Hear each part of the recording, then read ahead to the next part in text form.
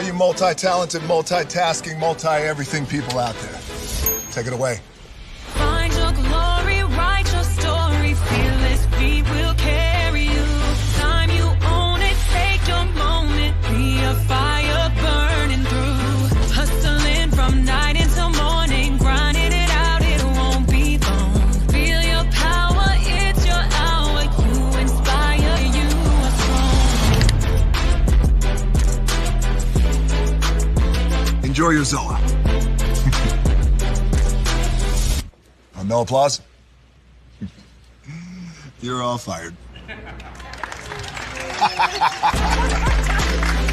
Now that you've reached the stage in your life where quality television is important, Nubian TV is a black network that speaks to your lifestyle.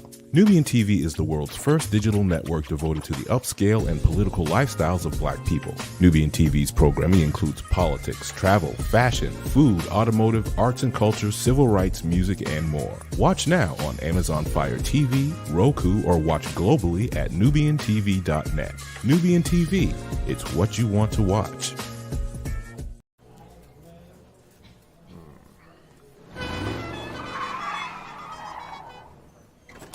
Come with me if you want to live a more delicious life.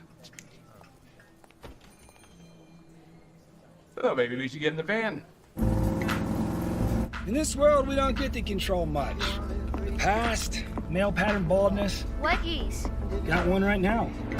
The urge to pop that bubble wrap. But there is one thing we do get to choose every single day. What we eat. Welcome to the Sonic Department of Research and Deliciousment. We have everything you want, didn't know you wanted, and some things you didn't know were possible. Because we believe if you're not having fun, you're not living free. So come on, let's live a little. Hey, good morning, America.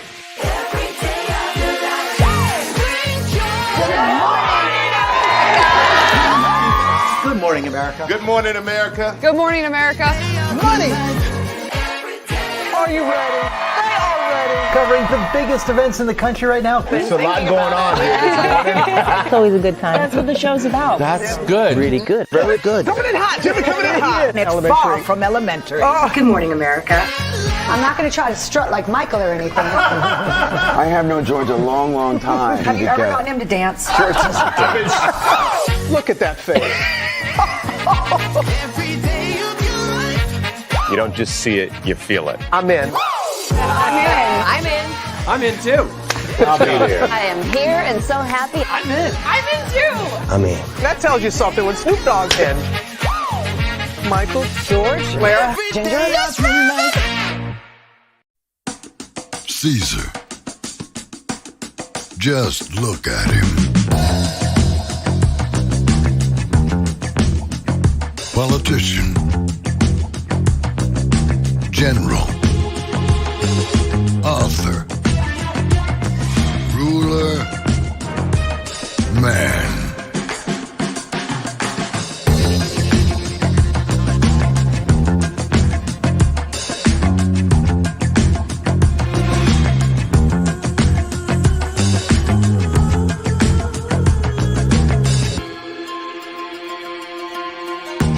Legend has it, he's not only stared into the belly of the beast, he's had it for dinner.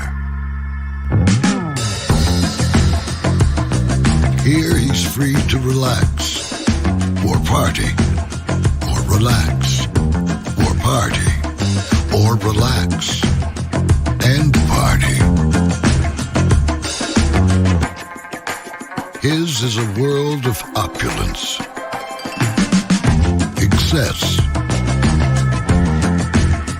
and the occasional impulse buy. Not one to rest on his laurels, he's famous for ushering in a new age of entertainment. So, for anyone seeking a place where the sun never sets on a good time, all this awaits. I am Caesar, and I approve this palace.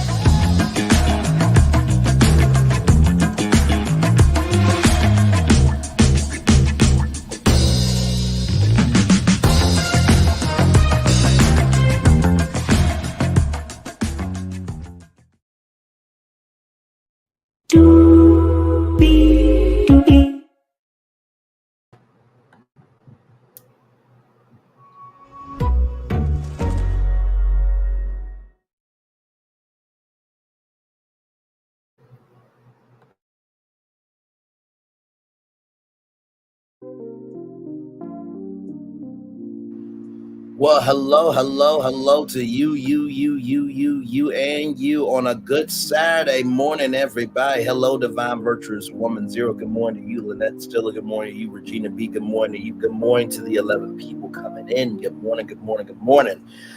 This was the show that y'all were supposed to get Friday morning, and then we're going to do Potomac. But we had an obstacle. But what do I always tell y'all? Don't worry about the obstacle. Here's the gag, though. I worried about the obstacle. Here's a bonus gag. It's okay to worry about the obstacle sometimes. Because if you are worried about the obstacle, at least you understand what's in front of you. But the biggest gag is, do you have energy to handle the obstacle? And we did. So we are going to finish this show that we started. We have 1, 2, 3, 4, 5, 6, 7 destinations for you. We're going to be talking about Hollywood and streaming, the future of Hollywood. Will there be a Hollywood? We'll get into that. Trina Braxton had some things to say. We'll get into that. Libby Leffler is the CEO of a new startup of something that's a very controversial topic. We'll talk about that. Rasberry is a Black woman who is overly qualified. We'll get into that. Have y'all heard of GATE? License, GATE license. No, it's not what you think, but it is a airline industry term. We'll get into that. Apple has some big money to pay, so if you use Apple Card or Apple Pay, you might want to tune into this one. And then finally, if you are an Android user, I gotta wait for you to get Disney Plus and Hulu for free. All that and more coming up right from this space right here and right now. Regina B says, and that's right, Brandon, won't he do it? God said the first shall be, God has the first say, and so God has the first say, so and the last. You ain't never lied, my friend. Higher is waiting, low is available, but either way, we are live on tour. Let me take down that psychotic intro here. You see the virtual tour background? Yes, you do. You hear the virtual tour music? Yes, you do.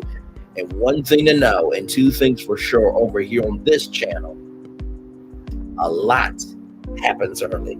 It's a new morning for America's family. Sun's coming up, so make it all that it can be. You know a lot happens early. I'm Harry Smith. I'm Julie Chen. I'm Maggie Rodriguez. Morning everywhere. Come on, get up. I'm Russ Mitchell. And I'm Dave Price. And it's a little early for this. Right now, this it's a new morning for America's family. Sun's coming up, so make it all that it can be. You know a lot happens early. Every day's good when you're starting it out right. What a way to get started the daylight. And a lot happens early. Can you feel it? And I say, Good morning, everybody. Are you girls ready for the Jonas Brothers? We have an early show exclusive. Yes. A lot happens early.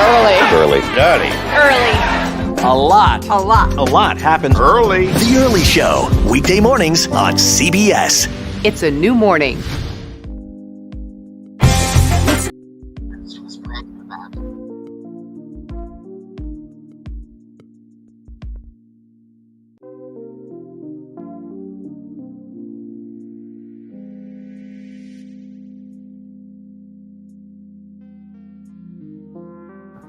Hey, everybody. I am here. Glad to have all of you here.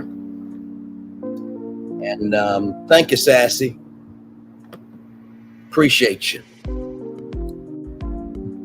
Oh, my Lord. Okay.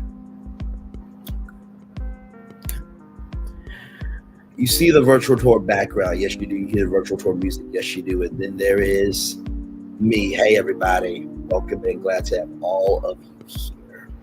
Okay. Let's get to the getting and doing what we do. Okay. Just breathe, bro. Just breathe. So, with that being said, let's do what we do, y'all. So we're gonna talk about Hollywood here. Why why streaming content could be Hollywood's final act. Okay, so basically, this article here, I'm gonna give y'all just a little bit of it.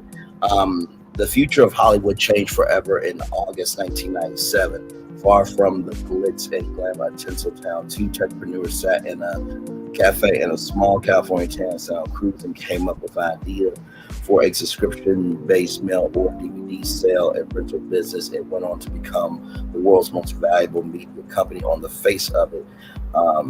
Selling and renting DVDs was far from revolutionary. However, this wasn't any old rental firm. It was Netflix, and its co-founders Reed Hastings and Mark Randolph had a game-changing trick up their sleeves. And short Netflix customers didn't need to return the DVDs they rented. The catch was that until they did so, they couldn't rent any more. In the meantime, the business collected their monthly subscription fees without needing to pay any postage. It was an incredibly smart move, but not a patch what was to come. 2009, Netflix was shipping 900 million DVDs a year to more than 10 million subscribers, accounting around for 1.3% of all mail in the U.S. Its subscriber numbers peaked at 14 million in 2011, but Hastings had his eye on even a bigger prize. 4 years earlier, the company had taken advantage of advancements in technology to launch a groundbreaking subscription service on demand service which could stream shows and movies to television via broadband internet. And that's when everything changed. Thank you, Lita. Thank you, Charlene W.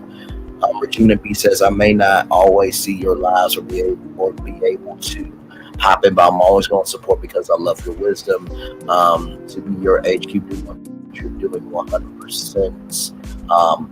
Heart, blue hearts, and King crown emoji and thumbs up. Thank you so much. I appreciate that. Hey, who said that? So with Netflix, right, it really did change the game.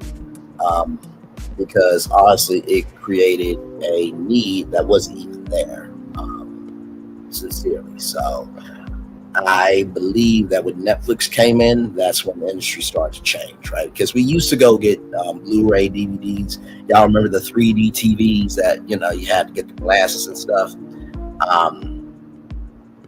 So from Blu-ray and 3D movies now to where you don't have to wait to get the DVD, it really changed everything. Let me see here. At the time, streaming movies to television seemed like the stuff of sci-fi. However, Hastings knew that would change, and Netflix would be able to make the most of it, as it was the first to market. He was right. In its early days, Netflix only had 1,000 films available for streaming compared to 70,000 on DVD. The technology was so far ahead of its time that it took years for widespread broadband adoption to catch up with it. However, when it did, the popularity of its platform surged past its mail order business, taking it to its current challenge, 282.7 million subscribers. Traditional companies didn't see it coming. Disney did not respond to an opportunity to comment, but we discussed the streaming landscape in detail with the company's visionary former chief executive Michael Eisner in an interview for the Daily Mail newspaper. Eisner told us Reed Hastings, who is a genius in this area, took selling DVDs by mail and said, well, our real name is Netflix. We want to stream them. Now, nobody thought that several companies had the ability to. They ended up regretting it, as over the past 5 years, Netflix has overtaken Disney to become the world's biggest media company by market capitalization with a value of $295.8 billion. Content was a crucial component of its magic formula. Eisner told us Hastings created a business strategy that he was buying everybody's library. Everybody agreed to sell their library to him, which was probably a mistake for them, but made a lot of money on it because it kept companies afloat.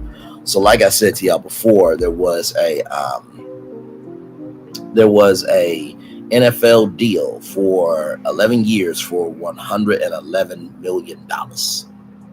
Okay, $111 billion. That's what that was, $111 billion. So rights are basically just you know how like the Oscars have, like ABC has the rights to stream to do the Oscars on ABC. That's what that is.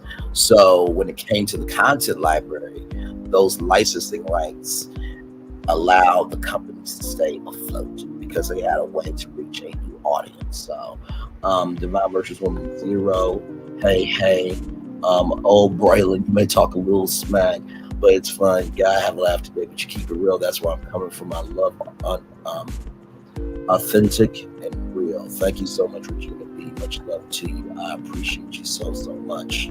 Hang on one second, guys.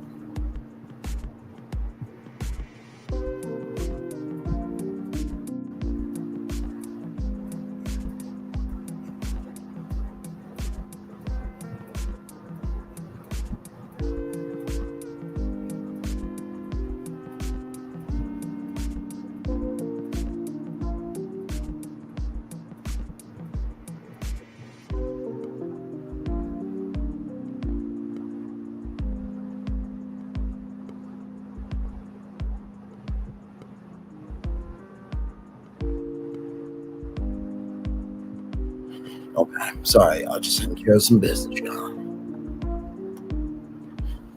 In 2014, Disney got in on the action and announced it would spend 20 million, not 20 million, but 200 million over the next 3 years, filming 4 Netflix series based on its Marvel superheroes characters: Jessica Jones, Luke Cage, Iron Fist, and Daredevil. This culminated in a team-up miniseries called The Defenders, but it did stop there as a sequel series to Daredevil will debut next year. However, it will be exclusive to the Mouse's own Disney Plus streaming platform. The soaring number of Netflix subscribers was no reason the studio sat up and took notes of the streamer. It offers subscribers a more flexible way of consuming content they previously got from the always on cable TV channels. So y'all remember the times back in the day where you had to be at home at 4 o'clock for the Oprah Winfrey Show, or you had to be there at 8/7 Central for Family Matters, right? So being able to do streaming, you don't have to do that. Now, sometimes they would do bi-weekly episodes where they'll do every 2 weeks. Sometimes they'll drop 2 episodes at a time. Sometimes they'll drop a weekly episode, and then they'll drop a whole season. So that diversity of being able to do that was the new wave, because people wanted accessibility and flexibility in their content. Let me see here.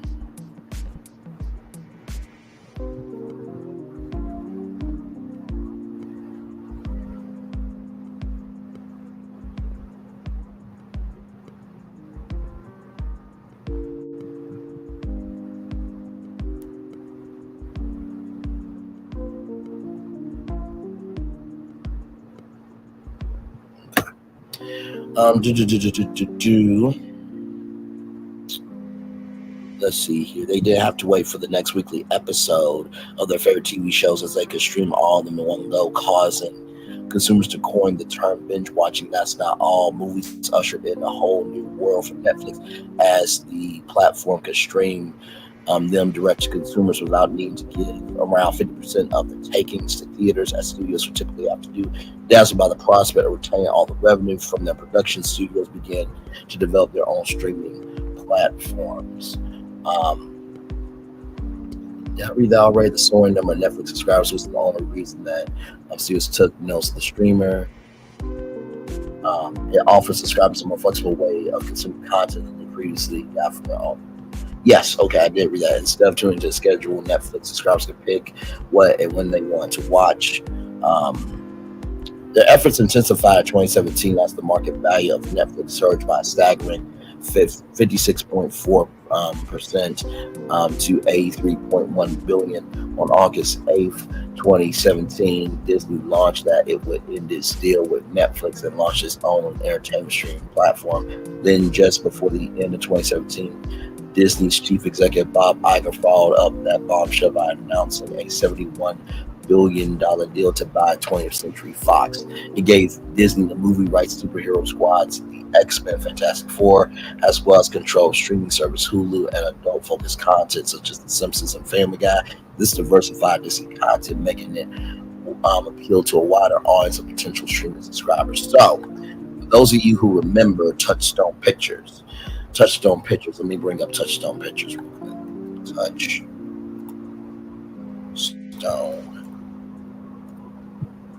Pictures. So here it is here.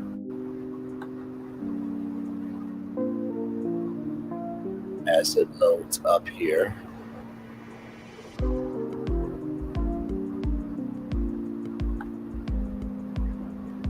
Type of one in the chat if y'all can still hear me. So right here, this was a film label of Walt Disney Studios, founded and owned by the Walt Disney Company. Feature films under the Touchstone label were produced and financed by Walt Disney Studios and featured more mature themes targeted at adult audiences than typical Walt Disney films.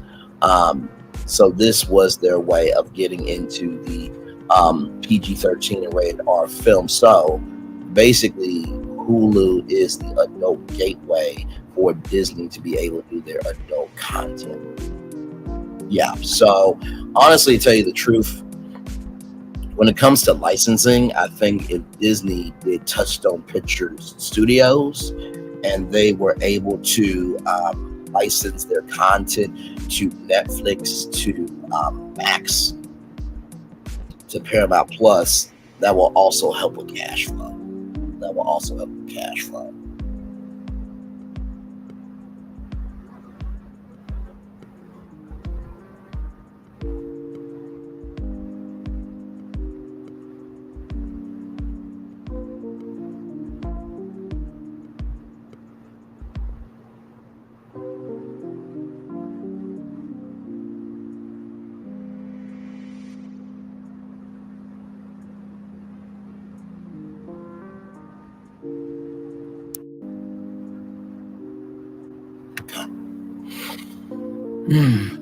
Just breathe. And thank you, Regina B, for checking with me that you guys can still hear me there. So, as Iger revealed when he announced the deal, one of our most exciting aspects of our Fox acquisition is that it will allow us to greatly accelerate our direct-to-consumer strategy, enabling us to better serve consumers around the world. 2 years later, at the Moneth Nathanson conference, he reiterated this and added, the lens that we analyzed 21CF through was with an eye toward eventually launching DTC business. It was a costly way to do it, and this was on the beginning. During 2018, Netflix briefly took Disney's crown as the world's most valuable media company. So now stepped up its streaming plans on November 8th, 2018. Iger announced that the streaming service would be named Disney Plus, and that the company was aiming to launch in late 2019. Then came the news that the investors have been dreading. Instead of making money from licensing content to Netflix, Disney announced in February 2019 that it would lose $150 million of operating income from that year for withholding content. It's a big bet, Eisner told us 5 months later, not in terms of strategy. The strategy is right. The strategy is clear. The management is right. The management is clear. The cost is the question. Netflix is spending billions and billions of dollars a year on content, maybe 20 or something. Disney spent a lot of money on acquiring Fox.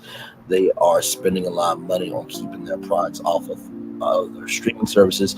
They are spending a lot of money keeping Fox products off of other streaming services. Let's see here. When Disney Plus finally launched in November 2019, the industry held its breath in addition to the blockbuster bill from my 21st Century Fox. Oh, that's what 21CF is. I'm like, wait a minute.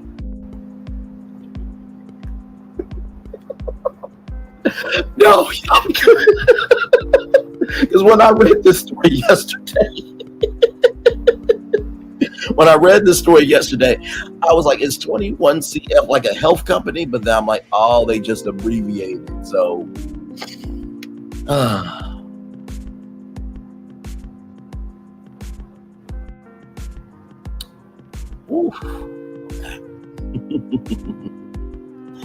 okay, let's see here. And the loss of operating income from ending the Netflix contract, Disney was also thrust in competition with its biggest clients. To tip subscribers, Disney spent tens of billions of dollars on movies and TV shows which played exclusively on its platform rather than being screened in theaters or on TV. Our report described Disney Plus as a risky bet for the company that most recently generated $6.7 billion in quarterly revenue from its legacy television business, that is ABC. Not to mention, too, A&E Networks is owned by Hearst Communications and Disney. So Lifetime, History Channel, FYI, for your information, all those networks are co-owned by Disney. In case you guys did not know that, it was absolutely right about the platform being a risky bet. Ultimately, this was not only because of Thread TV revenue. Almost every major studio followed in the footsteps of Netflix by launching their own streaming platform. So, you guys listen. Be right back. I should have been on my computer. Gotta make a call. Understood. No, seriously, I really thought that. Like, wait a minute. I thought 21CF was a healthcare company. Because I'm like, wait a minute. Because here's the thing, right? There's nothing wrong with abbreviations. If y'all don't know about Associated Press style, it's basically every word that we say, it basically different in AP style. So AP style is the Associated Press. So as a journalist, you have to write in AP style. So there's like different terms for like street and avenue and A and the and just type in AP style book on Google and you will mentally lose it. Okay, you will mentally lose it for sure. So yes, indeed.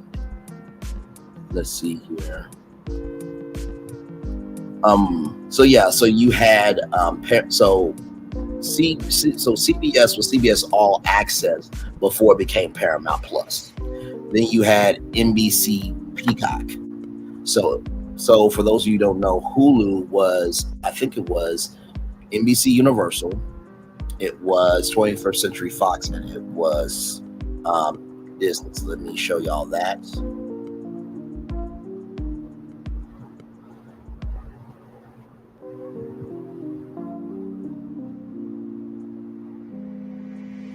Right here.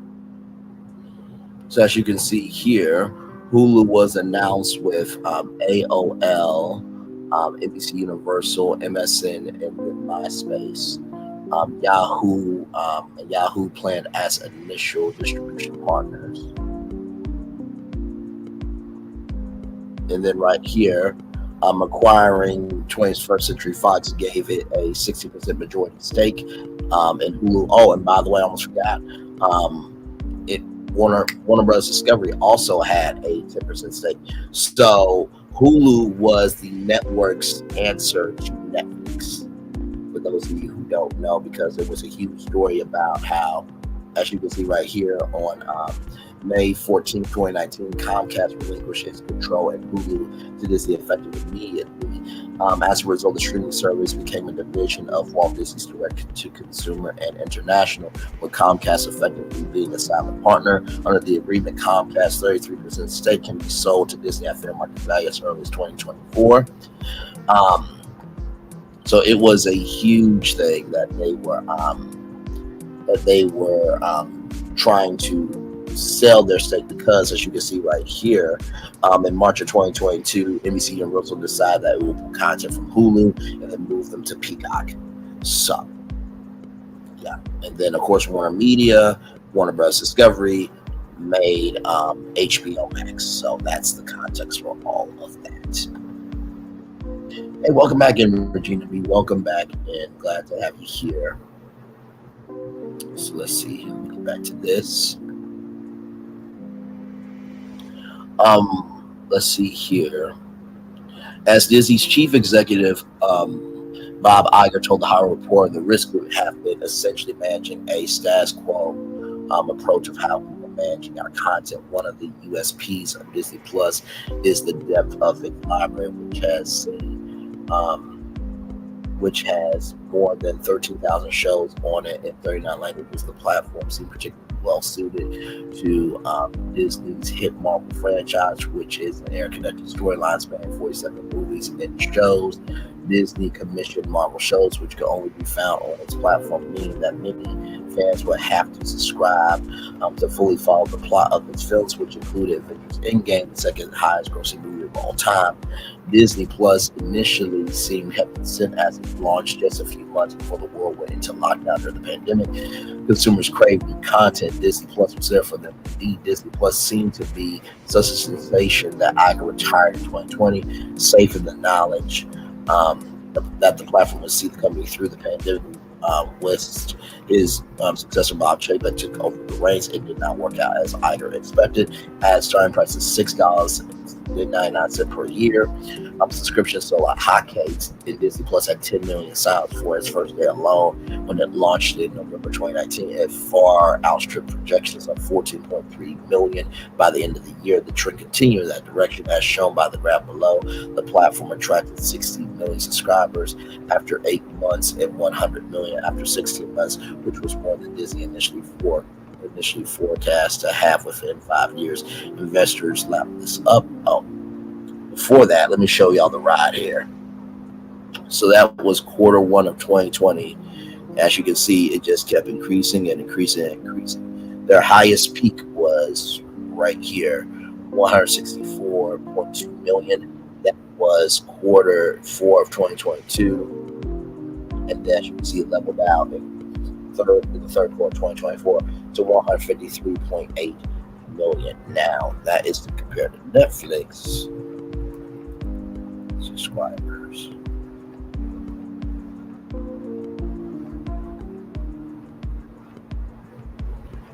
So right here, Netflix, as the third quarter, Netflix had 282.7 million paid subscribers. So that's double. You know what I mean? So that is that there. Yes, glad to have you here, Regina B. Thank you so much. Glad to have you here. 17 likes, 5 in the chat. Raylan, always welcome your presence and do. Sincerely. Thank y'all. Really mean that. Truly. And if my energy has shifted, it is shifted in peace. Because I know the truth. So, and I'm moving in peace. Moving in peace is good for your mental health too, y'all. Investors lapped this up, and Disney stock price rose in line with the rise of the subscriber numbers, peaking at $201.91 in March of 2021 to capitalize on this. Disney commissioned further films and shows which can only be found on its platform in a bid to dethrone Netflix as the world's most popular streaming platform. Then disturbance came into force. The content began coming on stream as the pandemic began receding. As people emerged from lockdown, they had less time to watch streaming shows and cancel subscriptions. It led to Disney Plus subscriber numbers falling from a high of 164.2 million in 2022 down to 153.8 million in the third quarter of this year, 45.6% less than Netflix. At the same time, the operating cost of Disney Plus surged due to the content splurge. Rather, as it revealed, Disney spent $550 million on Marvel's Moon Knight, which I don't think Moon Knight really did that well. Secret Invasion, Loki 2. Now I know Loki 2 is a huge series. Loki 2 is from the Marvel universe. Y'all remember in Avengers Endgame where Hulk threw Loki around like a rag doll. And then I think Secret Invasion, I'm trying to think. Secret Invasion was Nick Fury, I think, if I'm not mistaken, the head of the Avengers as well. Streaming shows that explains why Disney's direct-to-consumer division generated blockbuster losses as shown below. So here it is here. So as you can see here, it just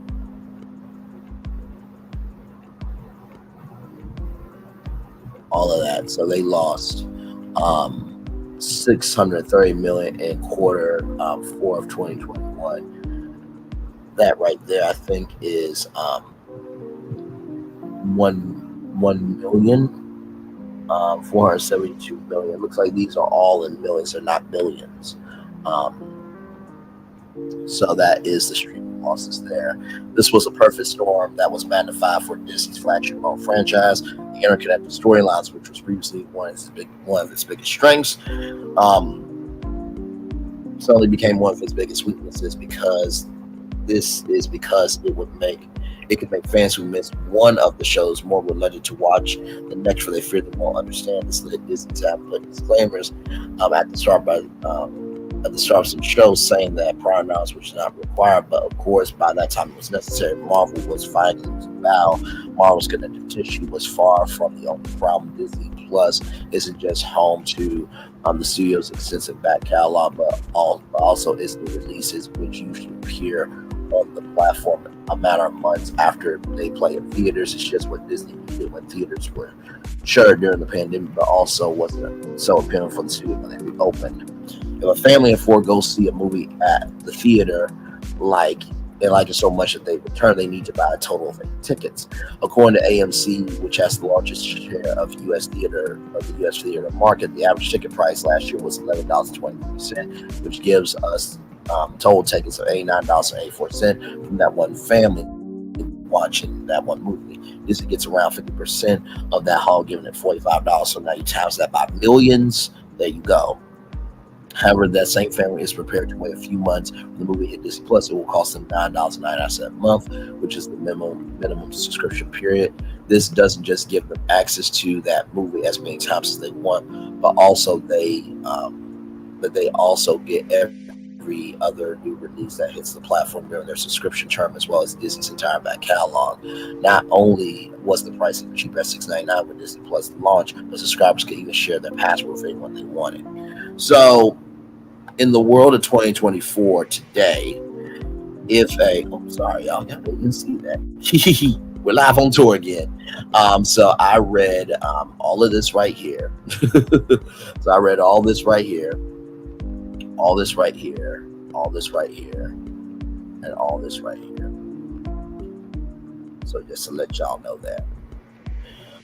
But seriously, in 2024, if there is a movie that you really want to, hang on, y'all.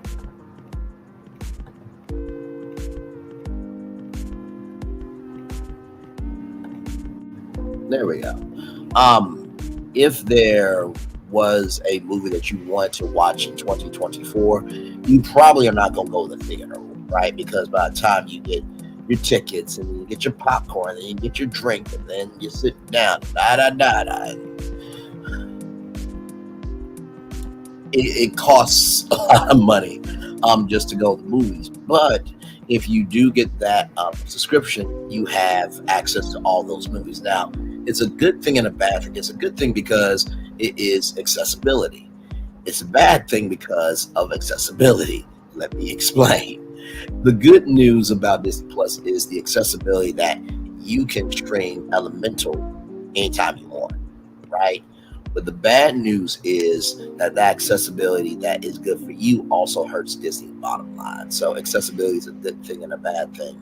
And when it comes to the war of art and commerce, it's always a battle. It is always a battle.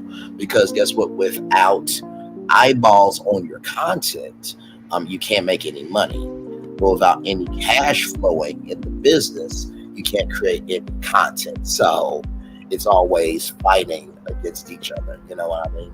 18 likes, 7 in the chat. Welcome, Hugs. Please stay and enjoy these virtual tours. It's always amazing. And is, child, and always is amazing. Thank you so much, Divine, for that. Love you as always there. In short, Disney made it appealing and easy as possible for people to watch movies or shows from the comfort of their own homes, and even released some films exclusively meant on Disney Plus at no extra cost, even though that they were originally meant to be shown in theaters. One was Armenia's Foul, Kenneth Ross' 2020 movie about a 12-year-old criminal mastermind, which was intended to be a franchise, but ended up being a one-off. Now, these were some kids' books way back in the day. I never read them, but I remember the covers, and there was green and yellow, and I didn't know what the book was about, but apparently that's what the book was about. Think of Agent Cody Banks. that movie with Frankie Muniz. Think about that, but it's just a criminal mastermind. Unsurprisingly, Disney did not go down well with theaters when they reopened, especially as the media giant exactly brought the carpet for them. Disney's first major release after theaters reopened was its Marvel movie Black Widow, which had been delayed by more than a year due to the pandemic. When the movie finally came out in July 2021, Disney took the controversial decision of releasing it simultaneously in theaters and on Disney Plus, where subscribers could access it for a month for an additional charge of $29.99. The National Association of Theater Owners blasted this price package known as Premier Access. Let me show you what Premier Access is on Disney Plus.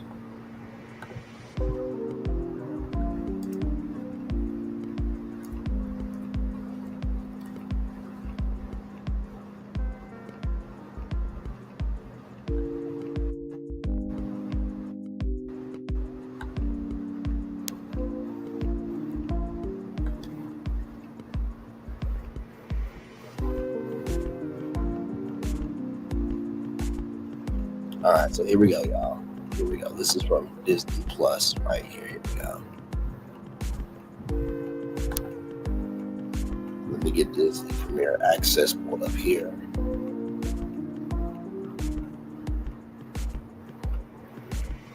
Disney Plus Premier Access. Get this together here. It's kind of like. All right, here we go, y'all. And go. What's it like to have Premier Access to the biggest Disney Plus blockbuster movie events? It's kind of like the movies premiering in the comfort of your home. Now you can be among the first to see it. Just select a Premier Access film, order it on your Disney Plus app, and unlock it. You can watch and rewatch as often as you like on any device, as long as you're a Disney Plus subscriber. You can even download it. Each order is a one-time fee to watch one film, so plan a night to share it with family or friends. The greatest blockbuster movies are coming directly to your home with Premier Access, only on Disney Plus. So that's what Premier Access is there, everybody. So basically, once subscribers get Premier Access to the movie, they can watch it as many times as they want on any platform where Disney Plus is available with an active, rather. I was about to say, what was I about to say? I think I was about to say advanced subscription, but with an active Disney Plus subscription, fans can also purchase advanced theater tickets through Fandango to see the movie on the big screen in select cinemas. So, being able to access that for a whole month, that can hurt. That can really hurt. You know what I mean? The studio, because if you can access it for a month and then download it, it takes the wind out of the sails of going to the movie theater in person, right? So, and then of course, with the Oscars, they have had to recognize streaming as a industry, right? Because the only way that you could ever win an Oscar, or you could win what other film award you could win? I think it's Critics' Choice Awards.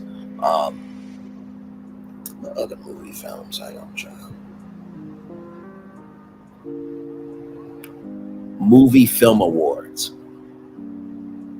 Awards frequently mentioned on the web include Film Award, Academy Award. Okay. There we go. So the industry awards. So in order to, let me go to the United States.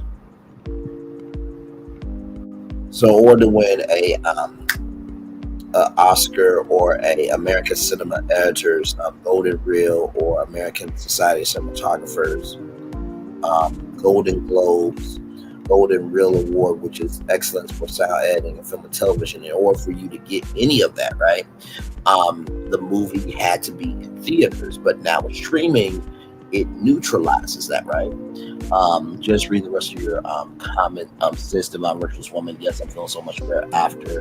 I'm feeling so much better, especially after Tuesday. Maybe give that my husband went home and died, but that's out of my control. But I always keep the faith. Well, first of all, much love to you.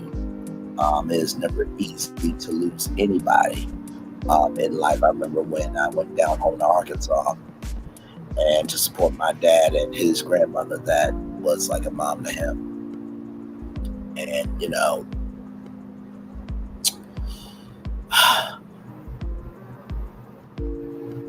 my dad's strong. He is. And he carries his emotions in his heart, but not out loud. And I feel you. I feel you. So prayers up to you. Much love to you. And be still in the love that he gave to you. That's what I would say to you. So hang on, y'all. Let me get my charger real quick here. Hang on. Oh, right here. Didn't have to go too far. Didn't have to go too far there. Okay. All right. Ew, okay. Get back on this arc. Here. Okay. And blamed it for a 67% fall in box office receipts. In the movie's second week, it infuriated the movie's leading lady Scarlett Johansson, whose contract gave her a cut of the theater takings.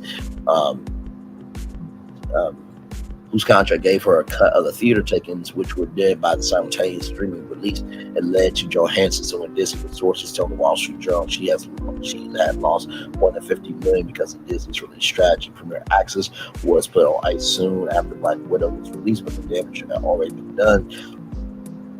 The suit was eventually settled, and Johansson recently reflected on Disney's actions in an interview with the New York Times, saying that I think it was poor judgment, poor leadership at that time. It was just very unprofessional of me, just the entire ordeal. And honestly, I was incredibly disappointed, especially because I was holding out hope until finally my team was like, you have to act.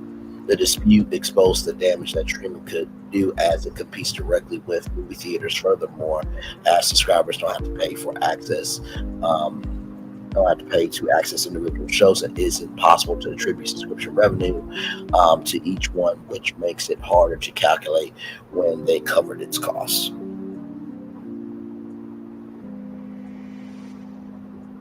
Sorry, no.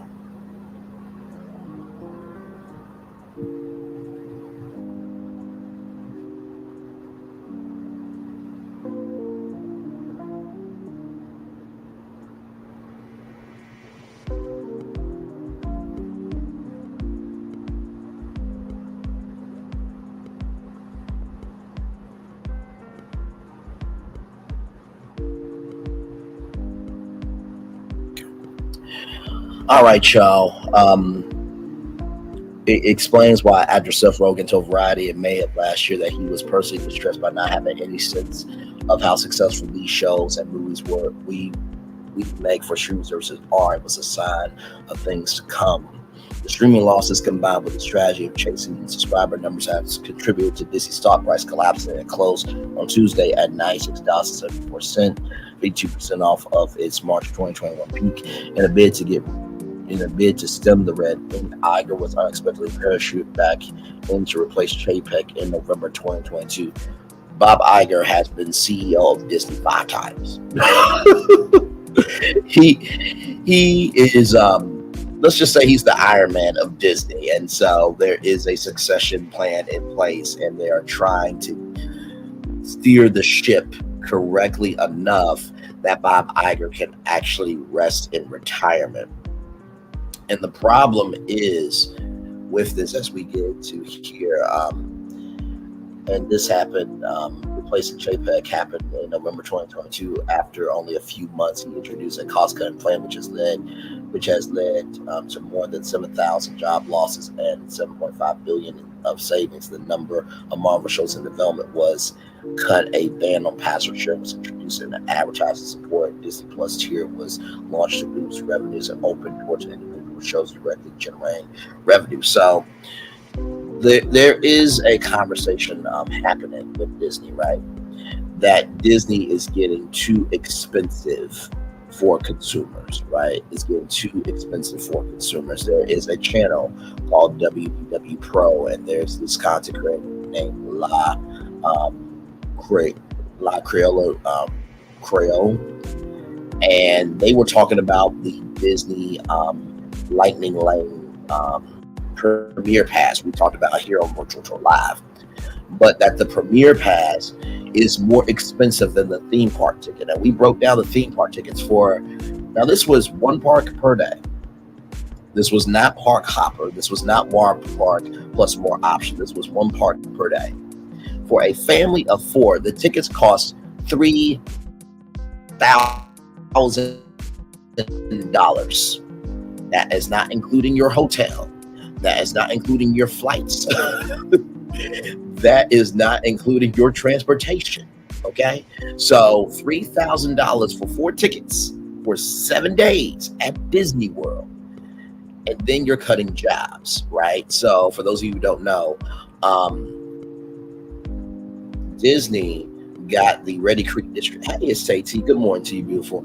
So the Reedy Creek District from Disney was banished. It was canceled. It was kaput by Ron DeSantis. Why? Because Ron DeSantis got a bit mad about Disney having their right to their own opinion about the Don't Say Gay bill, right? So because of that, Ron DeSantis took away the Reedy Creek District. Now, the Reedy Creek District was Walt Disney's police, EMT, medical and police department, right? And Florida did not have to pay for Disney, anytime there was a fire, a robbing or pow-powing or medical or fire, right? So the gag is, right, there was supposed to be a movement of jobs from California and Imagineering to Florida, and it was supposed to bring, I think it was supposed to bring in those 7,000 jobs, and it was supposed to be a $1.2 billion investment. That got canceled. But the bonus gag is Ron DeSantis and his wife got married at Disney World. Yes, you can look that up. You can look that up. Ron DeSantis got married at Disney World, but yet took the Reedy Creek District away, right? But on top of that, though, y'all know Epic Universe, right? Y'all know Epic Universe. Hang on.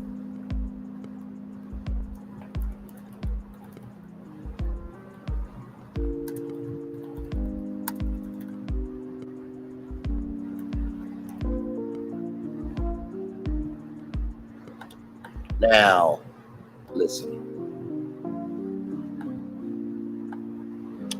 Now, remember what I said, that Ron DeSantis took away Reedy Creek District, but granted Universal Orlando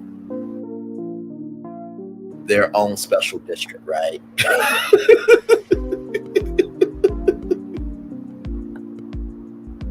So you took away Disney's special district, right?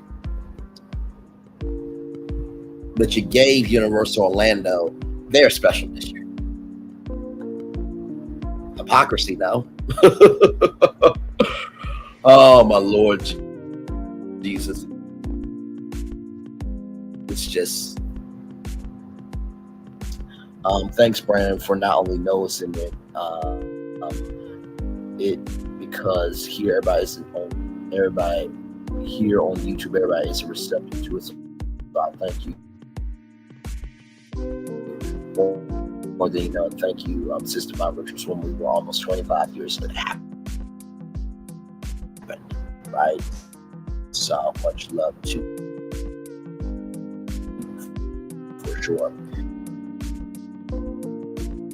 So, like I said,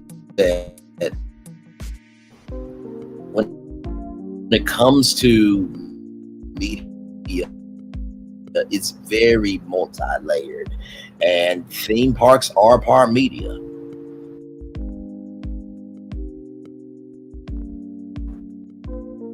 They are. I mean, like I said, Epic Universe, you have the Wizarding World Harry Potter fans of that franchise. You have How to Train Your Dragon, Island of Berk. That's going to feed the fan base of How to Train Your Dragon. Then you have the goth horror fans that are going to be galvanizing and cannibalizing their fandom for Dark Universe. And then you have Super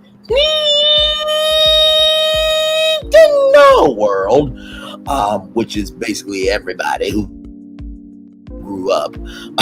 They will be cannibal. They will be one to play rather with Super Nintendo World, right? So it is, the brand has to have legs in order for it to be invested in, right? So just like Mickey's that was the first ride that Mickey has ever had. Mickey has never had a full-length feature film in theaters.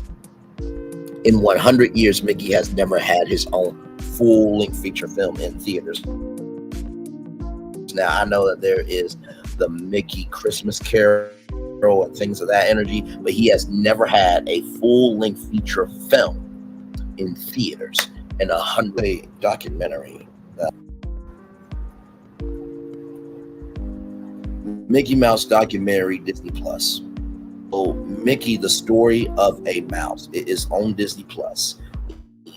And the Culture had a mascot.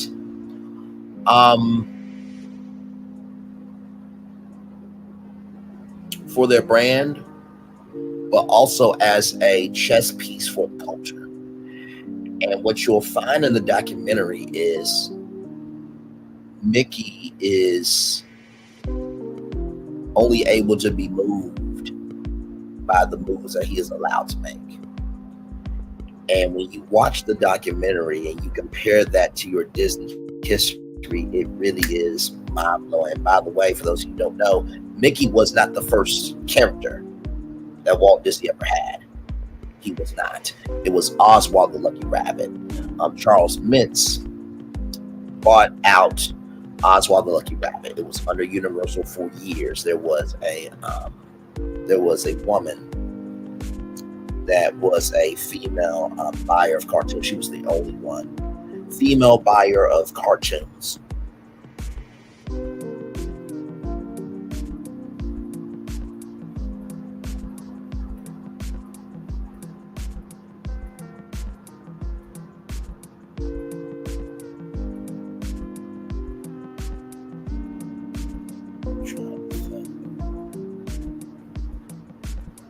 Charles Mintz's wife. According to Wikipedia, Charles Bear Mintz, November 5th, 1889 to December 30th, 1939, was an American film producer and distributor who assumed control over Margaret J. Winkler's Winkler Pictures after marrying her in 1924. The couple had 2 children, Catherine and William. Thank you, Google, so much. So Margaret J. Winkler was the only female cartoon distributor at the time, and so she loved Oswald the Lucky Rabbit and she wanted more of those cartoons. So that's to give y'all a little context. And then later on down the line, right, I think it was Diane Disney, the daughter of Walt Disney, said to Bob Iger, can you get Oswald the Lucky Rabbit back? And so how Oswald the Lucky Rabbit got back to Disney was Al Michaels. Al Michaels was on I think he was on ABC for a long time. And so it was a trade of Al Michaels to NBC Sports and Oswald the Lucky Rabbit back to Disney. And then there was a video game series called Epic Mickey. And that was the way that Oswald came back. And then they brought Oswald to Disneyland and California Adventure. So context is everything over here, which is what we do very well. So with that being said, let's get back into this article here. Coming full circle, Iger pulled more than 50 titles from Disney Plus so that they could generate revenue by being licensed to other platforms. Other studios made the same move, which was a return to the pre-streaming days when they licensed content to Netflix. It came quite at price for Disney. The impact was seen in Disney's third quarter 2023 filings, which revealed that the company recorded charges of $2.4 million related to the removal of content from our direct-to-consumer services. There was more restructuring to come. In another about turn, Disney Plus recently began launching what it calls streams, continuously playing content themed to its franchises and characters. So those are what we call content hubs. So when you see the Marvel content hub, when you see the National Geographic hub, when you see the Star Wars hub, those hubs are just aggregators of content. So it's almost like you know how you see on Tubi, or because we are who we are.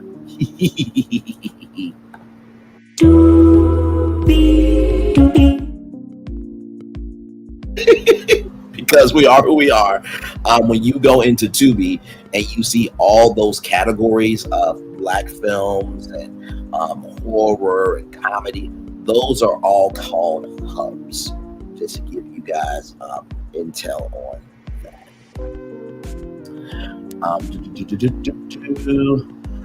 This move too has been made by other studios such as Comcast, which has 24/7 sports on its Peacock streaming service. It's a return to the days of the always-on television channels that Disney Plus replaced. It comes amidst the reports that viewers are getting tired from choosing from thousands of options on an array of streaming services. Instead, many are looking for programs to play in the background when they are at home, just like they got from cable TV. Because the problem is, and I'm sure that some of you have experienced this, Lovecraft Country was on HBO Max, so you had to get a subscription to Lovecraft Country. Then there was a series on Netflix. They could only get it on Netflix. Then there was a series on Hulu, so they could only be on Hulu. And then Disney Plus, and then Paramount Plus, and then you had BET Plus. So you start getting all these subscriptions.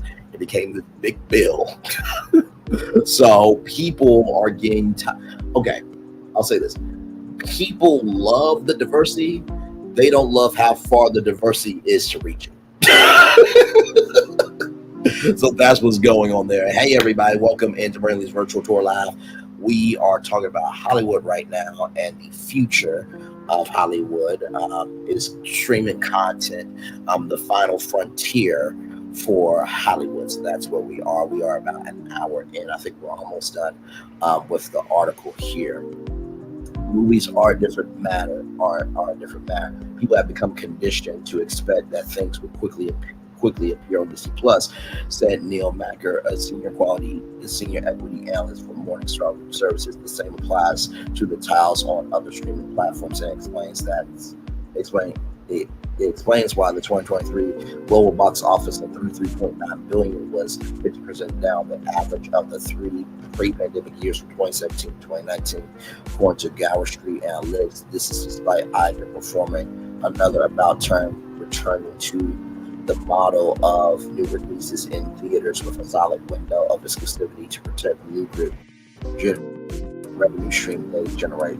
Again, other studios made the same move, and the timing was terrible as it came just before historic strikes was gripped Hollywood for more than 6 months last year. They began in May when the Writers Guild of America, WGA, downed their tools, and just 2 months later, they were followed by the Screen Actors Guild and the American Federation of Television Radio, SAG-AFTRA. It marked the first time that both parties had been on strike since 1960, and there was a driving force behind it, precisely as Seth Rogen hinted to writing for the actors went on strike. One of the actresses that I remember, her name is Giovanni Samuels. For those of you who remember your childhood, she was on a show called All That. And usually after 100 episodes, you get royalties. There was one royalty check that was 5 cents. 5 cents, a nickel for a royalty check. So that was the fight, right? And by the way, that impacted a lot of movies. For example, The Haunted Mansion, which they had their world premiere at Disneyland, right, in the park. the actors could not go to the premiere. The actors could not promote any of their projects that were, you know, whether it was, for example, on some stars they couldn't promote. If it was on, they could not promote it. If it was on,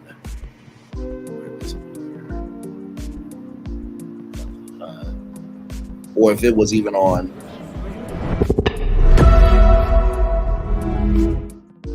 they could not promote it. They could not promote it. But the gag was, though, SAG-AFTRA, right? And the head of that organization is Fran Drescher. They had a deal with Netflix for the SAG Awards on Netflix. So how can SAG-AFTRA tell the actors and actresses and even content creators could not promote movies or TV shows? They could not. Otherwise, if they did, they would be banned from future SAG enrollment permanently. That's how real it was. That's how real it was. So that's just to get context on that. So because of all of that, it broke Hollywood down in terms of not just streaming, but jobs. There was a video I did a while back. It was a Billy Porter video of cracking the Pinot Noir. It was this colorful background and stuff like that. And he said that he was supposed to be in a series, right? But that series was stopped. And so he was on the verge of selling his house. That's how real the strikes got. That's how real the strikes got.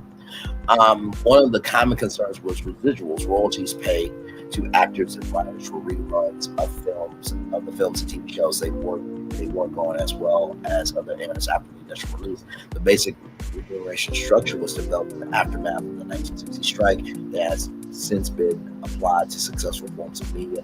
Actors and writers are typically paid each time a show runs on network or cable television. They also receive residuals when someone buys a Blu-ray disc or DVD, just as they did with VHS tapes. So VHS tapes were sold. However, the avert of streaming cast a dark spell on the structure, as subscribers usually paid a monthly or annual fee to get access to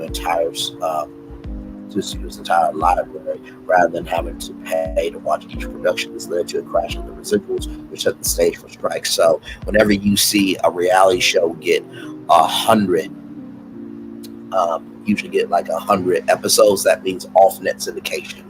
So for example, when Wendy Williams got 100 episodes, that's why you saw her on BET. That's why you saw her on Bounce. That's why you see her on other platforms. By the way, can y'all type a 1 in the chat if y'all can still hear me? Type a 1 in the chat if y'all can still hear me. Type a 1 in the chat. Type a 1 in the chat. I still see myself on YouTube.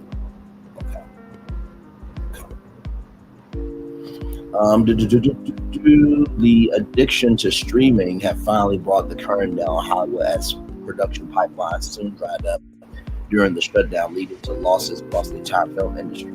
Studios shut down to special effects firms. As we recently revealed, the resolution to the strikes in the fall last year piled on the pain for studios as they agreed on a formula to pay workers a share of the streaming spoils as a part of an increased pay package. It added to the cost of making content, which was already colossal. In January, Variety forecast that the top 10 studios would spend a combined $120 billion on entertainment content this year alone, putting the total loss during the 6 months of the strikes at approximately $60 billion. Taking that amount of money out of the ecosystem caused chaos and cash flow across the industry, and it is still reeling from it. In July, visual effects giant Frames Still closed its Vancouver, Canada office as a result of the industry-wide fall in production post the SAG-AFTRA strikes the second half of 2023. The decline hasn't let up since, according to the quarter for 2024 global production report from Pro, which tracks TV and film productions. It shows that the number of U.S. productions during the second quarter of 2024 was down about 40% from the same period in 2022. With this, there has been a 20% decline globally over the same period. It hasn't just affected industry giants, but grassroots businesses as well. According to a recent report by the BBC British Broadcasting Corporation, unemployment in film and television was in the U.S. was 12.5% in August, but many think the number would be actually much higher because many film workers either do not file for unemployment benefits because they are not eligible. They exhaust those benefits after months of unemployment. Thank you, Ms. Chris, for that. So if you're wondering, grassroots businesses, there's catering, right? There's camera shops, there's lighting shops, there are, car services.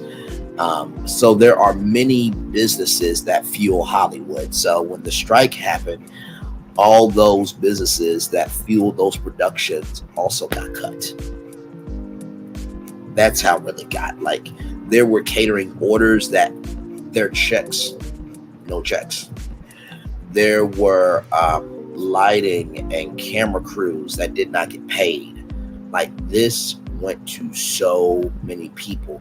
The scenic shop, when you see those big massive sets, those are people cutting wood and painting and putting up the sets. So all those people did not get paid. So it hurt everybody. I do mean everybody. Testimony to this, the BBC, the British Broadcasting Corporation, talks to the owner of a drone company founded in 2012, which filmed scenes for movies. The report says that the company was operating nearly every day before the strikes, but only have flown its drones for 22 days and years since the strikes ended. But the article makes no bones about what has fueled the crisis. The air has come out. The content bubble, says Matthew Meloni, founder of the entertainment industry, Town Public News. Crisis is a good word. I'm not trying to be alarmist, but crisis is what people are feeling. He explains that when the share prices of studios soared as they launched their own streaming platforms, it caused overheating of the content market. There were 600 scripted live action series airing just a few years ago. 600 shows, y'all. Then the stock market stopped rewarding that. Maryland added ads that Netflix crashed. All the other companies crashed. Netflix has since recovered, but the others are struggling to get profitability. Disney's direct-to-consumer division finally made its first profit in the latest quarter, but only when its sports streamer ESPN Plus is included. Without it, the result was a $19 million loss. In total, the direct-to-consumer division has incurred $11.4 billion of losses. $11.4 billion of losses. $11.4 billion of losses. Like it said at the top of the article, those rights were in the millions of dollars. So that's how they were making their money, by giving content and giving licensing to their giving licensing rights for the other platforms to stream their content was their cash cow. So now they have to figure out, well, because we're not giving the content away to others, now we got to figure out how to manufacture our own rights and distribution in-house, right? So, of losses since Disney Plus was launched, so happy ending can still be far, far away.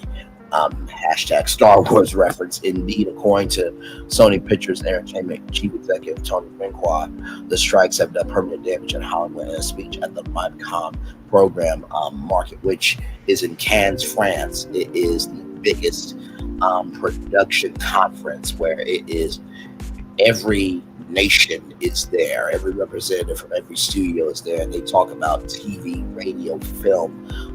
It is media's conference. The only other conference that comes, two conferences rather, that comes comparable, that is the National Association of Broadcasters show, which covers radio, TV, everything else, and then the Real Screen Summit, which is the world's largest unscripted television summit.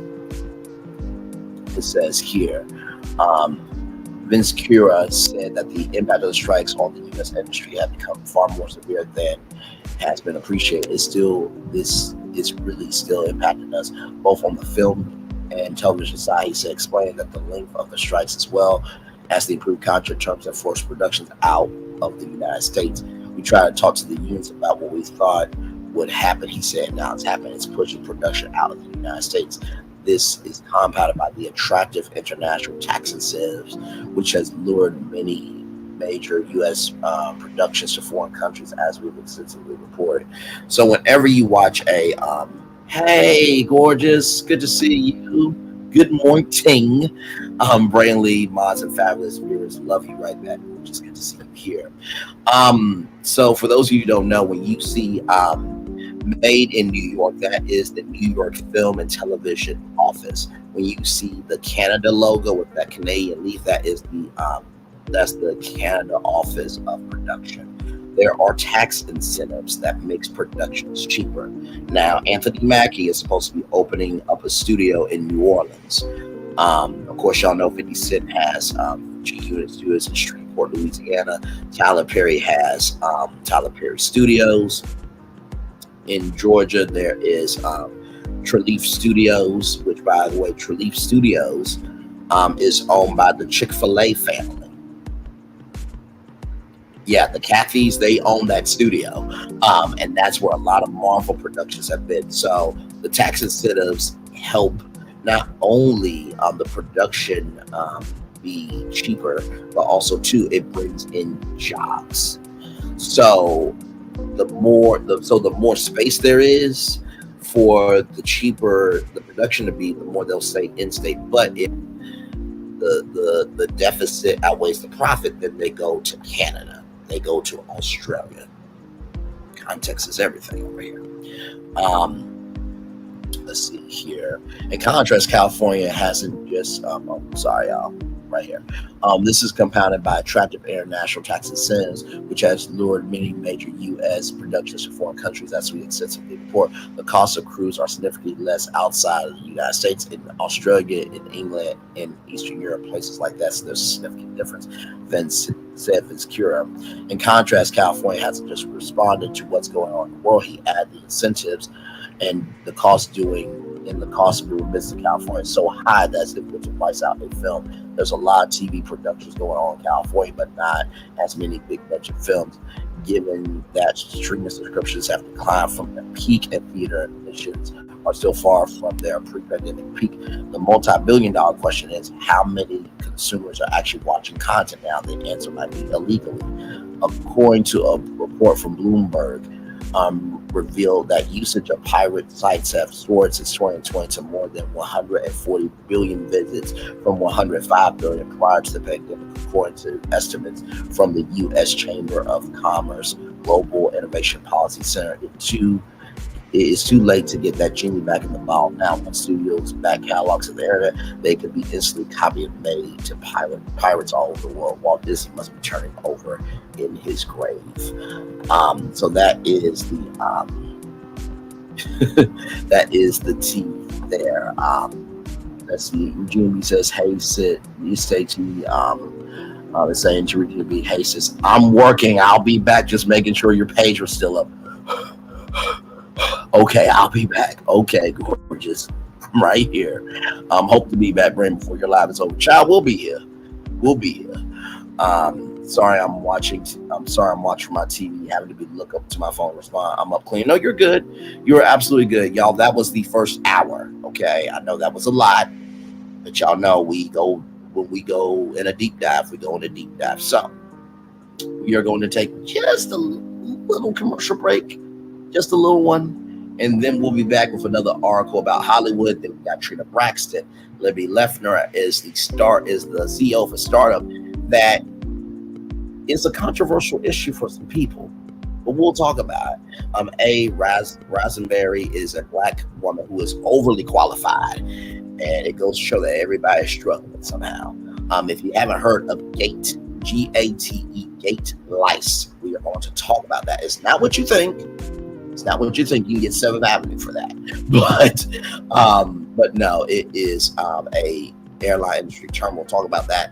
us know that if you use Apple Pay or the Apple MasterCard, you might want to tune in.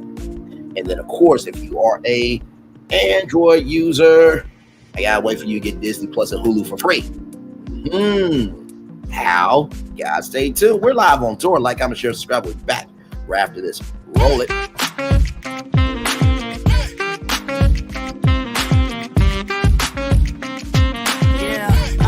Yeah, we hustle all day. Yeah, we're working, let me play.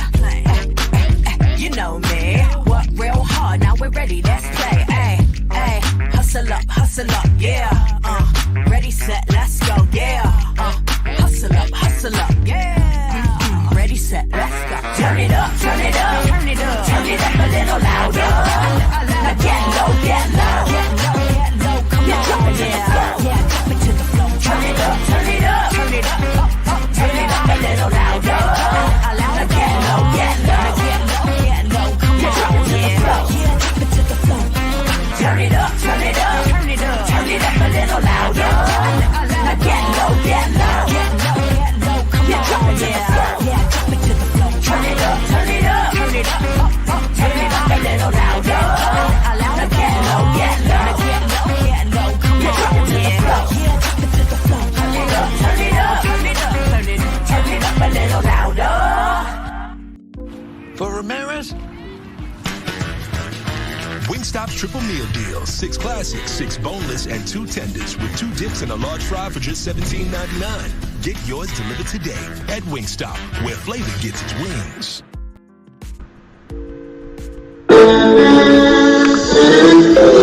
Sweet boy and you, one look at you, and it was plain to see you were my destiny. I come from nothing. Our son is your son. Welcome to the celebration.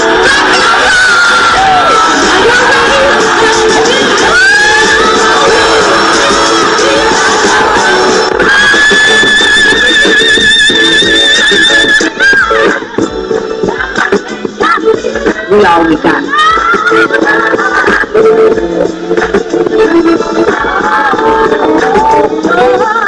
I'll see that. Don't you leave here to go for happiness. I want you to leave here to show that.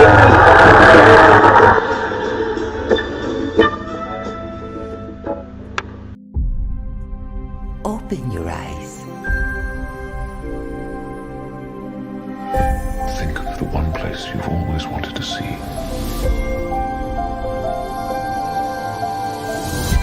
This is where our magic comes from. They say if you dream a thing more than once, please, it's sure to come true. Everything you see exists together in the great circle of life. There are stories about what happened. It's true. All of it. In every job that must be done, there is an element of fun. I told you she was tricky. life is full of possibilities. What do you want to be remembered for? The world is in our hands, and we gotta do something with it. I just want to say a word of thanks to all the artists, the workers, and all of you. The young and the young in heart. You helped make this dream come true.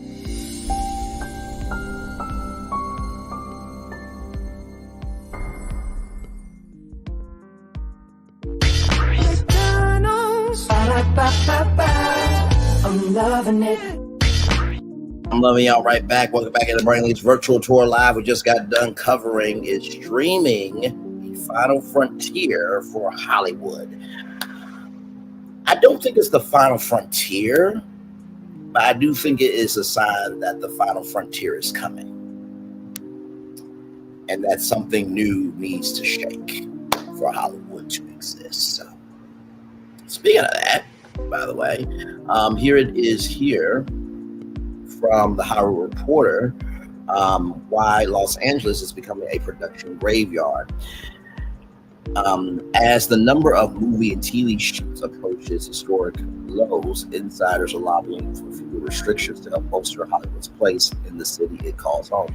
For years, Gordon Ramsay and his hit MasterChef franchise called a converted soundstage in Los Angeles home. From there, contestants crisscross the 30-mile zone from Hollywood. Crisscross the 30-mile zone where Hollywood holds court to film on location at glitzy mansions and Michelin star restaurants. Tens of millions of dollars flowed into the economy across the Fox show's 14 seasons. Enter Australia, which has aggressively been courting the production of relocate. It was a tempting proposition. The burgeoning film hub, unlike California, allows unscripted programs to receive tax credits to shoot there. Still, the map didn't make sense, at least not until permitting issues with LA, with MasterChef's LA soundstage emerged that will require major renovations. Starting next year, producers will fly dozens of home cooks and troves of cash that comes with a big production to shoot in Australia. Now, we just talked about this, the Forbes article, right? We just talked about this. It's distressing. Paul Aldry, the president of the Permitting Office Film LA, we worked a lot to try to hear the flight of production from LA started to trickle. A television show relocated to Georgia here. A movie opted to film in the UK there. Now the migration borders are on an exodus. Since the strikes ended last year, Hollywood has been holding its breath for a comeback worthy of more slush days of power lunches at the Polo Lounge. A clearer picture is coming into focus that the rebound has yet to materialize. New data released by Film LA on October 16th shows that filming in LA is approaching historical levels, with the 3-month period from July to September seeing the fewest number of shoot days this year. The figure even falls short of shooting in the region during that same time last year when the industry was halted by work stoppage because of the SAG AFTRA strikes and the writers and the WGA strikes. What started as an expectation that Hollywood would rally after the strikes have become mute. Hope that things could get better within the next year. Production alongside employment is falling short of expectations in a category of film for scripted content trails historic norms. So here it is here, quarter one. The number of features, scripted and unscripted TV and commercial projects filming have all declined in recent years. So it was at 5,334 productions. Then it went to 7,281, 7,559, 7,081, 6,224, 6,144, 6,287, 5,322. You see, as the years progress, 4,332, 4,229, 4,219, 3,359, 2,776, and now 3,849. So those are how many productions have declined. The longest running shows that continue to shoot in LA are Paradise City, SWAT, and The Rookie. The 3-month period from July to September logged the weakest quarter this year, slipping 5%. Part of the downturn of filming in the city can be traced to the contraction from the era of so-called peak TV, when studios were viciously competing for subscribers to grow their endeavors. For some data indicates that competing international film hubs are seeing flat, or in some cases, rising levels of production. Last quarter, the United Kingdom and Canada saw more live action scripted titles with budgets of at least $10 million actively filming within their borders. The U.S. meanwhile saw a 35% decline from 251 to 163, according to industry intelligence platform Prod Pro. So that's Production Pro for short. To the extent production has pulled back, the vast majority of that is happening to U.S.-based projects, said Product Pro Chief Executive Alex Loverde, who notes that New York has proven more resilient, about 75% of 2022 production levels compared with about 60% in other states. One of the biggest productions is Star's Power. Power and Ghost 2 shot in New York. 26 likes, 5 in the chat. I'm glad that you are here. Pure absolute. Hey, Sharon God, both. Thank you so much, and glad to be back, beautiful. Thank you so much. I appreciate you more than you know. Thank you, thank you, thank you. Glad to be here. Glad that you're here as well. So yeah, like I said, Power Book 2 Ghosts and Power and Law and Order SVU is shooting in New York.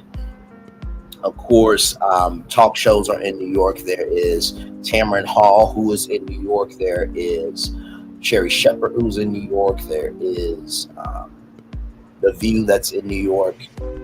Stephen Colbert's in New York. Jimmy Fallon, who's in New York. I'm trying to think of all the productions in New York.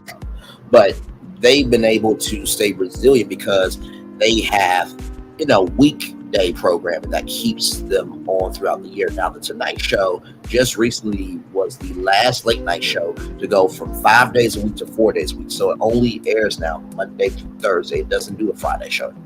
So on Fridays, you will see a best of the week. Now, Jimmy Kimmel and Seth Meyers and others have been doing this for a while, but Jimmy Fallon was the last late night show to do that. So other data suggests that LA's share of the film and television economy is shrinking, though it remains at the front of the pack. The region posted a 27% share of employment in the sector in 2023, indication of its portion of domestic production compared with 35% just the year before, per a Otis College report. Californians now account for less than 30% of the business workers, now 10% from a decade ago, according to the U.S. Bureau of Labor Statistics. And also, too, Chicago, for those of you who don't know, I don't know if Chicago, there's Chicago Fire, right? So I don't know if NBC does a Chicago series in Chicago. I'm sure they do. One of the big shows that shot in Chicago was Empire. That was the biggest scripted series that shot in Chicago. And then, of course, the Oprah Winfrey Show shot there for years. And then Steve Harvey did his talk show from NBC Tower, NBC 5 Tower. And that's where, and that soundstage where Steve Harvey was, that was where Jerry Springer was originally, and that's where Steve Wilkos was originally as well, before they went to Bristol, Connecticut. Oh, and that's another thing, Bristol, Connecticut. Bristol, Connecticut.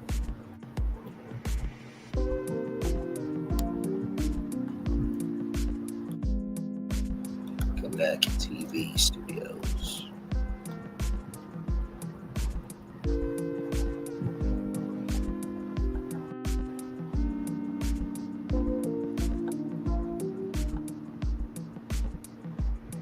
Now, for those of you who are wondering, like, wait a minute, what does Bristol, Connecticut have to do with this? That's where ESPN is.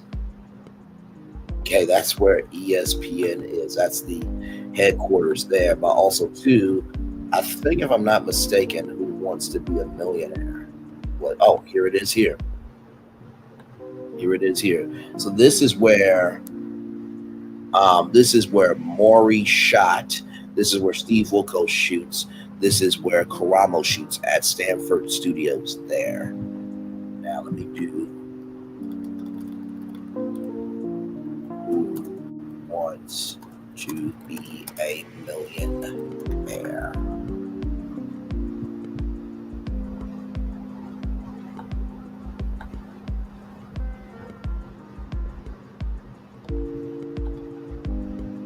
It's right here. Let's show y'all. Like I said, Hollywood and media is bigger than people want to give it credit for. So here it is here. Y'all remember Who Wants to Be a Millionaire? It was a primetime game show from New York, and it moved from New York to Connecticut. So it filmed at the Connecticut Film Center in Stanford.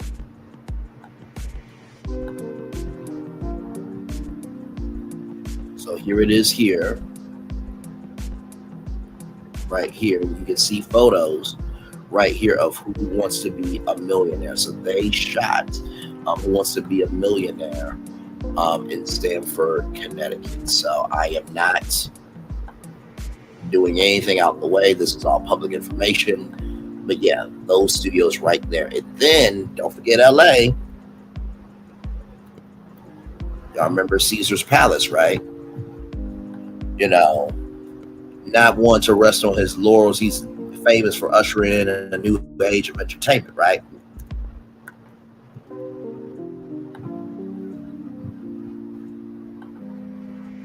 Caesar's Entertainment Studios is a Hollywood-style production studio located in Las Vegas, Nevada.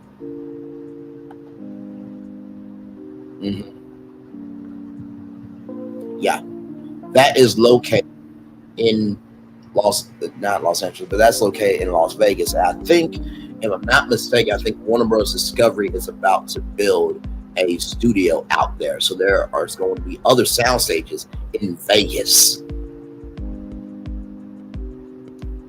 Hollywood is changing. It's not just LA anymore. Hello, dudes 281. Welcome in. Glad to have you here.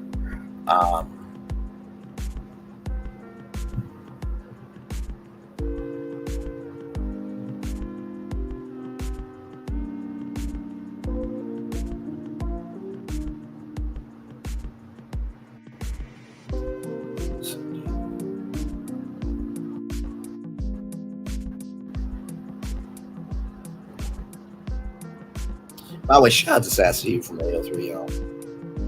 Love that system.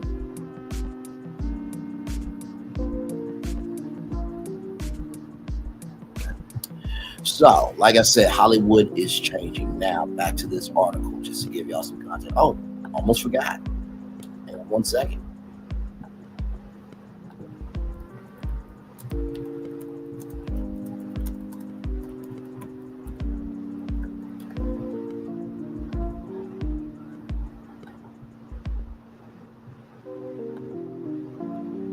Show y'all this real quick.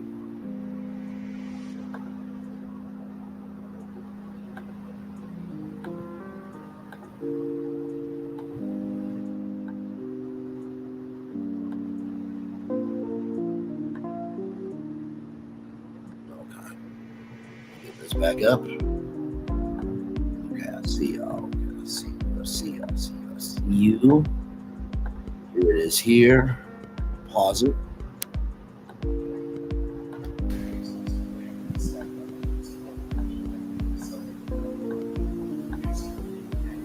So this is at Caesar's Studios here.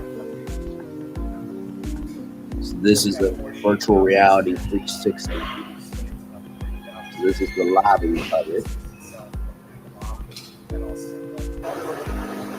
And that is the inside of Who Wants to Be a Millionaire. So they moved the show to Vegas because they thought it would bring a razzle dazzle to the place. It was even to the point where they did a Las Vegas week where you could be staying at Bally's, right? And they could like knock on your door, your hotel door, and then you're on the show.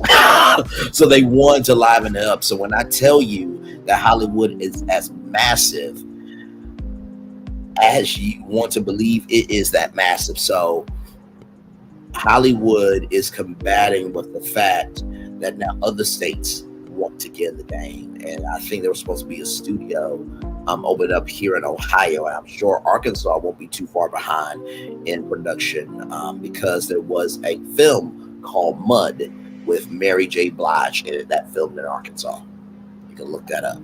Yes, Hollywood is everywhere. All right, so back to this article. Hollywood luminaries are taking Noah's lobbying for more financial support while bemoaning sky high filming costs. Speaking to the Hollywood Reporter at a fundraiser in September, Judd Apatow said that California will keep ceding productions to other states and countries if it doesn't implement a healthy tax rebate for our industry.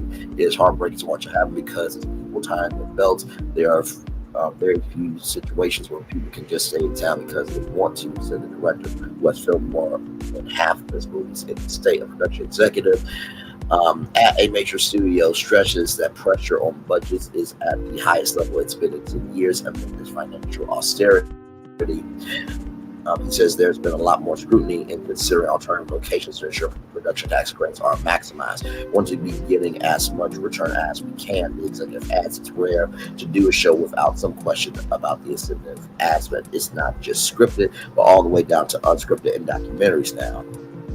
The upshot of production greenlight is tied to budgets, increasingly taking every penny into account on this front. California is behind the ball. The state's film commission offers a 20% base credit to feature films and TV series, lower than most jurisdictions by Hollywood dollars, including New York, New Mexico. Oh yes, New Mexico also has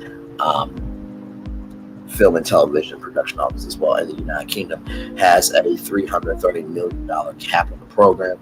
It's the only major production hub that bars any portion of above-line costs like salaries for actors, directors, and producers from qualifying incentives. The United Kingdom has leveraged that secrecy to lower big-budget titles of late and has become a premier destination for features. So has Canada, which has the advantages of beneficial exchange rates.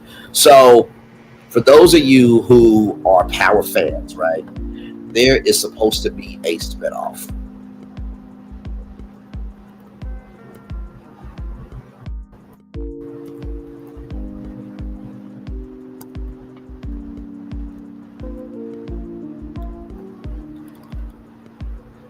Spell this morning.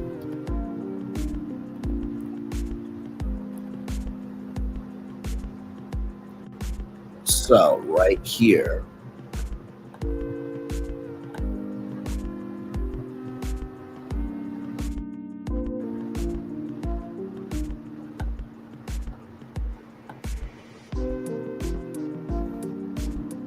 so as you can see, Power Universe London England spinoff. So they're supposed to be a shout out to Mo.J. So there is supposed to, let me see. I'm not gonna play this video. I'm just gonna see if there is a link. I'm gonna see if there's something. If there's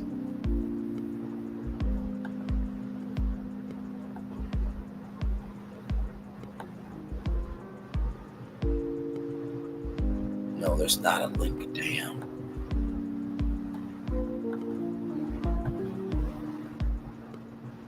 Okay, here it is. Here it is. Now this came from Deadline.com.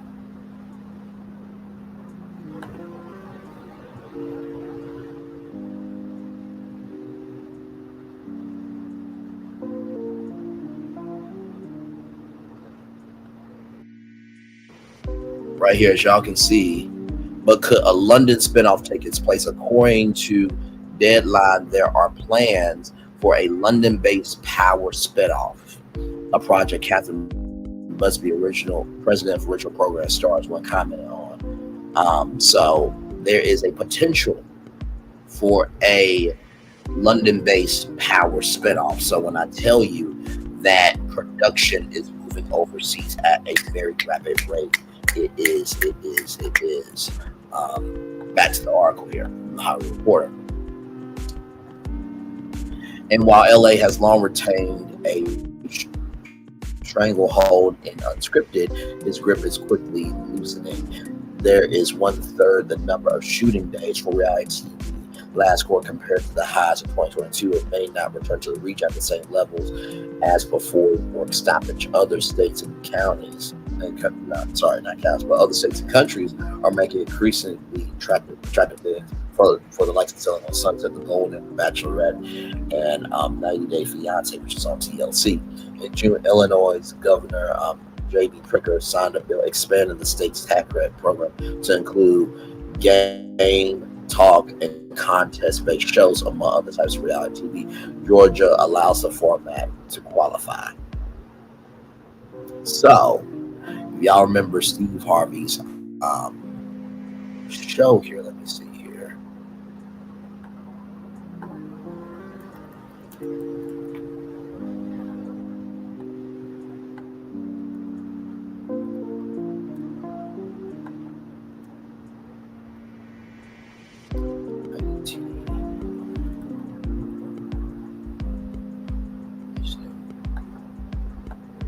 gonna try to play it from.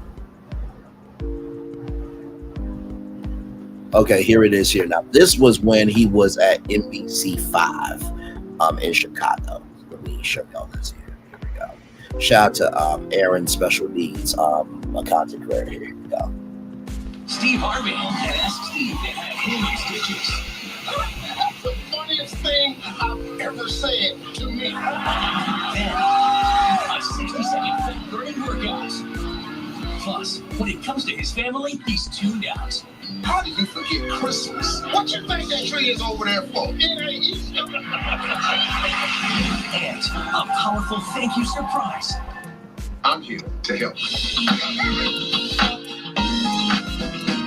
You and I will get through this together. So this was when he was in Chicago.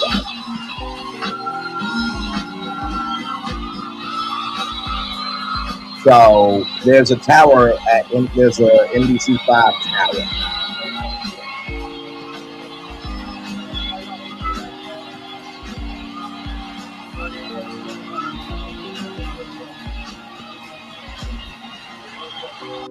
So yes. Your safety toe work footwear needs to be tough, but putting them on, that should be easy. So images here. So right here is NBC Tower. So this is where Steve Harvey filmed the show here. So let me see if I can pull up this video here real quick.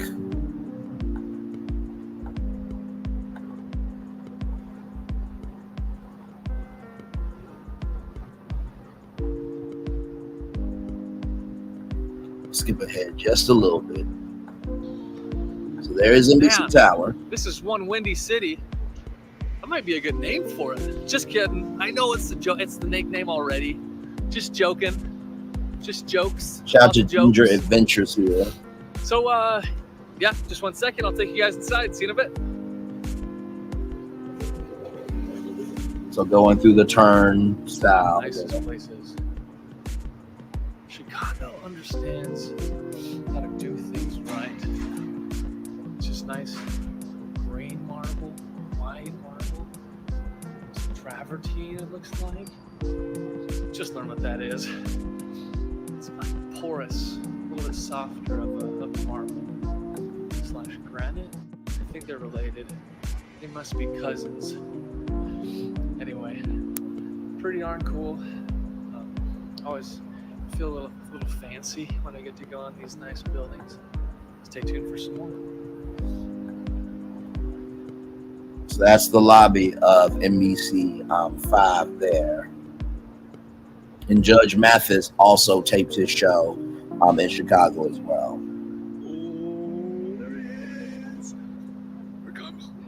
Hey guys, so I told you that I was gonna try and get you inside, and check it out. This is actually the set. For Steve Harvey, and I tell you what, I'm walking around with this incredible producer, Hey Courtney guys. Jackson. Look, I could be in the Ginger Monocles too. Hey, that's right. I'm part of the family. A couple of ginger adventurers. That's right. We could be cousins. We don't even know. I don't even know. She's Is the set now. That set that you saw was the original season 1 set with the 4 steps and then the rise stage. Season 2, it flattened, right? To just 2 steps. And then this is the one where, because I remember this little TV right here. There will be a TV that would come down after Steve walks through these doors. This TV will come down, will have the new Steve Harvey logo. That was a blue monochrome logo, and then this actually rolls out. So what you guys don't see on daytime TV is you don't see them, okay, cut, go, cut, go, cut, go. So when they cut, there are production assistants that are pushing that out. So that stays in the background. And if we cut back here, so all that back there is production warehouse stuff. So when I tell you, that's how much of a nerd I am. That's how much of a nerd I am, just to give y'all context on behind the scenes. So yes, game shows, talk shows, and contest-based shows are allowed in Chicago. The studio production exec notes that margins for unscripted programming are typically much lower, which has pushed productions to look abroad. That's just a natural part of looking for the best deals on the planet. The executive says the production downturns forced some industry insiders to reconcile with the impact of the most recent WGA and SAG-AFTRA deals, which structured yearly minimum raises to match inflation. Preston Garrett, managing director of production company Wreckage, is advocating for momentary increases to crews and temporary lowering of minimums until more work returns. What matters more, keeping pace with what is deemed to be fair inflation or sustainable crew rates. And working there, as if we make the market more competitive, then more work will come. On Monday, Sony Pictures Entertainment CEO Vince Viqueira warned that the deals made with major labor unions are suppressing domestic production contract terms, are forcing productions out of the United States. Now, we talked about that in the Forbes article. There's a very significant difference in California, which has been the hardest hit, and this has response to what's been going on in the world. Symptoms with Secura, the cost of doing business in California is so high and it's difficult to price out a film. In a statement, SAG-AFTRA National Executive Director Duncan Crabtree Island said Viqueira is peddling a false narrative. He added, threatening the offshoring of American jobs is a cynical attempt to manipulate workers while masking the industry's own business failures. Other Hollywood vets lament that LA is simply no longer a film-friendly hub. It's not just any one thing, it's death by 1,000 cuts. For example, the rising cost of shooting permits. Last year, Film LA rolled out rate hikes on a slew of fees, while some of the increases were tied to inflation. Others were representing markups of roughly 8-17%. Among the service pricing charges were additional limitations imposed by the guidelines that have aggravated location budgets. A permit that they used to accommodate up to 10 locations over 14 consecutive days now only allows 5 locations over 7 days. So double the locations, double the time, 5 locations, less time, right? Jason McCarney, a location manager for Joker, Fallen Dukes, was partially filmed in LA. Says he's been seeing permit fees double in some cases. It's not the deciding factor, but it's those costs on top of what it costs otherwise to film here become expensive. He adds, it's not just the permits, it's labor, fuel, and parking. Almost forgot fuel.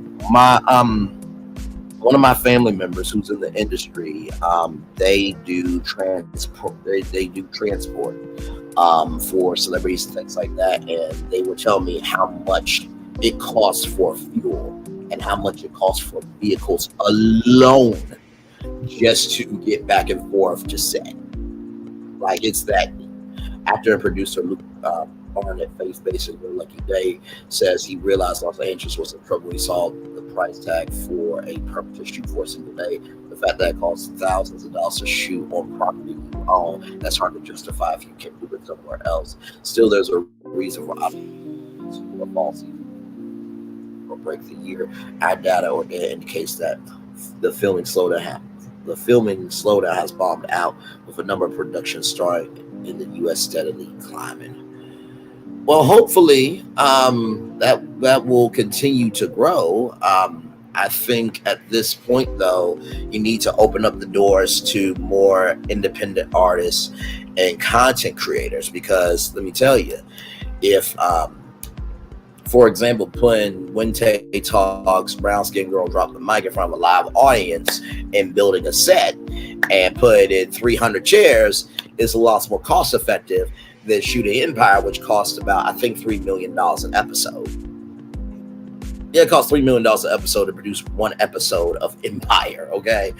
All right, so with that being said, more Virtual Tour Live coming at you right from this space, right here and right now. So, from BFV fans, Trina Braxton revealed that WeTV paid her $250,000. That's $250,000 for the revamped season of the Braxtons. family was in negotiations with the network to be paid what they are worth. Trina plans to reopen her restaurant bar chicks and dive into some business ventures like a skincare line. As y'all know, skincare line was covered on the Braxtons. And so the comments here, I heard in an interview that she and Towanda a while back, I believe they said pay was the main reason why they walked out of the show. That's not bad considering they used to be relevant. Now they become old news in the entertainment industry. What are the ratings? The network probably only agreed with that because they waited to see what the fan had to say about Tracy, my favorite. That's not a whole lot of money. It will go fast after taxes. I hope she invests that money wisely into sensible, lucrative business ventures, wishing her the best. And she has. She absolutely has. She has a hot sauce line. She has a coffee line. She does, cooking shows on YouTube. She's got very, very decent YouTube following. So, listen, $250,000. I don't think it's bad. At all for the first season back. I'm sure that as the numbers grow, their pay will grow because it's been 3 years since they've been the algorithm. And I think Hollywood is changing from the fact that it's no longer celebrities having that one career that they do so well. If Whitney Houston was alive, and I use Whitney Houston as an example because she was the voice of our generation, and she should still be here. But if Whitney Houston was alive today, she would be having a clothing line. She'll be having a perfume line. She'll be a judge on American Idol. She'll be doing a daytime talk show. She might be hosting some things. She'll be doing a podcast because all she had to do in the 90s was just sing. That's all she had to do. But now if she was here, she would have to do many things leading back to her main gift. So that is how the industry is changing. All right, y'all. More Virtual Tour Live coming at you right from this space right here and right now. This comes to us from Yahoo Finance by way of Fortune. Exclusive Sheryl Sandberg is the sister, I think, of Mark Zuckerberg from Facebook. Sheryl Sandberg's first chief of staff raises $4 million to build a TurboTax for prenups. You heard me right, a TurboTax for prenups. Now, I know prenups are a very controversial thing because some people believe that you should be in love to be in love. Other people, they want to protect their bags or their bag. So let's get into it. Let's see here. Over the past few years, Libby Leffler has noticed a handful of trends. Women were outpacing men in earning college degrees. Single women own more homes than single men did, and women were positioned to benefit from the upcoming $80 trillion Great Wealth Transfer. Taken together, those trends could be boiled down to a realization: women, including young women, had access to protect. Leffler, who was Sheryl Sandberg's first chief of staff at Facebook, where she worked from 2008 to 2015, decided to launch a startup that will make it easier for women to decide their financial future when they get married. Her company is called First. Right now, it allows couples in California. I'm sure it will expand later on to other states to complete prenuptial agreements online. The prenup has become less stigmatized and it's more common outside the ultra wealthy demographic has always relied on. Leffler sees prenups becoming part of an essential personal stack as routine as getting a mammogram or a joint Costco membership. The company raised $4 million in a seed round. Fortune was the first to report. The round was led by Expa and Spring Break with participation from Sarah Kunst, Cleo Capital, and Carmine Ventures. Kunst, who says she used the platform herself after it went live over the summer, says she invested because the startup fits her thesis of backing complicated consumer investments, things that are expensive, unfun, and hard to deal with. Everyone has a prenup. Kunst added, either you write it or the government does. Leffler says millennials and Gen Zers are more open to prenups because they know how painful divorce is. 47% of millennials who are engaged who have been married said they got a prenup according to a 2023 Harris poll. If you have parents that have been divorced, you increasingly look to prenup as basic hygiene. She says they see prenups as relevant no matter the size of their assets or even approval a partner from becoming responsible for taking on another's student loan debt. They are really about more than just money, Leffler says. They are about things that you care about, your baseball collection, your video game console, your grandmother's jewelry. It could be about your dog. Leffler herself got a prenup before she got married in 2016. The first is part of a new generation of startups tackling the changing relationship expectations of millennial and couples. Plenty, for example, is building a new app for couples combining finances. And First is far from the only platform to bring legal proceedings online. Leffler argues the startup stands out because its agreements are not plug and play, but are custom and designed for enforceability. The platform connects couples with attorneys. A couple's first prenup via the platform costs $2,650 with additional charges or add-ons. Leffler chose the name First because a prenup is likely the first legal agreement many couples enter together. She sees potential for the platform to expand First into other states, but then other categories. Online divorce is a growing business too, but won't say which ones yet. So this was published on Fortune.com. So what do y'all think? If you can still hear me, type of one in the chat. What do y'all think about this? Do y'all think that you guys would do First? And y'all, here is the website here. Want Hello to sponsor? Hello, you want Hello Prenup to sponsor? Want to win a Hello Prenup sponsored wedding? Okay, there it is. So, oh wow. Okay, then so here are all the states here. So you got Alaska, Arizona, Arkansas, California, Colorado, Connecticut, Delaware, DC, Florida, Georgia, Hawaii, Idaho, Illinois, Indiana, Iowa, Kansas, Kentucky, Louisiana, Maine, Maryland, Massachusetts, Michigan, Minnesota, Mississippi, Missouri, Montana, Nebraska, Nevada, New Hampshire, New Jersey, New Mexico, New York, North Carolina, North Dakota, Ohio, Oklahoma, Oregon, Pennsylvania, Rhode Island, South Dakota, Tennessee, Texas, Utah, Vermont, Virginia, Washington, Wisconsin, and Wyoming. And then there's international prenups. So I think this one is a different one. I think, let me see here.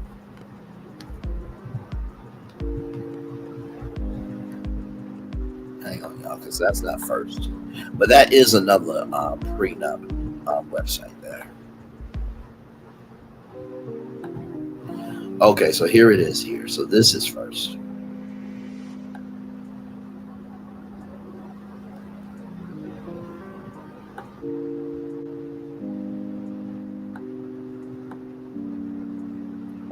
So here it is here. So this is First. The First agreement platform is designed in partnership with family law experts who have seen it all. So you get expert education and one-on-one guidance from seasoned attorneys. Every step of the First prenup process has been crafted alongside a team of experienced lawyers and mediators. They have thousands of clients in their careers. Our First agreement platform has revolutionized the prenup process, taking it from analog to digital, expensive to accessible, and clunky to seamless to meet the needs of modern couples. Prenups are complicated, our product is simple. Our average starting point for many prenups can begin at $5,000 on a total of $10,000, and the process can be long and drawn out over 3 to 6 months. Not with First. Our product is straightforward and efficient, making it possible for you to have a sound, solid, and more affordable prenup in hand as soon as 1 week, and then deliver the prenup with peace of mind. Not every prenup is created equal.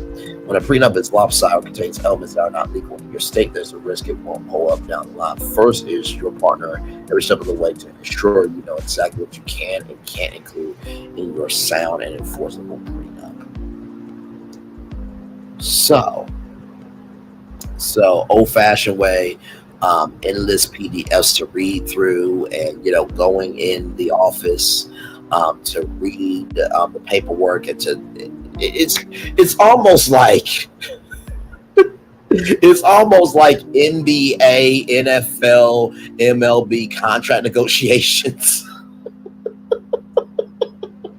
And I say that because people have refer to prenup as that metaphor, you know what I mean? But here it is completely digital, fully digital on your timeline there. And so here it is here. First prenup, including the first two quarters, as low as $2,650, as low as $112 a month for Karma, and then Rush add-on, $750, low as $32 a month for Karma. With the Rush add-on, speed up the prenup process, white glove concierge access, and dedicated customer support. All prenuptial agreements, 45 days or less from legal marriage dates, are required to select the add-on Rush package to check out. Woo! And then right here for $2,650, 100% online process built with enforceability of my custom agreement, execute with DocuSign, independent counsel for both parties, all revisions and review time included, option to waive spousal support available. So basically that means you don't have to do any, spousal support. So you know how like there is spouse support after it's all said and done. That's what it's called. I thought it was called something else. But either way, let me know what y'all think in the chat. Would you use an online prenup service? I mean, I have assets, but I think a prenup should be for the amount of assets you have. Right now, if it's just, your house, your car, and everything else, sure, make it that, right? But for things that are extra, this, that, and third, that person can't respect you for you. You shouldn't be with them in the first place. That's just me, child. That's just me. All right, y'all. More virtual tour live coming at you right from this space right here, right now. I still see myself on YouTube. I still see y'all in the I still see the channel live, so I think we're good. Okay, here we go.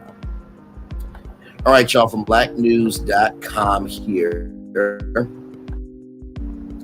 Black woman with doctorate degree and $250,000 in student loan debt, says, I've been looking for a job for 4 years.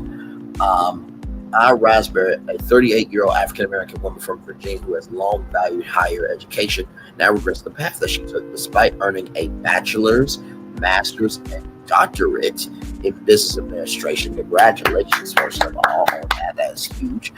From St. Leo University in Florida, she has struggled to find work in her field for the past 4 years with more than $250,000 in student loan debt. That's $250,000 in student loan debt.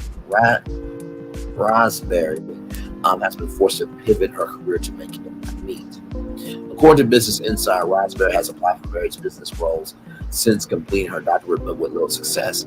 Expanded her job search beyond business, she explored a healthcare career and eventually found work in that field. Reflecting on her experience, she shared, I thought education was the road to financial freedom, but I was wrong. Despite facing low unemployment rates and a job seekers market in the U.S., Rasberry found her job search challenging. She believes her lack of experience is the main reason why employees have passed her over. Although she gained some entry-level experience in banking, human resources, and bookkeeping while pursuing her degrees, hasn't been enough to secure management positions, and she's often overqualified for the entry-level roles. Rasberry's advice for those considering higher education is to carefully evaluate and school jobs, placement programs, and internship opportunities before enrolling. She regrets not doing so herself because she believes her degrees have both been a blessing and a curse. She also recommends weighing the value of her education against work experience when planning a career. While continuing her job search, Rasberry has worked multiple part-time jobs to cover her living expenses in Virginia, which ranks among the most expensive states. She recently completed training to remote working for TurboTax and has been working as a direct care liaison in healthcare. The role provides certification at no extra cost, offering both job security and flexibility, although the pay $21.50 an hour has not been enough to consider it a long-term career despite a recent promotion to a healthcare plan consultant role for $70,000 salary. $70,000 salary, and you got a bachelor's, master's, and doctorate degrees. Rasberry may commit to find a higher paying job in business. She continues to submit job applications to determined to make full use of her education while balancing out her current work responsibilities. And believe it or not, I have ran into this too. So when I saw this story, I definitely wanted to highlight it because it seems that thank you so much to Robert for 29 likes in the 29 likes too in the chat. Welcome, Raylan's, appreciate of all you who support him and that part. Appreciate you, Divine. And so, when I saw this story, I wanted to bring it up because I've ran into this too, right? There are so many companies right now on LinkedIn and Indeed and on Google Jobs where you just type in any type of job title that you're looking for with jobs. Google will aggregate that. Also built in as a great website as well. And of course, Glassdoor, Snag a Job, Monster.com, and plenty other job site and more job aggregator sites. That's what I'm trying to say. They wanted this high level of experience for entry-level jobs. And there are some companies like Walmart and others that are now allowing experience to be the main priority. Because here's my thing, right? The job market, it is booming, sure, but there are plenty of jobs that are not being filled. There was a job that I applied for. I'm going to say what the job was, but I applied for that and sent in a PowerPoint a year ago. Still haven't heard nothing from that job. Still to this day. So whether you have a bachelor degree, whether you have a GED high school diploma, or you have a associate's, bachelor's, master's, doctorate, PhD, people are struggling, smuggling for jobs. And to all the companies, just match the energy. That's it. Because my thing is, if you had that person with those qualifications, you would put out the job posting. And also, too, for all those jobs that are saying you need to be on site, if the job has been up there for 3 months to 6 months to close to a year, put that job on remote and fill it. Because the more that it is out there for the job posting, the longer it hurts y'all that y'all don't have somebody in that position to help y'all do what y'all do. Just being honest. All right, y'all, we're going to take another commercial break. When we come back, we're going to be talking about gate license. GATE license. Gate license. Now, what you think? It is a airline industry term. We'll talk about that. Apple. If you use Apple Pay or Apple MasterCard, get ready for this story and pay attention. And then if you are an Android user, I got the plug on how you can get Disney Plus and Hulu for free. All that and more. We are still live on tour. 2 hours, 12 minutes, and 1 second live on tour. We will be back like I'm just scrubbing back after this.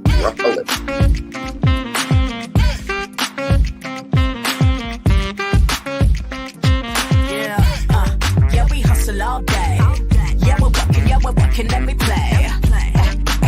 You know me, work real hard, now we're ready, let's play. Hustle up, yeah. Ready, set, let's go, yeah. Hustle up, yeah. Ready, set, let's go. Turn it up, turn it up, turn it up, turn it up a little louder. Now get low, come on, drop it to the floor, drop it to the floor. Turn it up, turn it up, turn it up, turn it up a little louder. Now get low, come on, drop it to the floor, drop it to the floor. Turn it up, turn it up, turn it up, turn it up a little louder. Now get low, come on, drop it to the floor, drop it to the floor. Turn it up, turn it up, turn it up, turn it up a little louder. Now get low, come on, drop it to the floor, drop it to the floor. Turn it up, turn it up, turn it up, turn it up a little louder.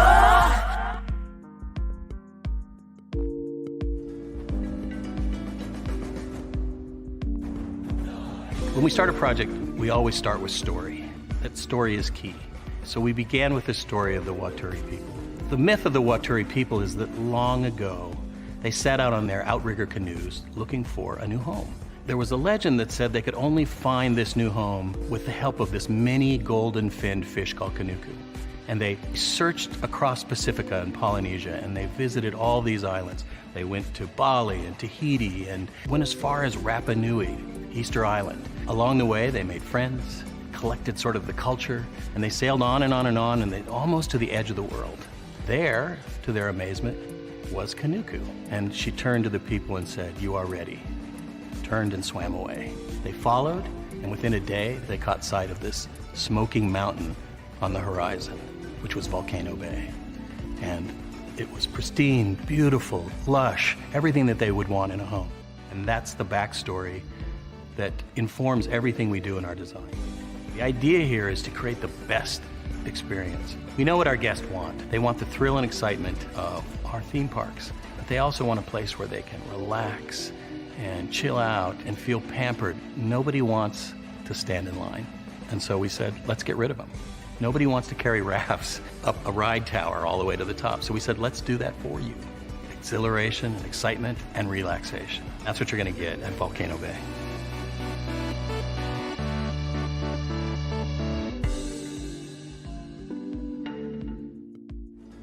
Power 923 Jams and the Arkansas Minority Health Commission encourages you to take the COVID-19 vaccine to help keep you and your loved ones safe. Involved in our community, the People Station, Power 923 Jams. KIPR Pine Bluff, Little Rock, KFOG, Little Rock, a Cumulus Media Station. And now, back to the jams. Hip-hop. Drake. Girls want girls where I'm from. Yeah, well, girls want girls where R&B.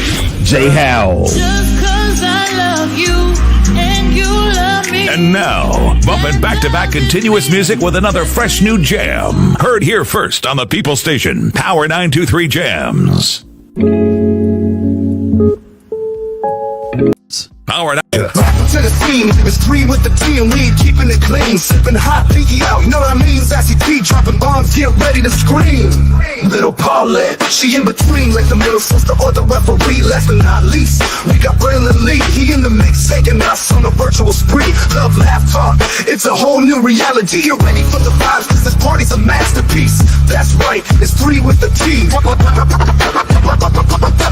3 with the team. And if you wanna be no, and if you wanna be no. And if you wanna be like a middle sister, and if you wanna be no.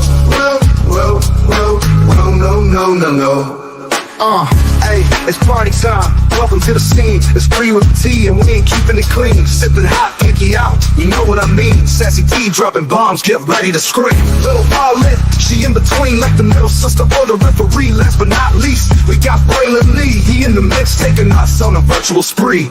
Love, laugh, talk, it's a whole new reality. Get ready for the vibes, cause this party's a masterpiece. That's right, it's 3 with the T.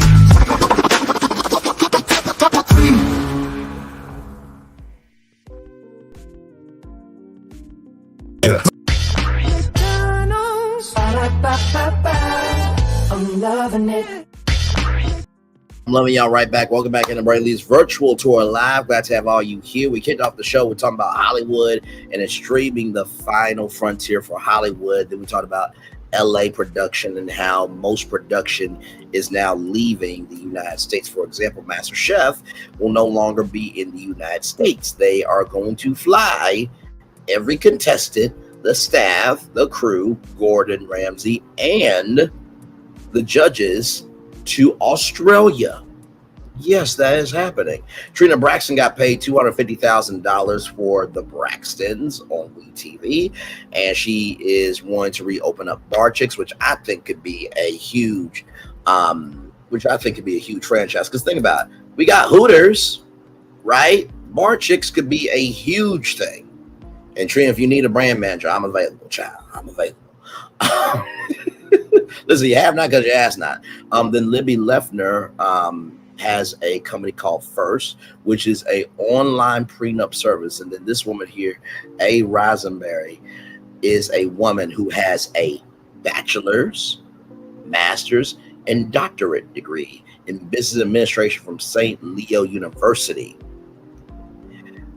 But she is in $250,000 of student loan debt. and she is overqualified for entry-level positions and cannot find a job, but she's been looking for a job for 4 years. 4 years. 4 years. But yet companies want people though. If at my bachelor degree I'm not getting a job, and at this one, and with this woman, she's got a bachelor's, master's, and doctorate degree, what is going on? Because at this point, like, y'all need to open up the gates a little bit more. And let me tell you something, I want everybody to win. I really do. Because at the beginning, middle, and the end of the day, we are all trying to make it the best way we can. We really are. Right is right and wrong is wrong. If you don't have the best to give, then don't give it. But just because you don't have the best to give doesn't make you a good or bad person. How you think and how you move determines the flow of blessings or curses in your life. So if you think like a curse and you move as a curse, then the flow of your life is going to be curses coming to you. But if you think as a blessing and you move as a blessing, then the flow of your life will be blessings coming to you. You cannot ever become a blessing until you stop feeling and behaving like a curse. Hashtag Brightly said that. Anyway, let's roll on, y'all. So, like I said, I've been teasing this thing about gate lice for the show. So I did not know what this term was, but apparently it is a boarding thing. So this comes to us from USA Today. American Airlines tests new boarding platform in some airports to stop gate lice.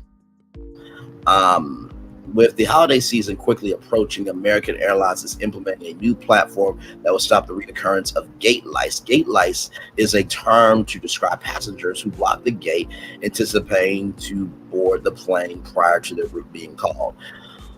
So basically, it's almost like, you know, for example, here in Ohio, we have limited edition drops of alcohol, right? And so, you know, if it starts selling at 9 a.m., there are people who will, you know, cause gate lice and be at the grocery store or be at the liquor store at 8 o'clock in the morning, camping out. So that is gate lice, apparently, in the airline industry. So American Airlines is trying to combat that.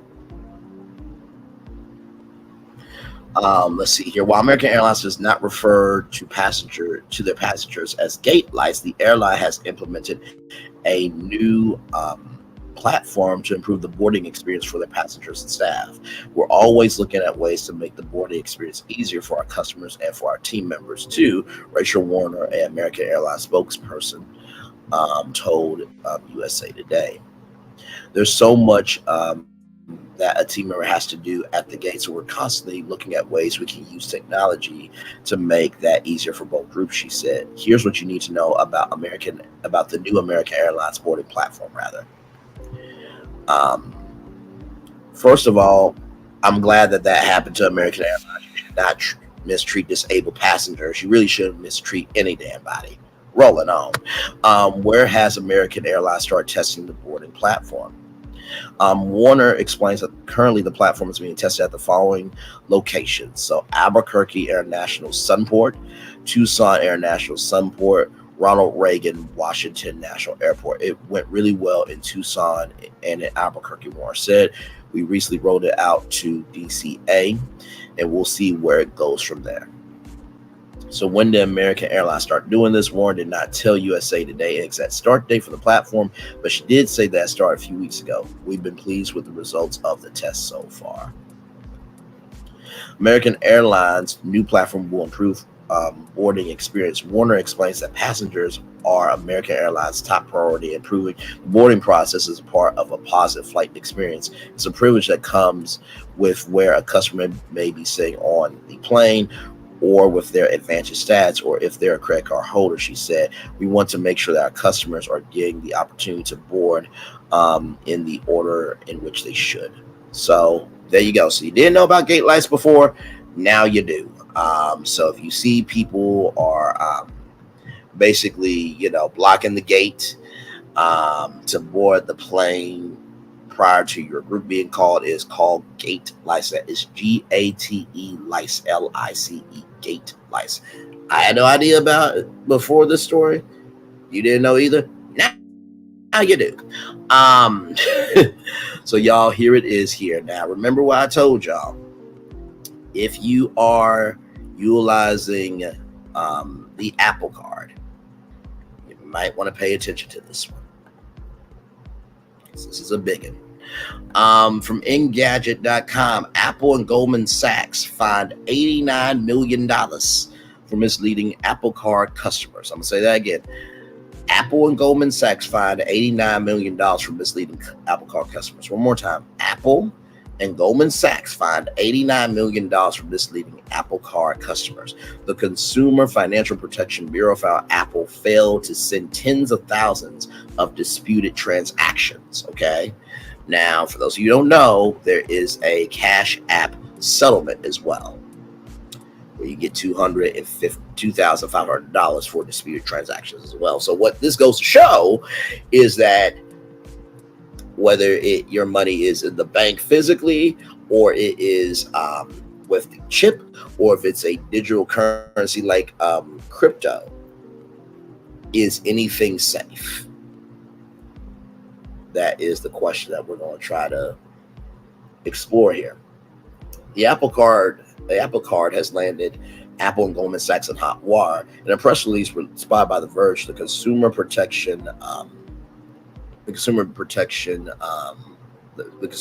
Protection Bureau, CFPB, said it was fined the two companies a combined $89 million over practices involved in the Apple Card. The Consumer Financial Protection Bureau said Apple failed to send tens of thousands of disputed card transactions to Goldman Sachs. When it finally sent the transactions to the investment bank, Goldman Sachs failed to follow up numerous federal requirements for investigating the disputes, according to Consumer Financial Protection Bureau's announcement. Apple and Goldman are also accused of misleading customers about the Apple Card. Some consumers believe that they could make interest-free payments to purchase an Apple device with the credit card, but interest charges still showed up on their bill because they were not automatically enrolled as expected. Apple is also accused of keeping its interest-free payment option off of its website if the customer wasn't using a Safari browser.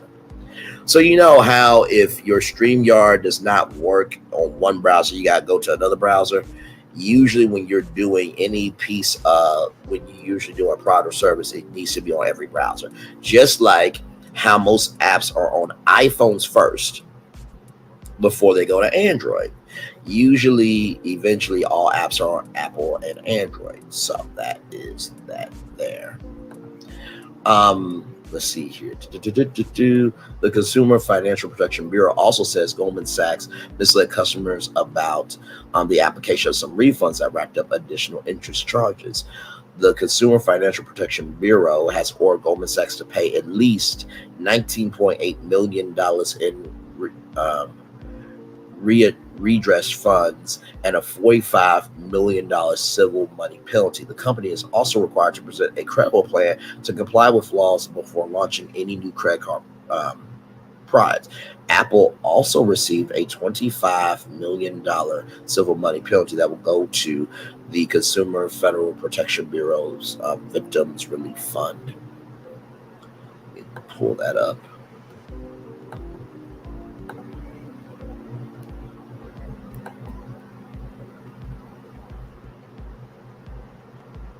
And don't worry, I will drop the link for the Victim Relief Fund for the Consumer Financial Protection Bureau.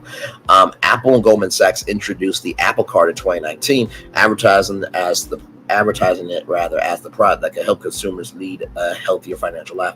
4 years later, a report from the Wall Street Journal said that Goldman Sachs was starting to have doubts about the consumer lending industry and thought the venture may have been a mistake. So yes, a combined $89 million for Apple and Goldman Sachs for misleading Apple Card consumers. So if you are under the Apple Card, you might want to be able to see how you can get your finances here. And right here,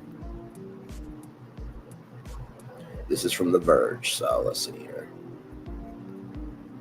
There's a little more context here. From The Verge, the Apple Card is one of the most consumer-friendly credit cards that has ever been offered. Goldman Sachs' Nick Cotria says in a statement to The Verge, "We work diligently to address certain technological and operational challenges that we've expected after launch. We have already handled them with impacted customers. We are pleased to have reached a resolution with the Consumer Federal Protection Bureau and are proud to have developed such an innovative and award-winning product alongside Apple."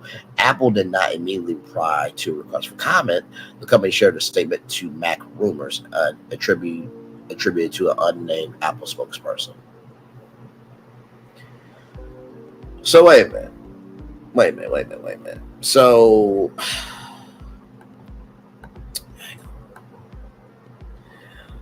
minute. So no disrespect to Mac Rumors. Okay, this is Mac Rumors. So this is a blogging site about Apple, right? Now, to me, I feel that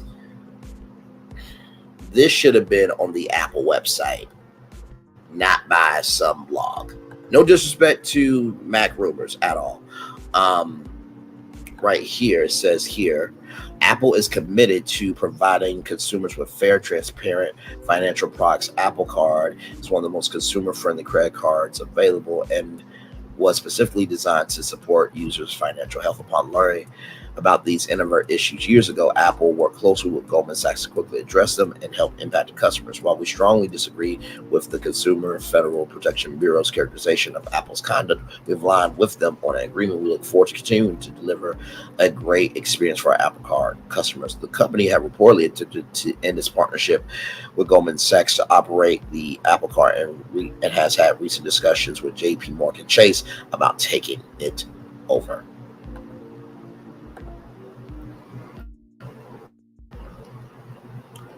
So here it is here, right here. Failure to process or share consumer disputes. Apple Card users were directed to dispute transactions through a report issue feature in the Wallet app. For some disputes, Apple sent consumers a separate link in the Messages app asking for more information. Apple failed to send these disputes to Goldman Sachs if the second form was incomplete. Even after Goldman Sachs alerted Apple to this issue, the problem persisted. As a result, neither Apple nor Goldman Sachs investigated tens of thousands of such disputes, and card holders were unfairly held responsible for disputed transactions. Failure to investigate cardholder disputes. For the disputes that Apple did send to Goldman Sachs, the bank failed to consistently send acknowledgement notices within 30 days, conduct reasonable investigations, or send resolution letters explaining the determinations of investigations within 90 days. These failures led to Goldman Sachs illegally placing damaging information on consumers' credit reports and holding card holders responsible for potentially fraudulent and unauthorized purchases, misleading card holders about payment plan for iPhones and other Apple products. The marketing of the Apple Card monthly installments plan led consumers to believe that they will automatically receive interest-free financing when purchasing iPhones and other Apple devices with the Apple Card. You would think, Apple Card, you interest-free financing for Apple products. No. The plan allowed cardholders to purchase Apple devices through a series of interest-free payments over a period of 6 months to 2 years. Yes, there is. Let me see something.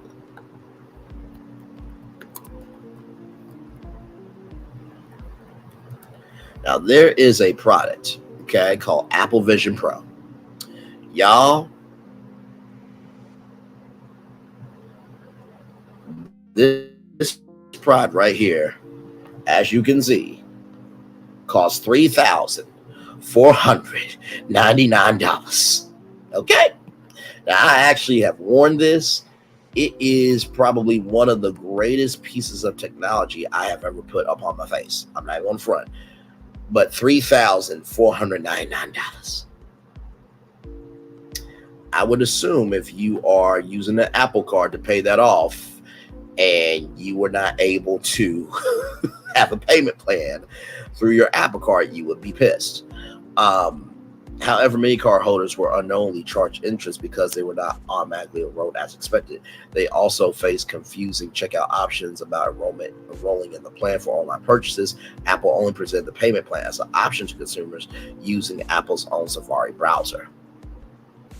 So you see, Google Chrome is Android, Safari is Apple, competitors, right? So they don't want it on a competitor site. However, some people use Chrome because it's more convenient. Some people use Opera, some people use Firefox, some people use DuckDuckGo.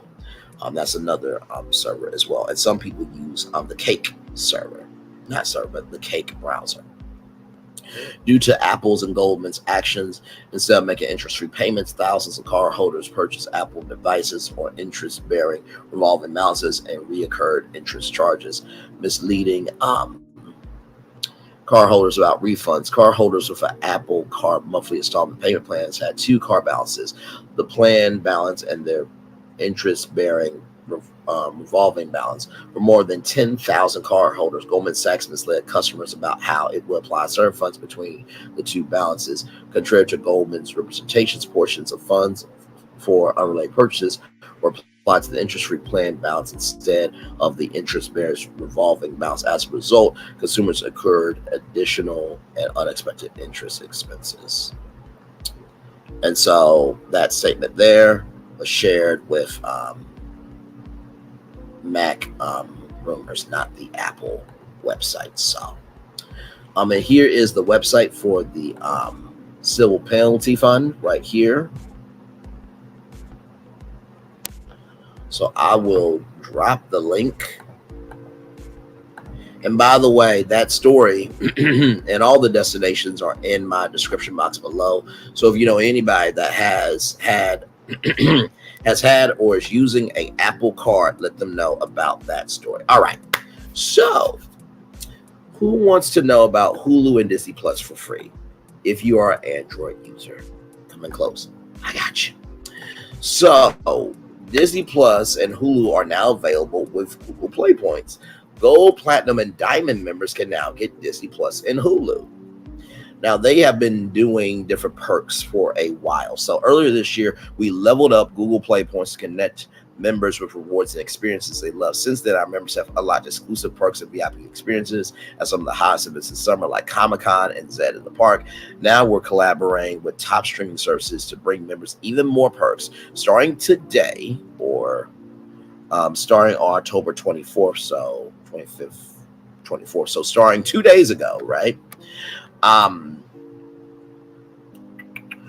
Gold Plus Play Points members can get subscriptions to both Disney Plus and Hulu. These offers will be available to new subscribers on Google Play. Disney Plus is the streaming home of Disney, Pixar, Marvel, Star Wars, and National Geographic, with thousands of award-winning classics and originals. Eligible Play Points members in the United States, Germany, Italy, Spain, United Kingdom, Japan, and Taiwan can claim Disney Plus on us and watch new releases like Disney and Pixar's Inside Out 2 and Marvel Television's Agatha all along. That's not all. Eligible Play Points members in the United States can also claim up to a year of Hulu with ads, discover hit TV series and films along with award-winning Hulu originals. Wait a minute. Y'all know I gotta do it. Y'all know I gotta do it because this is our show. Hang on.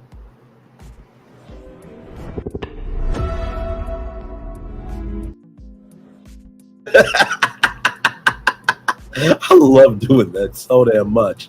Let's see here. Right here, discover hit TV series and films along with award-winning Hulu originals like dramas like FX Show Pow, to anime features like Futurama, which you can binge in a day, child. It is that good. And reality hits like the Kardashians. Your next entertainment click is your next entertainment rather is just a click away. Here are the rewards available to Play Points members in the United States through the offer differs by country. So check out the perks tab of your points home of the Play Points home to see what's available for you. Gold members will get 6 months of Disney Plus Basic with ads, or 6 months of Hulu with ads. Platinum members get 9 months of Disney Plus Basic with ads, or 9 months of Hulu with ads. And then Diamond members get a full year of Disney Basic Plus with ads, and or a full year of Hulu with ads. So this is what it looks like, right? So when you have points, right, when you buy audiobooks, when you buy movies, when you buy TV shows, when you buy add-ons and stuff, you get points, right? Now, there are different ways you can earn these points, and then you can use these points. So, like, they got like YouTube socks, they got like a water bottle, they got additional perks and everything. They got additional bonuses, and then the perks here, right? So you could have got DoorDash or Walmart Plus for free. So it's almost like T-Mobile Tuesdays, or up from Verizon, where you get exclusive deals. Right here, Disney Plus is available now, and Hulu is rolling out today to eligible members. Be sure to redeem these rewards soon, because they won't last long. Okay, so I will show y'all just how it works. Okay, I'll show y'all how it works. If it'll come up. No, I don't think it will.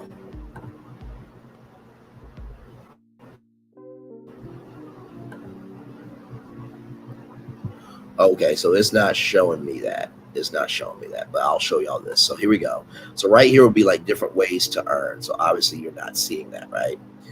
But I'm at gold.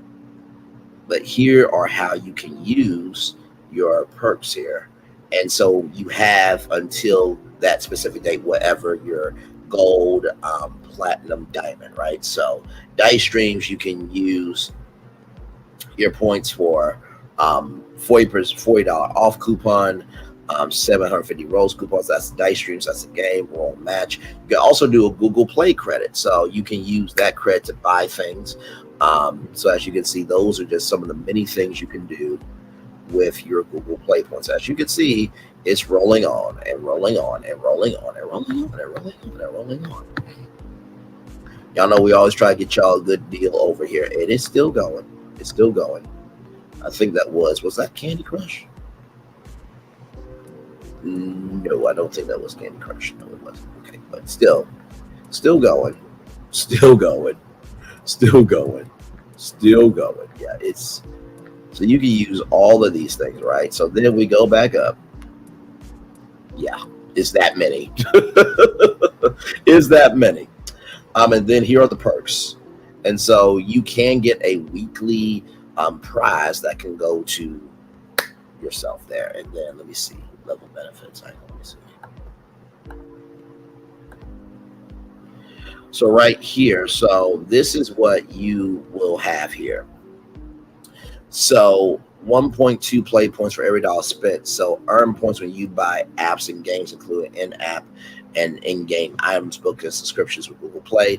Book multipliers earn 4 times points when you buy a book from Google Play during monthly events. In-game point multipliers. You can earn up to 4 times the points on in-game purchases, and weekly prizes. So you can win prizes up to 200 points. So once you reach that tier, and let's go through all the levels, just so y'all know what's going on. So bronze, 1 play point for every dollar spent. Book multipliers times 2, in-game multipliers times 4. Silver, once you unlock the level, you're good. Yeah. You can win up to 100 points. 3 times book multipliers, 4 times points in-game point multipliers. Gold is where I'm at. I got that until December 31st of 2025. Platinum, I gotta earn that many more points to unlock platinum. Okay, now platinum 1.4 play points, book multipliers, in-game point multipliers, platinum weekly prizes. You can earn up to 500 points and a bonus. Enjoy customer support with faster response times and dedicated agents available 24/7. I don't think I'm going to get there, but hey, listen, anything can happen. It's 2024. And then finally, this is Diamond. Okay, this is Diamond. So this is top tier. As you can see, I'm not going to make it. That's a lot of money to get to those points. But anyway, 1.6 play points for every dollar spent. 5.5 times the points for book multipliers. 4 times the points for in-game multipliers, premium support. And then you can win up to 1,000 points every week. So there you go with that. Woo, child. Made it through all those destinations in 2 hours, 44 minutes, and 4 seconds there. And now we're going to look at Beyonce here. Beyonce Beyonce throws support behind Harris, urges Americans to write Song of Unity in November. So as y'all know, Beyonce and Kelly Rowland were in Texas. Beyonce knows Carr endorsed Vice President Harris in a passionate speech in a rally in Houston late Friday evening. We are all part of something that's much bigger. We must vote. We need you, Beyonce said. Just moments before she introduced Harris, it's time to sing a new song, a song that began 248 years ago. Old notes of downfall, discord, despair no longer resonate. Generations of loved ones before us are whispering a prophecy, a quest, a calling, an anthem. Our voices sing a chorus of unity. They sing a song of dignity and opportunity. Are y'all ready to add your voice to the new American song? Beyonce said, because I am. The 32-time Grammy Award winner is one of the most prominent celebrities to throw their support behind Harris. And I said to my good fellow collaborator Drew on the Onyx collab, weeknights tonight Central on Clubhouse, that, you know, this is the first time that Beyonce has stepped out onto this big of a stage for politics. She's always, you know, been of the culture in terms of, you know, societal issues in Black culture, but not in terms of a presidential campaign. And it's one of the most prominent Black celebrities to join the vice president on the campaign trail. But Beyonce wasn't the only celebrity to heap praise on Harris Friday night. Beyonce took to the stage after her mother, Tina Knowles, introduced her and one of her best friends and fellow singer, Kelly Rowland. Rowland spoke first, issuing a fiery speech and letting the crowd know that she cast her early ballot for Harris just 2 days ago.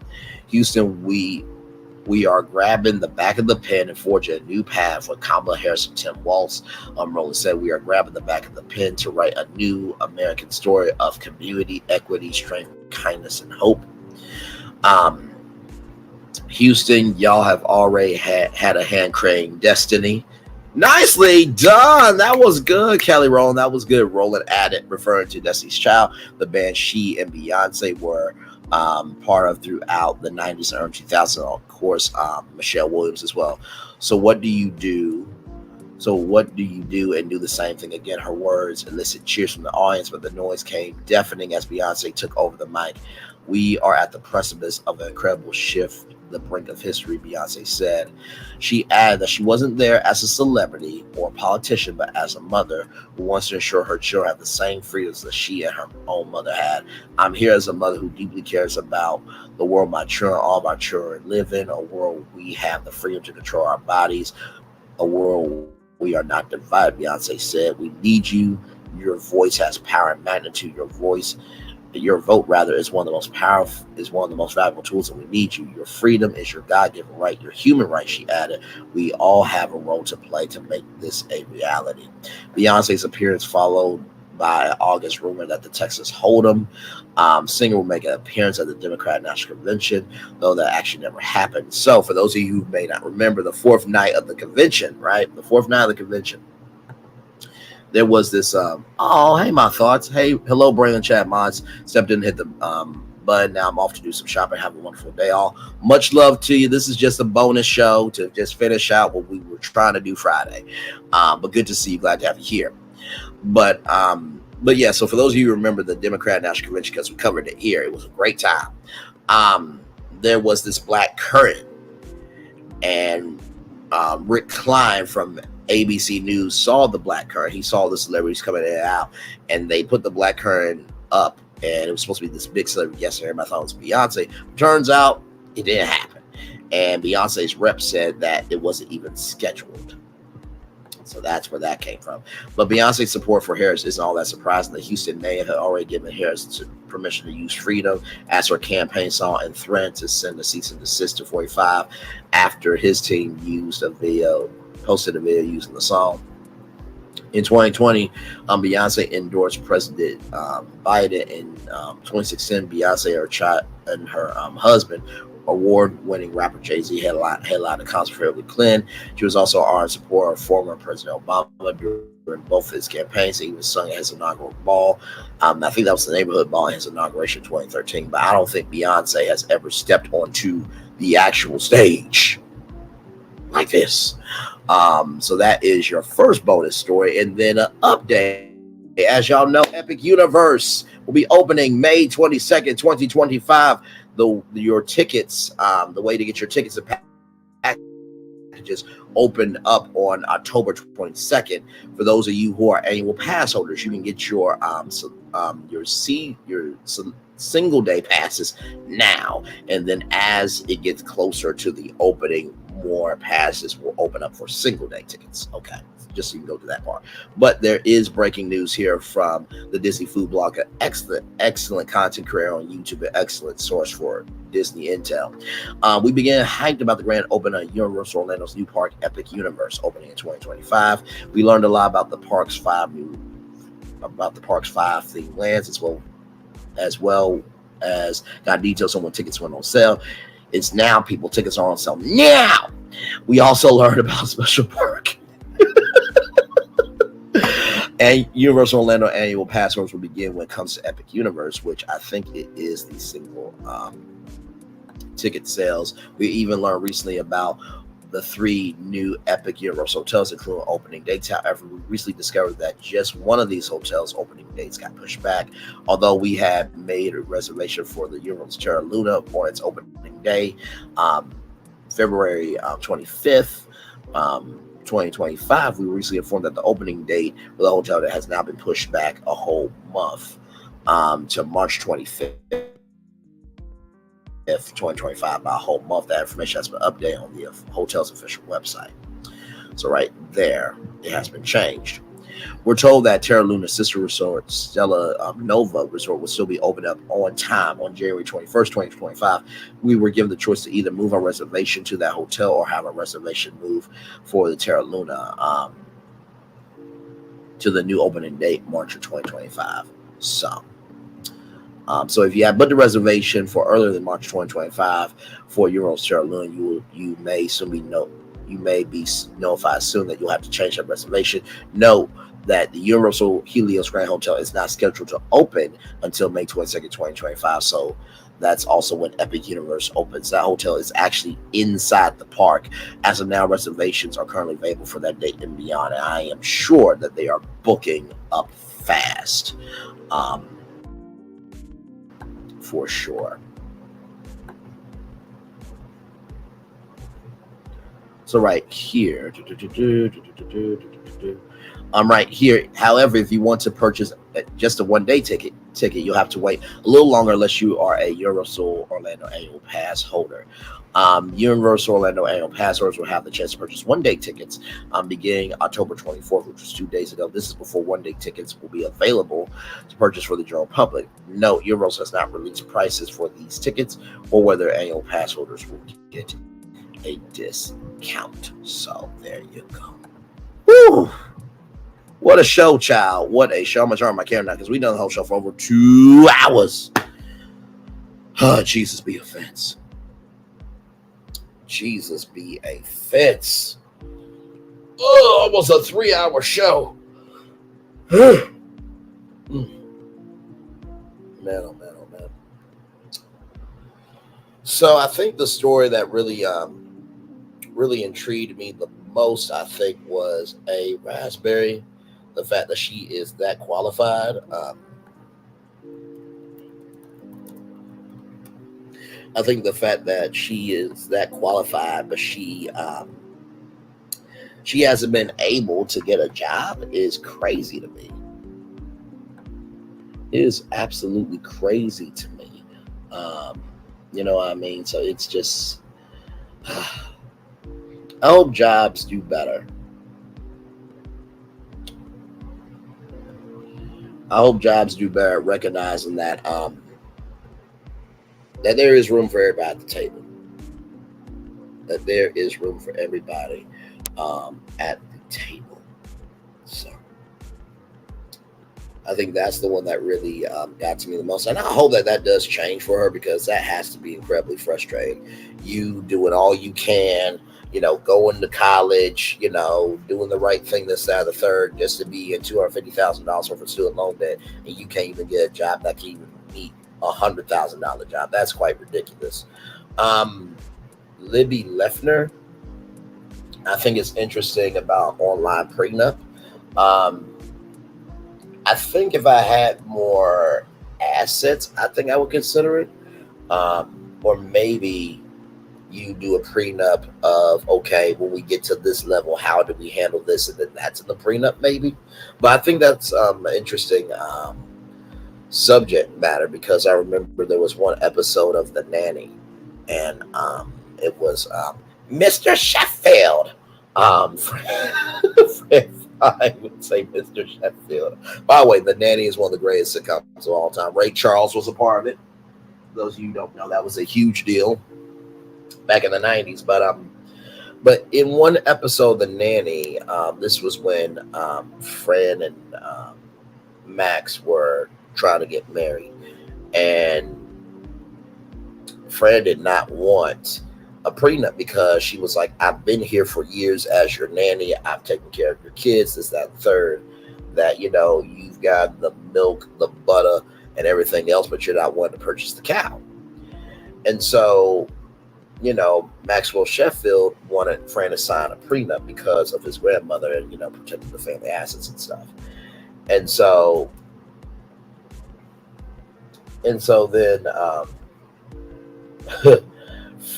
Max's wife, who is an angel, comes in the episode and talks to him about how much of a blessing Fran has been to their lives, and they laugh about Fran's voice and how off-putting she was. I'm like, yeah, I thought that was going to change with her voice. I'm paraphrasing the story, but then Fran Fine eventually signed the prenup because she understood that it wasn't saying that she was not trustworthy. It wasn't saying that she wasn't lovable. It wasn't saying that she was not the chosen one. They were trying to protect their legacy, and then they went on to have 3 beautiful children afterwards. So yeah, that prenup episode on The Nanny was really pivotal and groundbreaking. Trina Braxton getting paid $250,000, $250,000. I do think that is decent. Although I think that the Braxton sisters, should be getting the bag that the Kardashians have, because they were the first Black family to break ground for Black people. And we all know that without the Braxtons, there wouldn't be a Potomac, there wouldn't be a Housewives, there wouldn't be a Love and Marriage Huntsville, it wouldn't be a Love and Hip Hop without the Braxtons. They were the pioneers of that. So, Trina opening up Bar Chicks, I think that's a wonderful idea, and I hope it's a national franchise. And hopefully they can have some BBW Bar Chicks as well. Praise him, hallelujah, amen.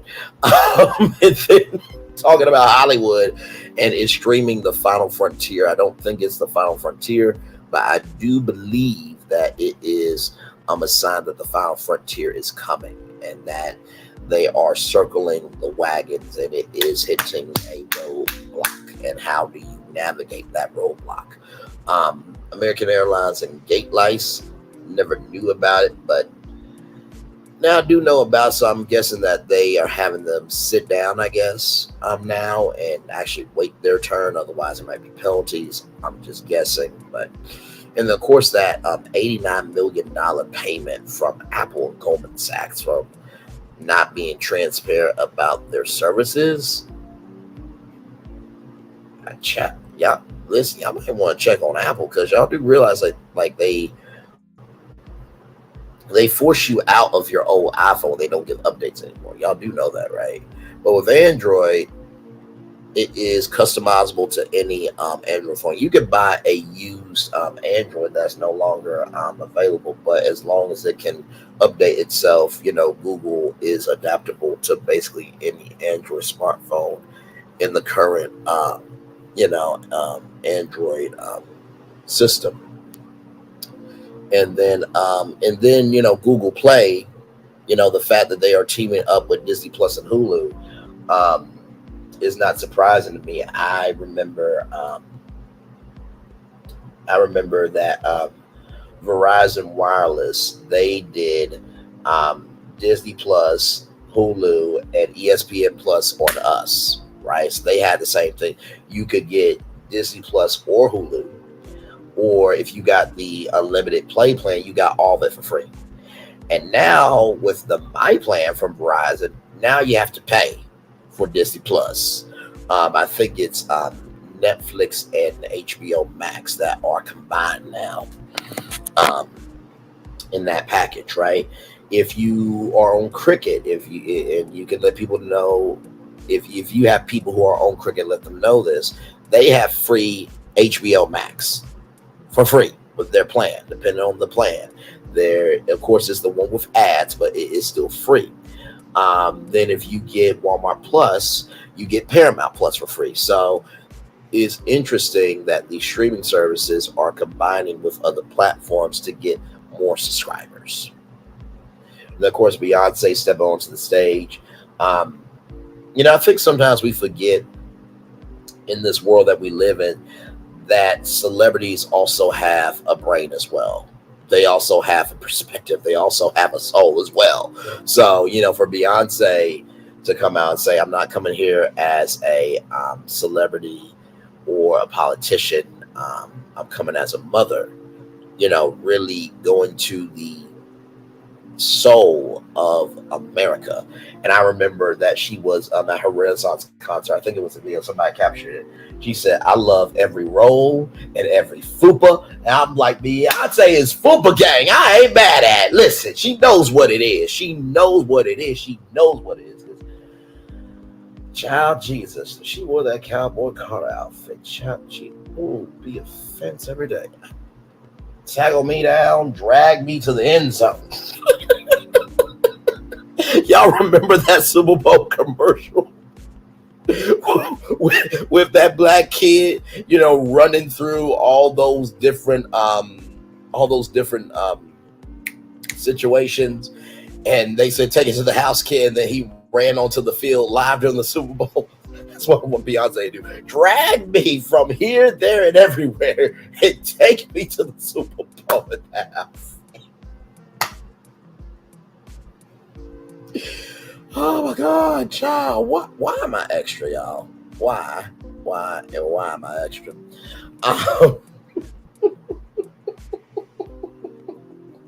And then, of course, Epic Universe. I am so excited for that park. I think it's going to give Disney a run for its money. I sincerely do. I think that it's going to shake up the theme park industry, because the theme park industry really has not had anything to hold it accountable for creativity. It has not. So yeah. So yes, indeed. Let me thank everybody for being here. I'm Divine Virtuous Woman Zero. Thank you for being here. My thoughts. Thank you for coming through, sharing Godbolt. Thank you for being here. Dudes 281. Thank you. Let's see here. Regina B, thank you. It's Take2, thank you. CL Finance Queen, I'm working. I'll be back. Just making sure your page was still up. Okay, I'll be back.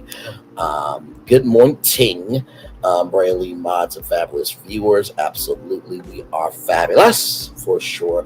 Miss Priss 49, thank you for being here. Let's see who else here. It's Take Regina B as well. Who said that? Who said that? Thank you so much.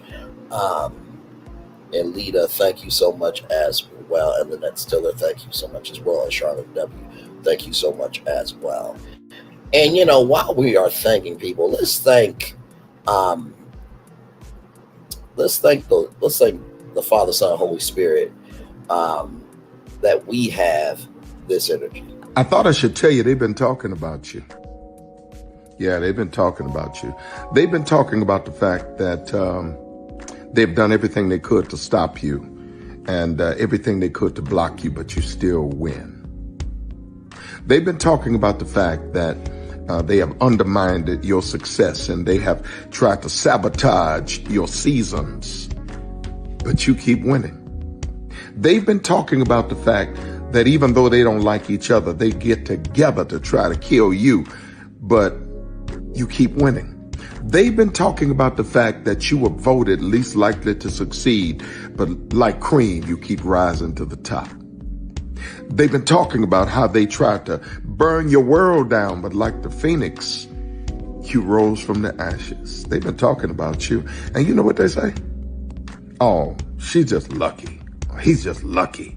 But no, you ain't lucky. You're anointed. You got something on you. You got favor on you. You got power on you. You were born to win.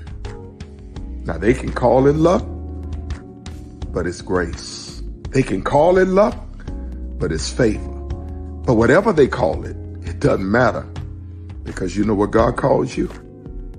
Do you know what God calls you? A winner.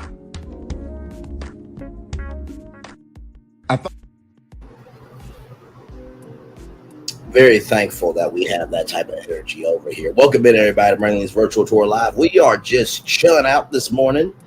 Well, now afternoon, child. Afternoon, 2:05, 5 minutes after 2 o'clock. 3 hours, 5 minutes, and 4 seconds here. A bonus edition of bringing this virtual tour live. You normally don't see me on the weekends, but you know we had to finish the show that we tried to start Friday. So thank you all so much for all the likes, and I'm sure that this will be seen. And like I said, y'all, please get that Google Play access to Disney and Hulu, Disney Plus and Hulu. Please get that access for free if you are a gold, platinum, or diamond member. Now, of course, you can't get at the silver, you can't get at the bronze, child, but if you are gold, platinum, or diamond, you can get that for absolutely free. So there's 6 months, 9 months, and a year. So yes, indeed. So yeah, we're just chilling out here. It is 2:06 in the afternoon now. And like I said, I am sure there's probably going to be more Diddy stuff coming. I think we are all just waiting at this point for the Diddy verdict to come through. Sincerely at this point, because it's a little long overdue. For real, it's getting a little long overdue. That Diddy is guilty and he is done. You know what I mean? So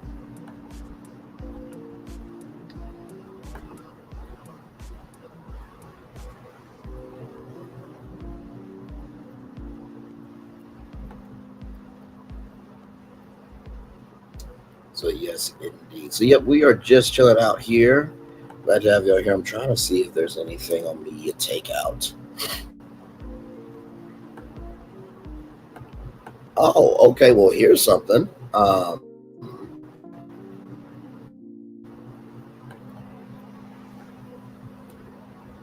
This is something. Now, some people were saying that Beyonce was going to perform.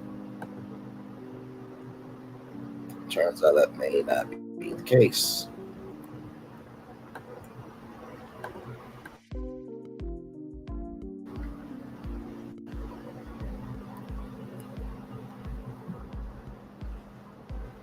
Because I thought she performed too, because there was a report from the Jasmine brand of a sound check at 8 o'clock in the morning for before I let go.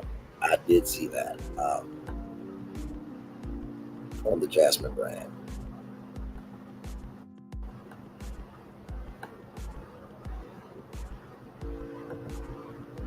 So here it is here from Media Takeout. By the way, shout out to Danu. excellent African print clothing. I am here for the swim trunks right there. Those are fire.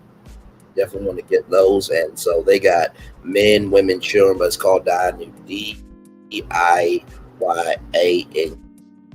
So it is absolutely beautiful clothing. Beautiful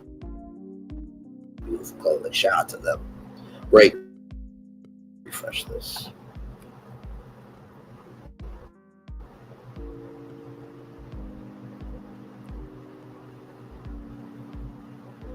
All right, so here it is here, y'all. So Beyonce has officially and finally come out in support of Kamala Harris, president.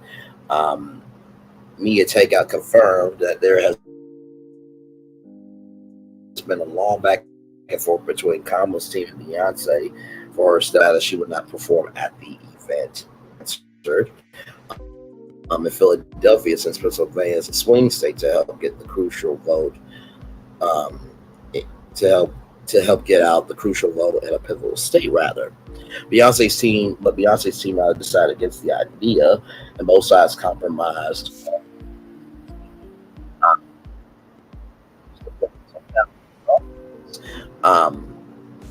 Given that Texas is a solid red state, that Kamala is unlikely to win with or without Beyonce's help. But Beyonce did make a splash when she took the stage. 7 months ago, Vice President Kamala Harris cheered on Beyonce's new release album, saying that she redefined a genre and reclaimed country music's black roots. The global superstar said it was time for America to sing a new song, Let Harris. As you can see there, now listen, Beyonce has been all around the world and but for her to be in that space, right, and you see all those signs for freedom of her song growing up from a little girl in Houston, Texas, to being where she is, that had to be a humbling moment. Beyond Beyonce the persona, that had to be a humbling moment for Beyonce the soul, right? On Friday, Beyonce, who was joined by singer and actress Kelly Rowland, declared her support for Harris, the Democratic presidential candidate, at a rally focused on abortion rights in her hometown. Houston, Texas has some of the most restrictive abortion laws in the country. We are at the precipice of an incredible shift, she said. Your vote is one of our most valuable tools. We need you. And I'm assuming that is... Yep, Kamala Harris right there. Looking at Beyonce. Man, look at that. And Beyonce's giving that face like, you got this, sis. You got this.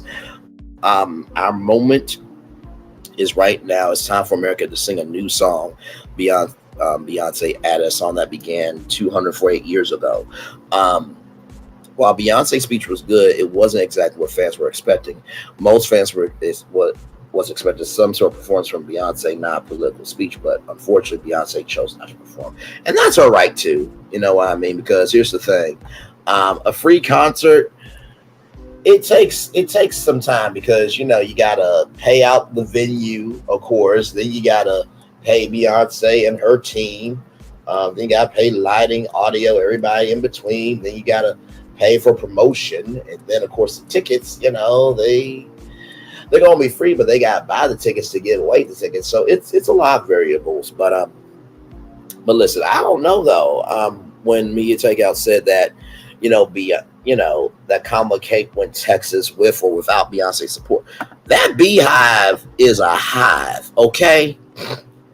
If they said vote for example, if they said vote for, Angel Reese to win the WNBA Player of the Year, they would vote for Angel Reese to win the WNBA Player of the Year.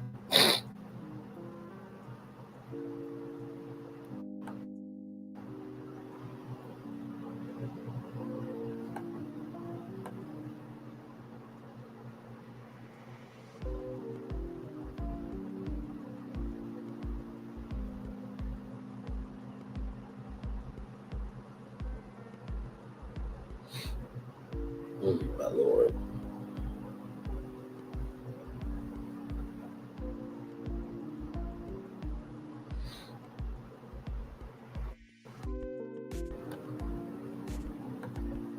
So yeah.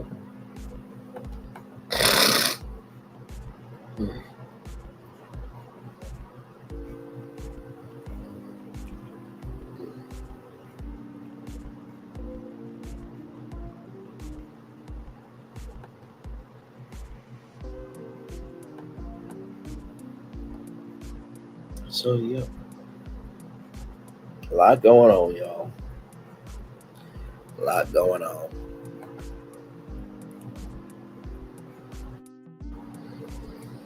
So, yep, we'll take another commercial break here, and we'll be back more virtual tour live right after this. We're live on tour. Roll it.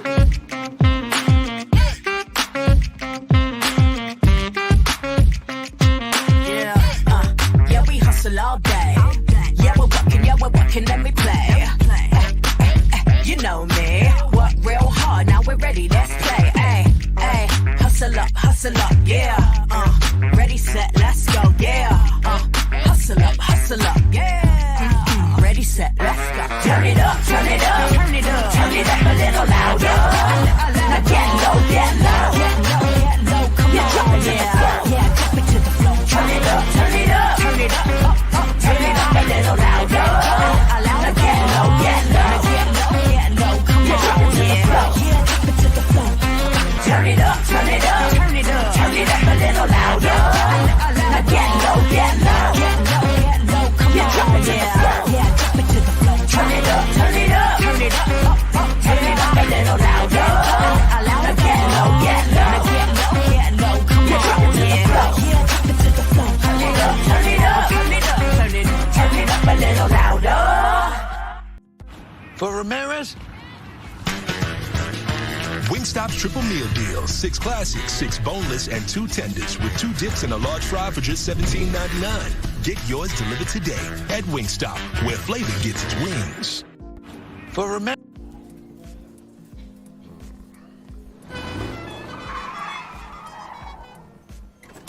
Come with me if you want to live a more delicious life. So maybe we should get in the van. In this world, we don't get to control much. The past, male pattern baldness. What is? Got one right now. The urge to puff that bubble wrap. But there is one thing we do get to choose every single day: what we eat. Welcome to the Sonic Department of Research and Deliciousment. We have everything you want, didn't know you wanted, and some things you didn't know were possible. Because we believe if you're not having fun, you're not living free. So come on, let's live a little. Hey, good morning, America.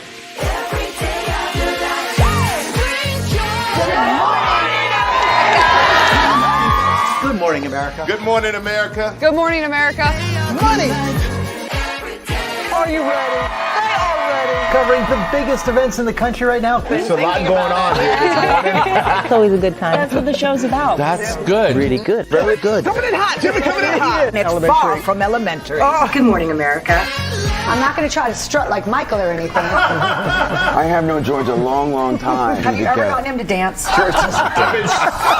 Look at that face. You don't just see it, you feel it. I'm in. I'm in. I'm in too. I'll be there. I am here and so happy. I'm in. I'm in too. I'm in. That tells you something when Snoop Dogg's in. Michael, George, Lara, Ginger.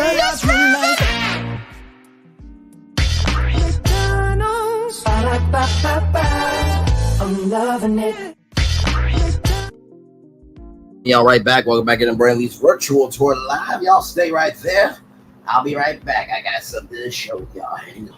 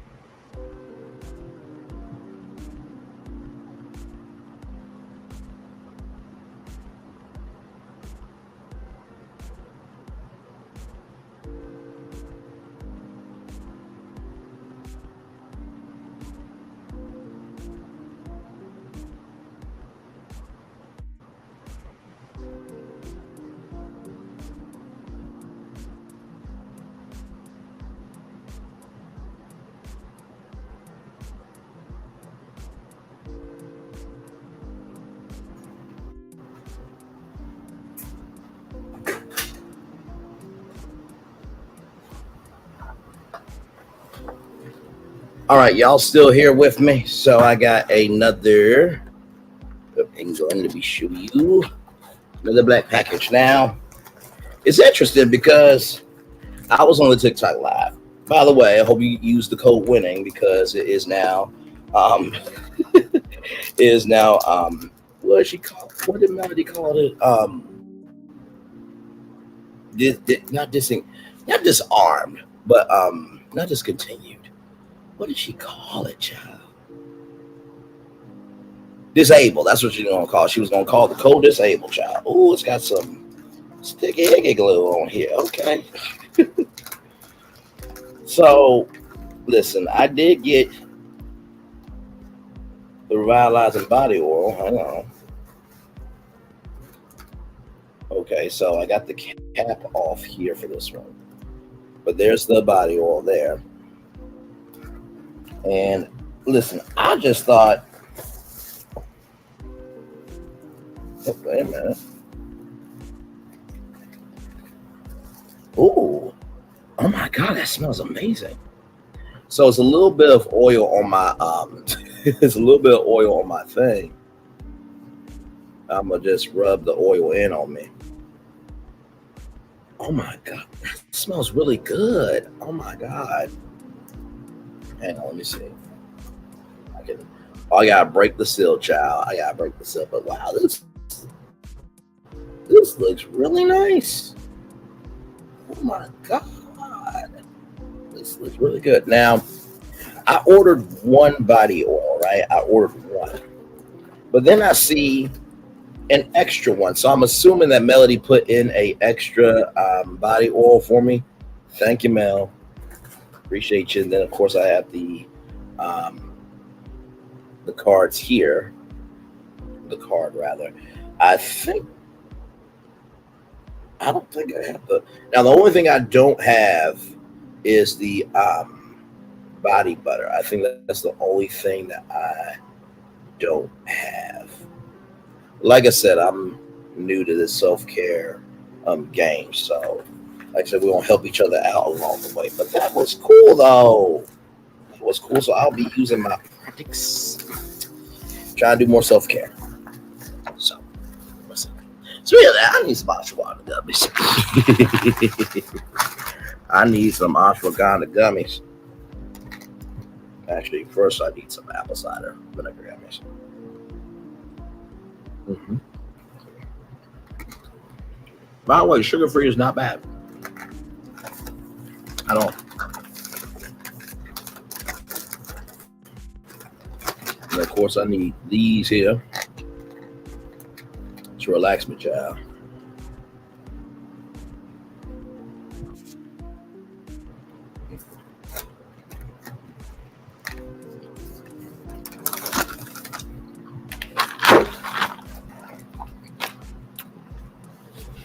All right, so the ashwagandha is giving me like a deep berry flavor. It's not bad though. It's not bad though. Bag off camera. That oil smells really good. Oh my God.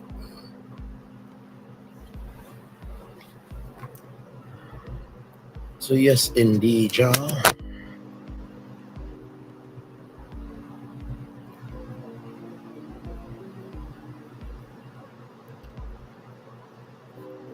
Let me see who's live right now. Let me see who's live. So I saw Queen Sheba was live.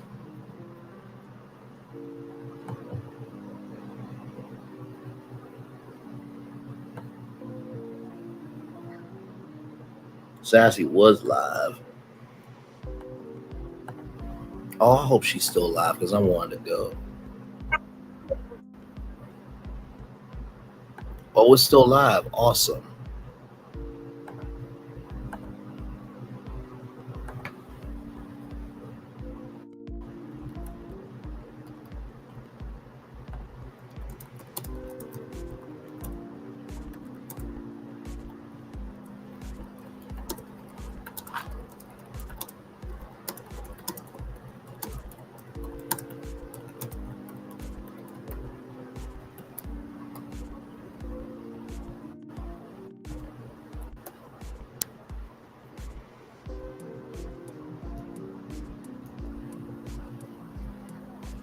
So y'all, there's this content creator named La Rena Creole, and she is talking about Disney's Epic Universe right now, and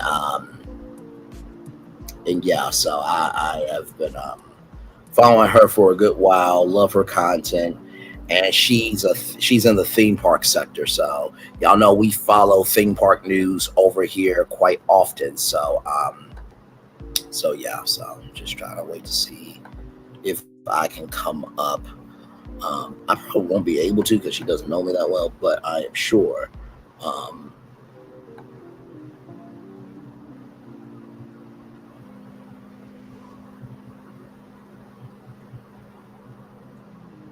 But yes.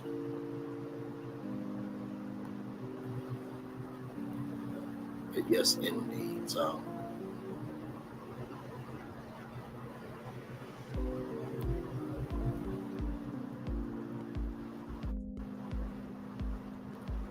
But yes, indeed. 2 people in the building with me, just chilling. Glad to have y'all here. Glad to have you here.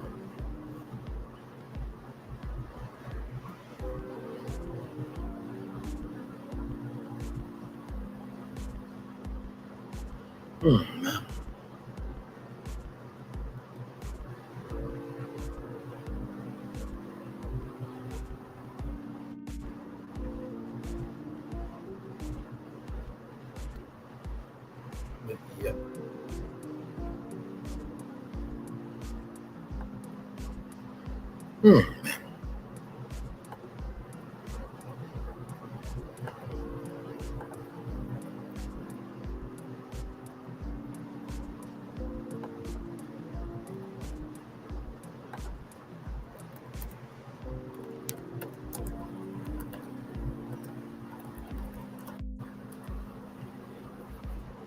But yeah, so we're just chilling. I think CEO Finance Queen said she was going to be coming back here in a little bit, but I don't know how long because y'all know she the CEO. Okay, she the head operator in charge. HOIC. I say that lovingly, of course.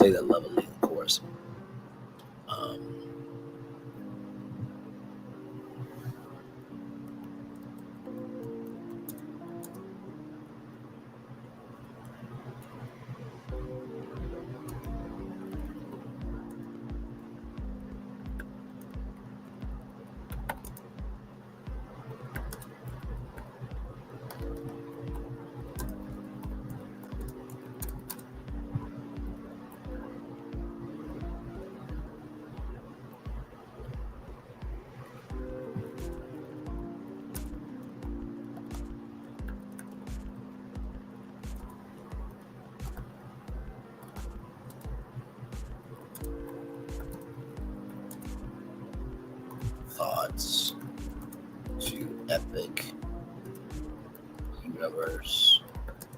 I have been y'all, covering it on my channel. Hashtag I am a theme park nerd.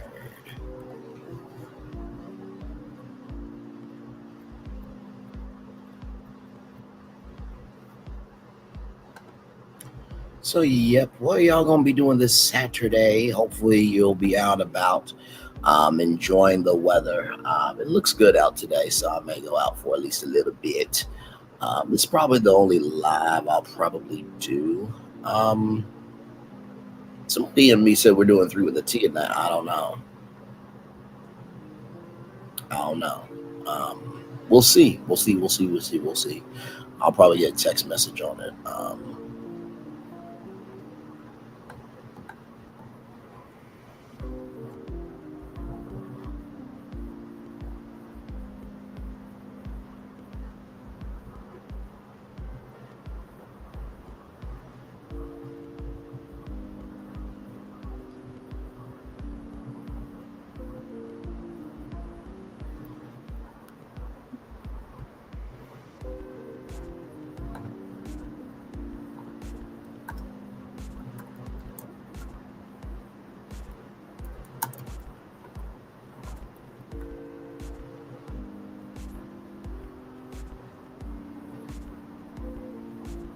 Y'all, this is so cool. Okay, I'm about to drop my link in this chat. Yay!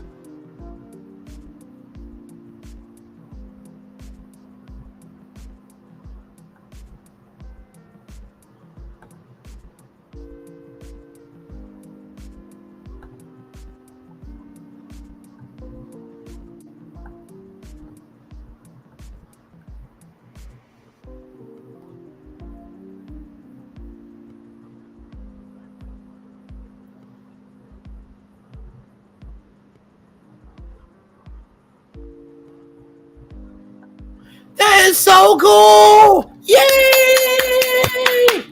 Now, see, that is how you expand yourself, ladies and gentlemen. I'm going to show y'all this real quick. Watch this. Watch this. Hang on. I'm going to go to this last part. I can pull it up. Hang on. So, see, sometimes, y'all, you got to push yourselves just a little bit. You got to push yourself just a little bit.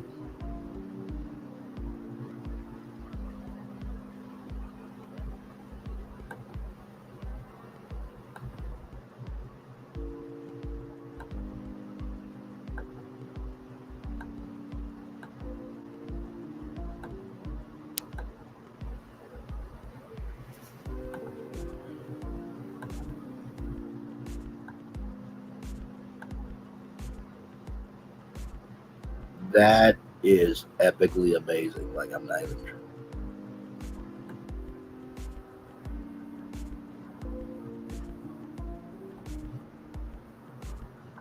Okay, here it is here, y'all. So I'm gonna show y'all this channel real quick. And this is how you diversify yourself. Watch this. At the intersection of Universal Boulevard and Sand Lake Boulevard. So that's like the back of Epic Universe. And then there's the other one that's on up. I have to say something about that particular area where that Wawa is. So La Creole is a theme park nerd. I absolutely love her content. That particular corner needs a greater deal of police presence because there have been some things that have happened there in the last couple of years. Yeah, there definitely is. It's a little bit distant from where Epic is. It would be a vibe, dude. If I ever got the experience of Rainbow Road in person, I would lose my mind. That is so cool. That is so cool. I would love to come up and give some thoughts. I'm going to cover on my channel. I'm at Braylon Lee. I'll have to check out your channel. What's the name of his channel?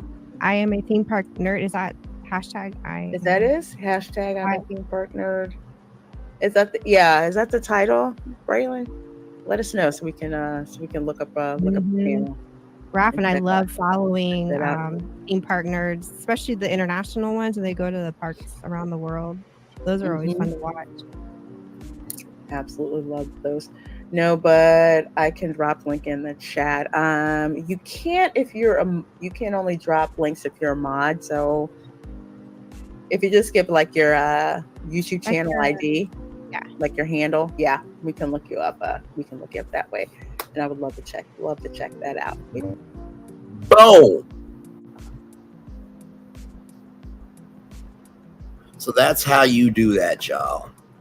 Do what you love to do, and you will always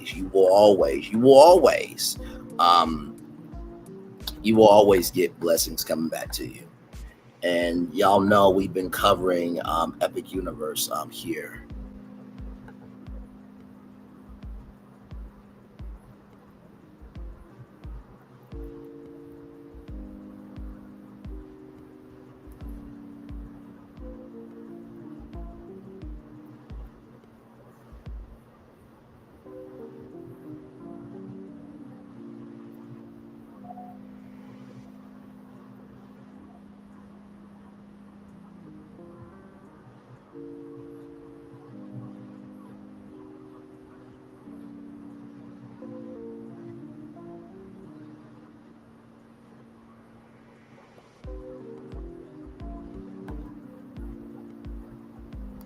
Hang on, let me see. Who was that?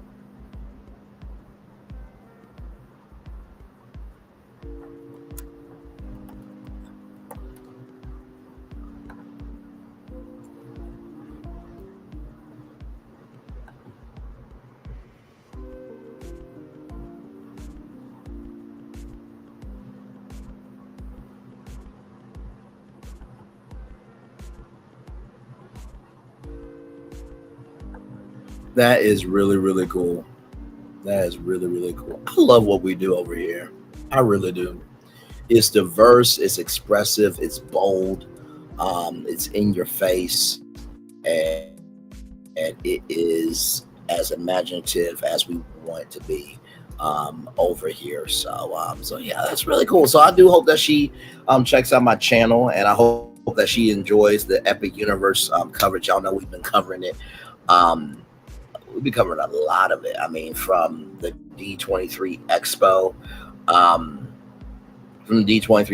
announcements that Disney made, to their theme parks, to the worlds of Epic Universe, to the breakdown of the hotel. Like, we really have gone there, and so I will keep you updated with any theme park news that ends up happening, because I love theme park stuff. I really do. I think theme parks bring out the kid in all of us, and we need more platforms to just be us, to release what they always say, relax, relate, release, for sure. So yeah.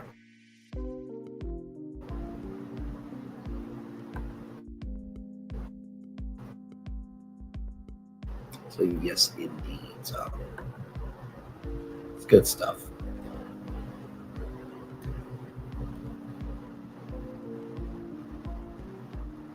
It is good stuff.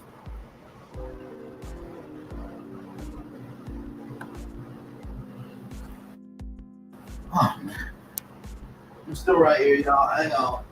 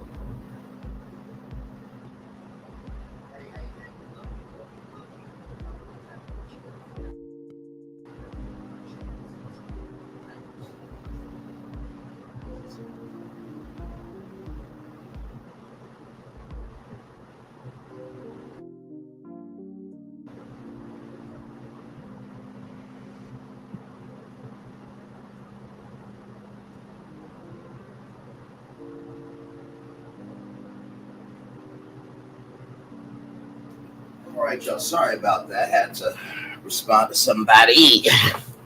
But yes, indeed. So that's going to be really cool. So I hope that she enjoys it. And yeah.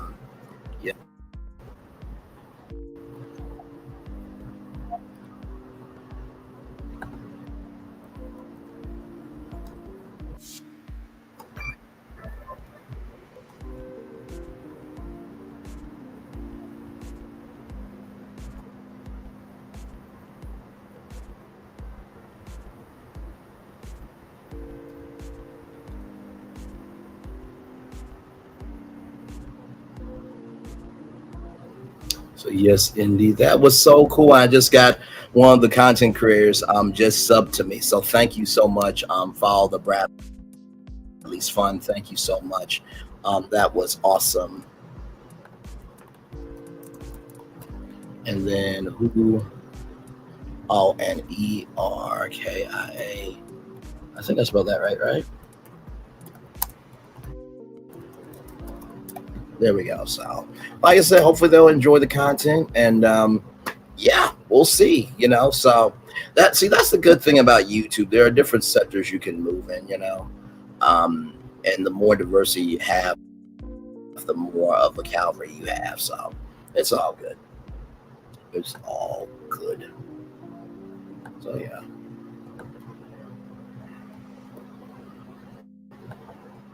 Yes, indeed.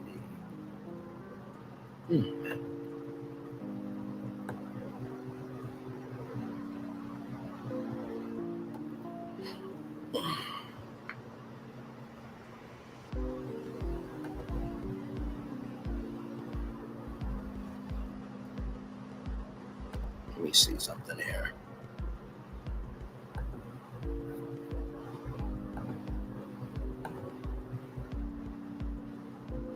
Okay, that's good. That's good. That's good. Oh wow, that's interesting. Oh my Lord Jesus. Oh wow, that's amazing. Let's look at my demographics, y'all.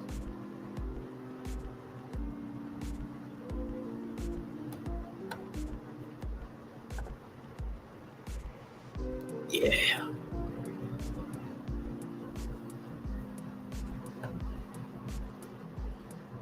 So yep.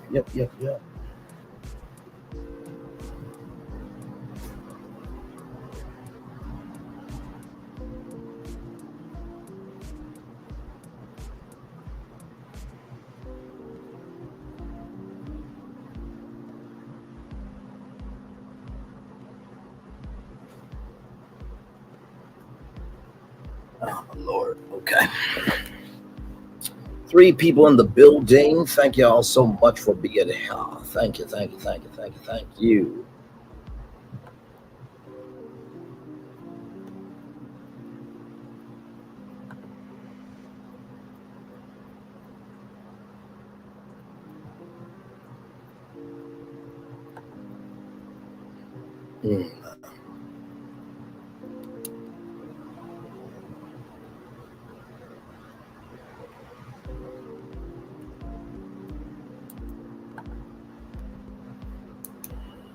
So now we are just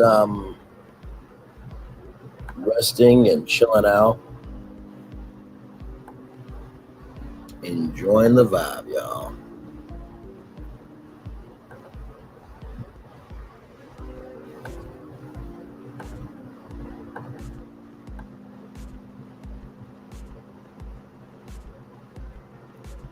Oh, that's awesome. Houston Foodie 713 just uploaded another video. Shout out to her. Whoop, whoop. Another the great CC.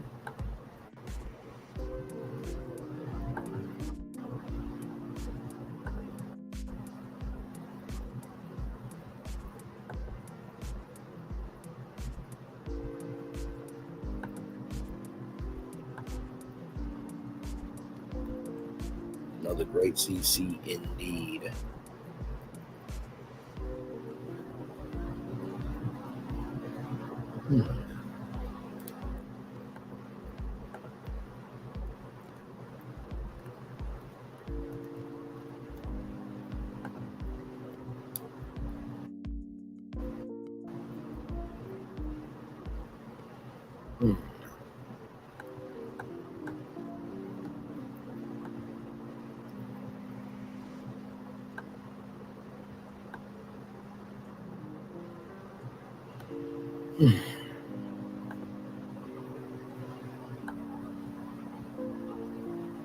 Yes, indeed.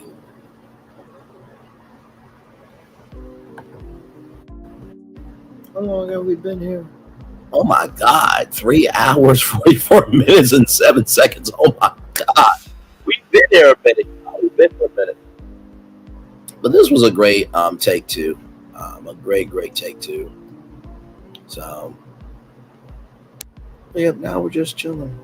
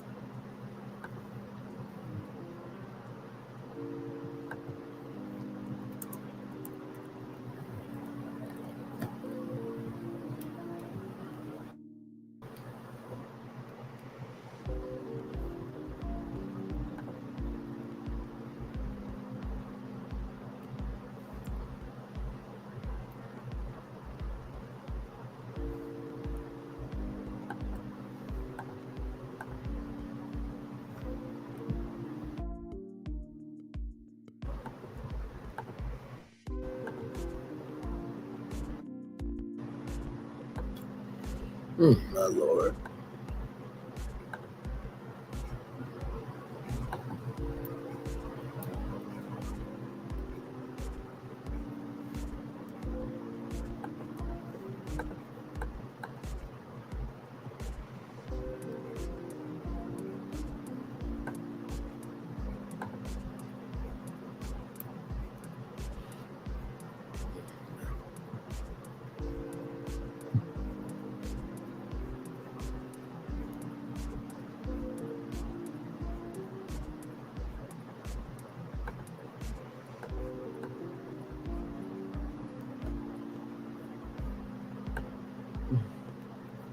Two comments. Let's see here.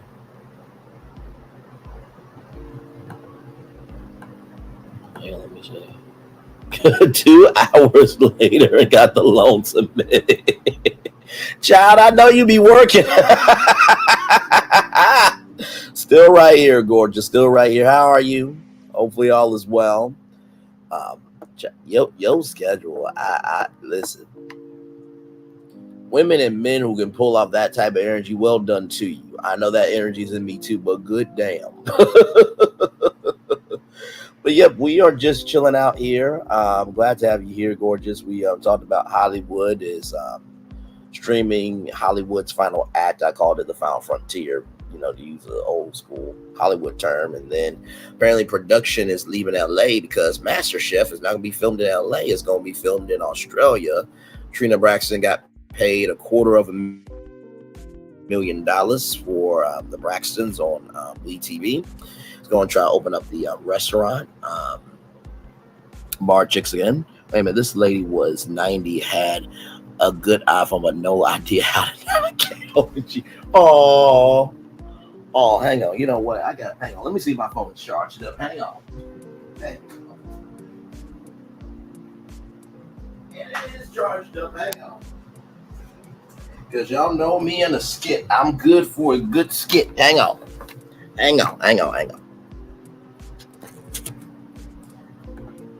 Well, you see, baby, I got this iPhone. You see, my grandkids got it from me. And so what's Safari? Do I go through the Safari? Because safaris are in Africa. Now this is an Apple phone. Like, I thought apples were supposed to be eaten. I'm sorry. By the way, last thing. What is FaceTime? Do I put my face, on the clock? What do I do, baby? Because I don't know how to work this shit.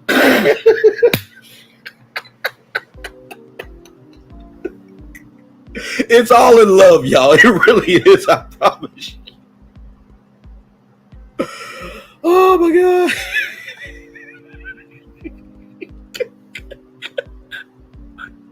Back off camera. Anyway, see. Oh my God. Okay. Or the words of Wendy Williams, I have no face nor time for that. Which, by the way, she should get that on some clothing, okay? SMH, I just went through 2 hours of it. Don't make me relive it, sir. That's mean. That's mean. You're not being very cutesy. You're not being very mindful. You're not being very demure, Braylon, sir. Understood. I won't make you relive it. Oh my Lord. That's what happens when you are that creative. You can make a skit out of anything. All I did was just improv. That's all I did. Now I do believe that if I didn't get into radio or TV, if I could do improv movies, I would have a legendary career. Absolutely legendary, without question. Without question. So if you want to come up, just let me know. I'll drop the link for you.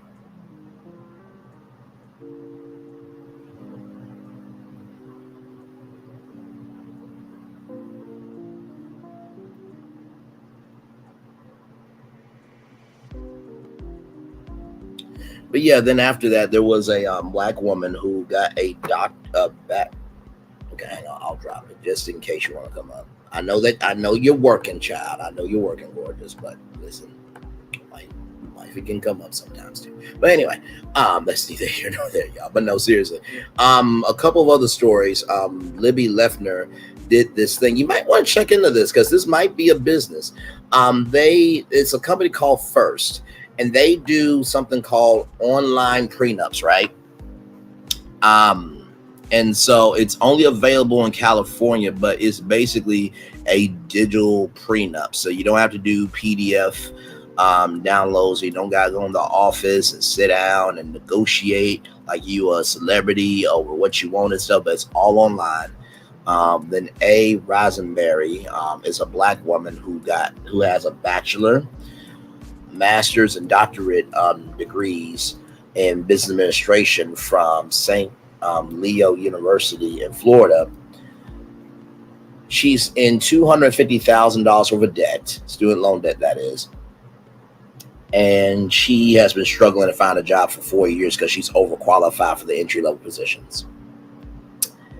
Then there's a thing called gate lice at American Airlines and at airlines across the country and around the world. That basically it's just people.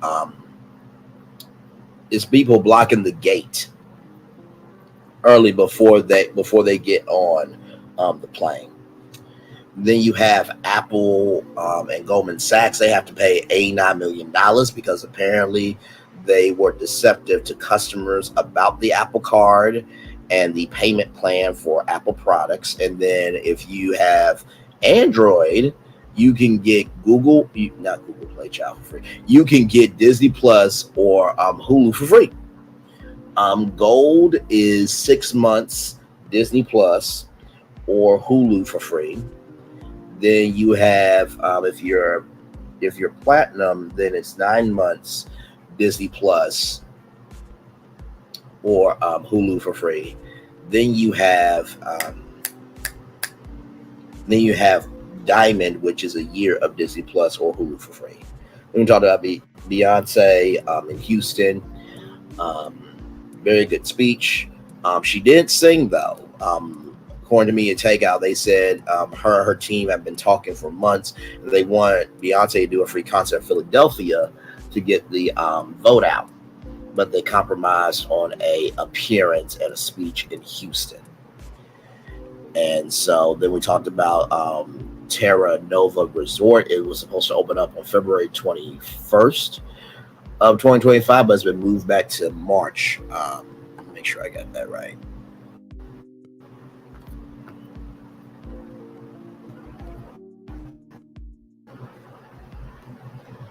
So no, I'm sorry. March. It was supposed to be February 25th for the Universal Terra Luna Resort, but now it's being pushed back to March 25th, 2025. So those are the stories of the day. Oh, I gotta show you something. I just got this in. Now it's got a little oil on it, child, but there is the 7th Avenue body scrub. The oil smells amazing on it. And I ordered one oil, but Melody gave me 2 of them. So there's one. And then there is another one. So I'm going to try out this self-care thing.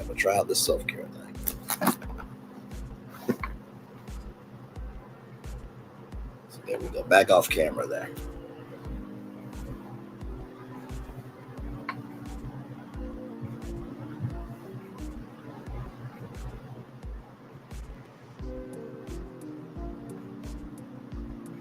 So yeah, I feel like everybody should be getting their stuff coming soon here. So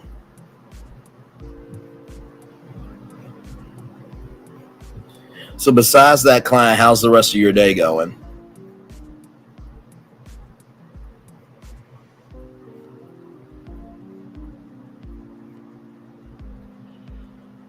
Oh, Jesus Christ. Sorry, Al.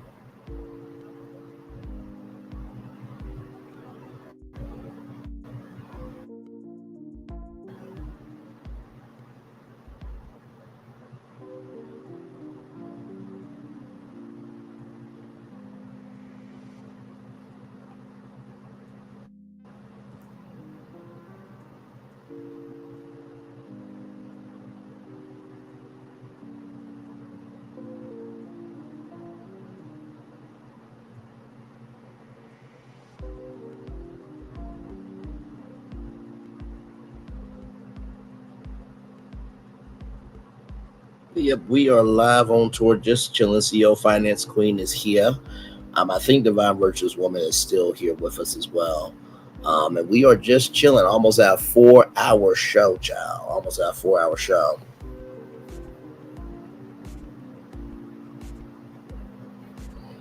Oh, Lord.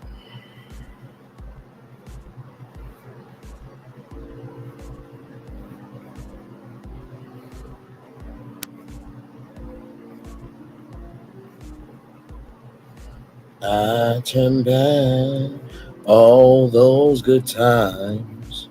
Okay. I'll be here. We must share. And I must have been blind just to think I found someone new who can love me better than you. All to me as a surprise. Oh, and I'm broken inside. I'm trying everything I can find, but I still can't get you out of my mind. Oh, never in this world is gonna hold me.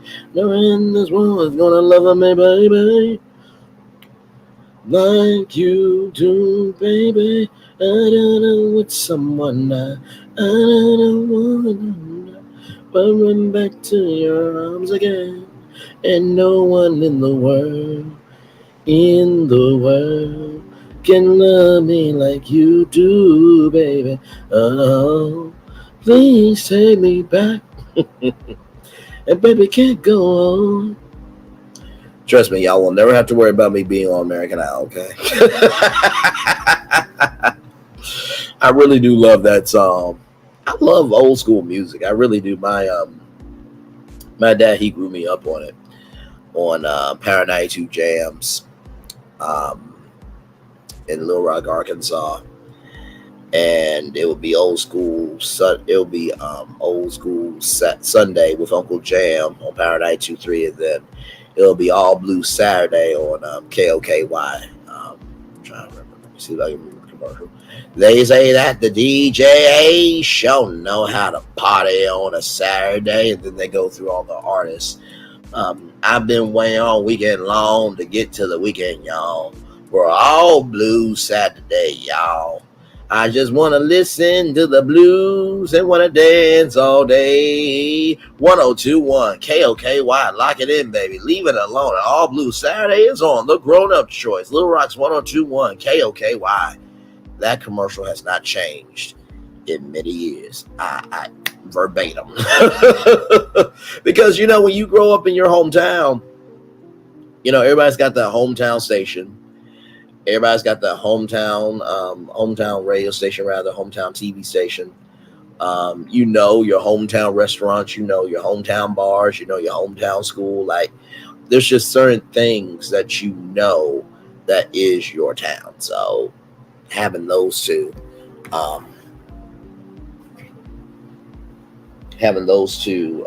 things were really important to me.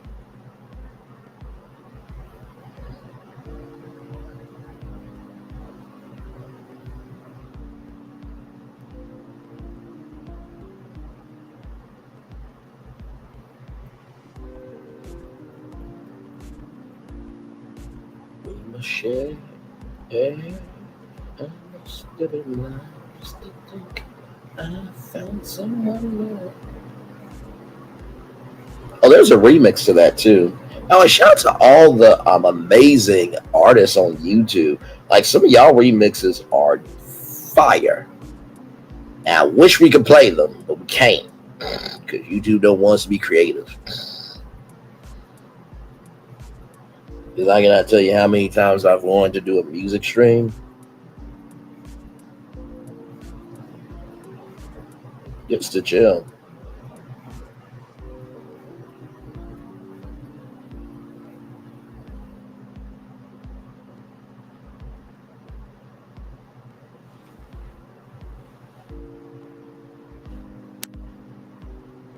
Hang on, y'all.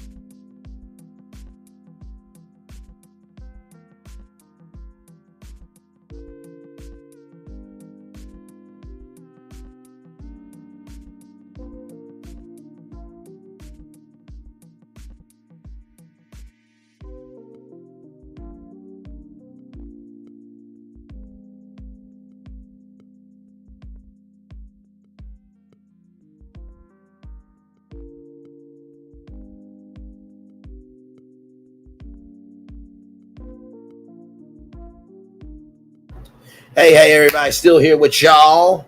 Glad to have you here. Brayley's virtual tour live. We went through 1, 2, 3, 4, 5, 6, 7 destinations. Talked about Beyonce 2 taking the stage in her hometown of Houston, Texas. By the way, speaking of Beyonce, this is her whiskey. I actually do want to try it. I actually really do. Here it is. Roll it.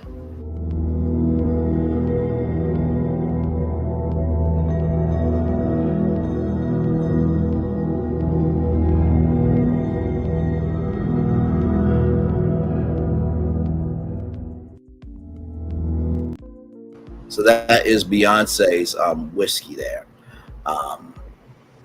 Just to let y'all know. So, in case y'all did not know.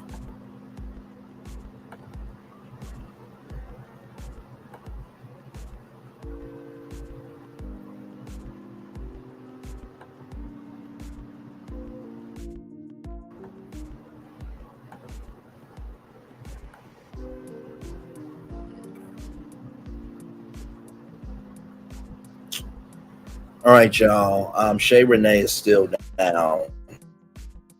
But please, prayers up for Shay Renee online. And she'll be back on these YouTube streets very, very soon.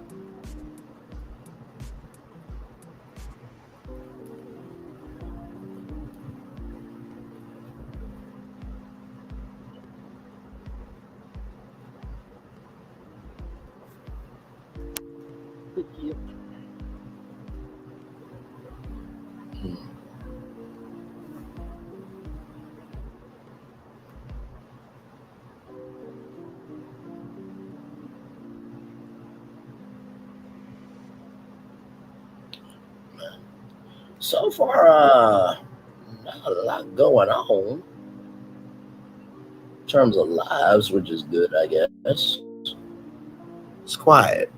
It's quiet. It's quiet.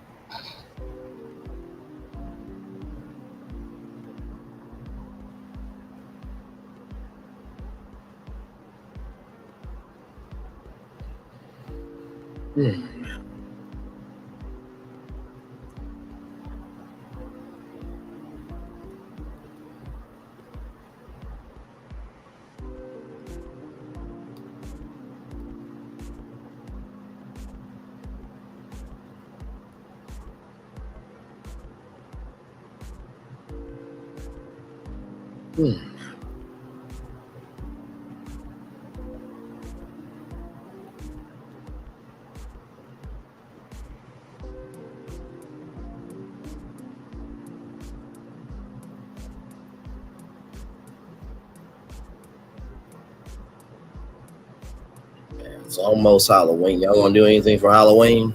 Some of my friends want me to go out for Halloween. I don't know. It was, and by the way, y'all, I think it was Kent Halloween last night because there was a lot of costumes. So I was just walking.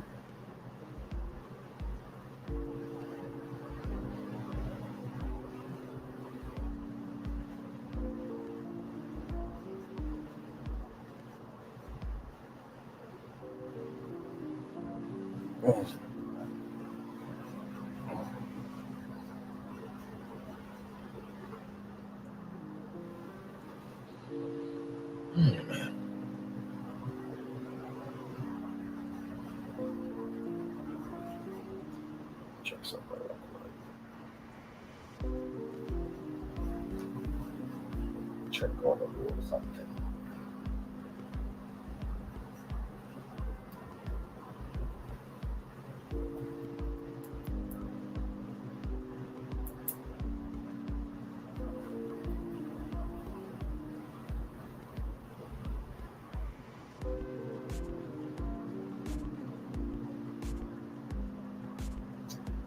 Nope. Okay.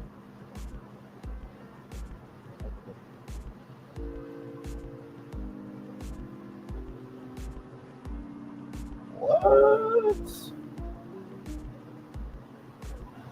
Oh, we'll have to talk about that Monday. My Lord Jesus, that's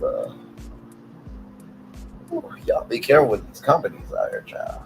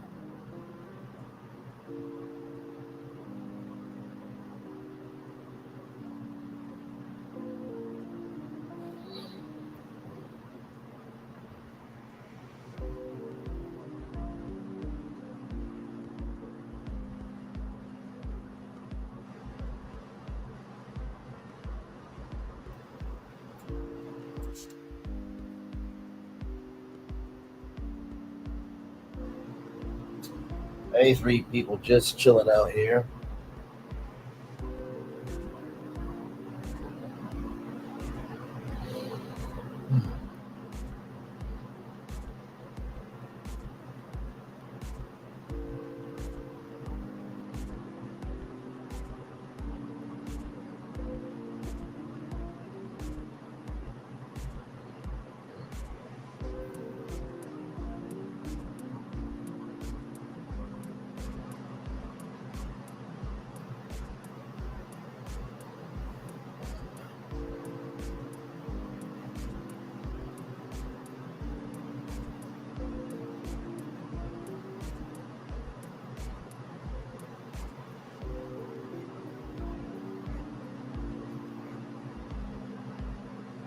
Thing.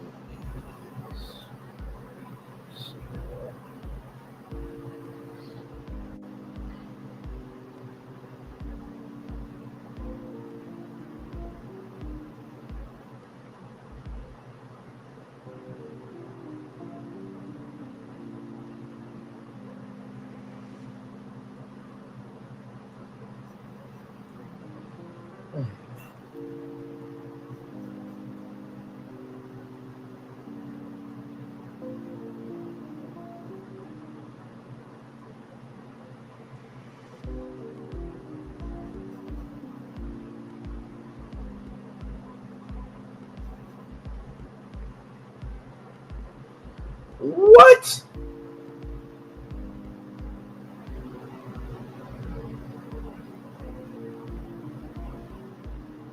I know you lying.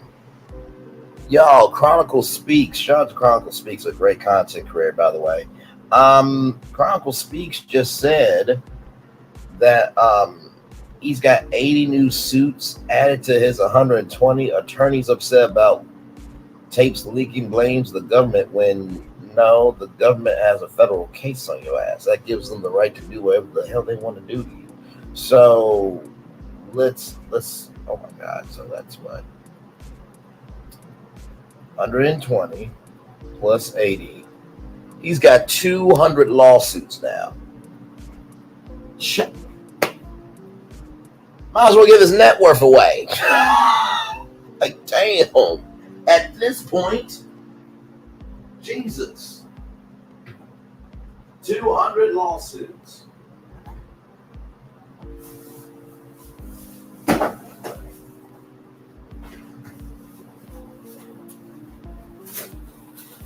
That is the number 2 and the number 0 and the number 0. 200 lawsuits, y'all. That's crazy.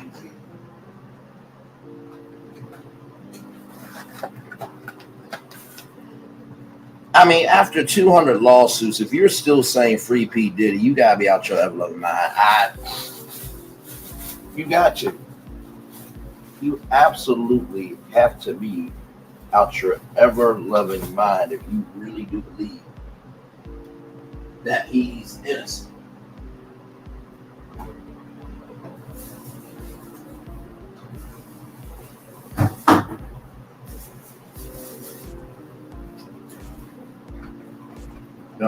Don't mind me. I'm just fixing me something to eat. Still here with y'all. But that is mind-boggling to me.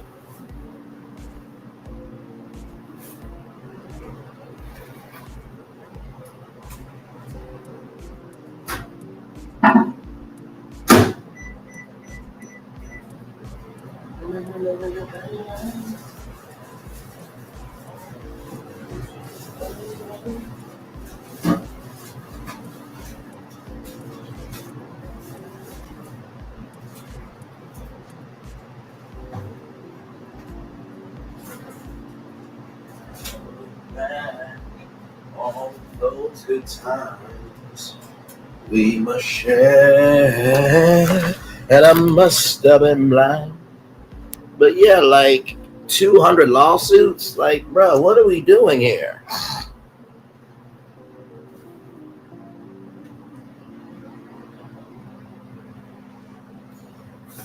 Lord. And then Make It Make Sense. Shout out to Make It Make Sense. Great content creator. Jennifer, her husband, exposes himself and tries to get blogger disbarred. I don't know what blogger is trying to do something now. Pam Esquire, she's more of a legal expert than a blogger. I know Denat, shout out to Denat. I know that Denat has gotten to legal stuff before because he was there with,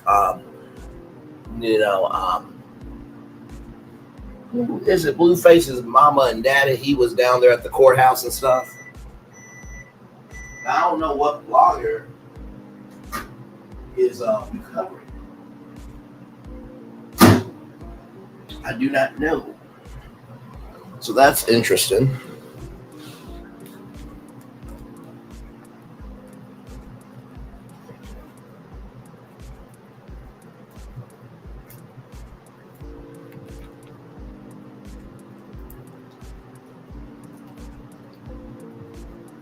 $200 lawsuits, y'all, for Diddy. 200.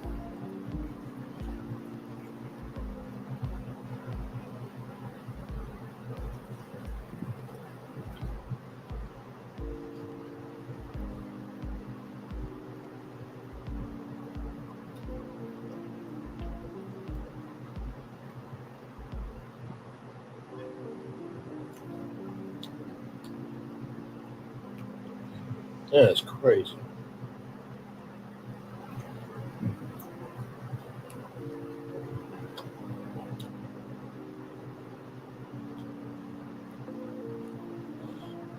Lord.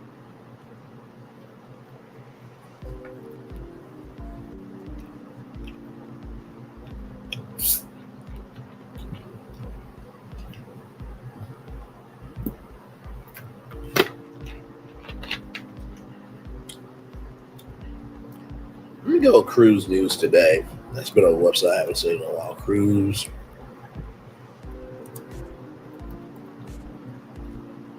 News today.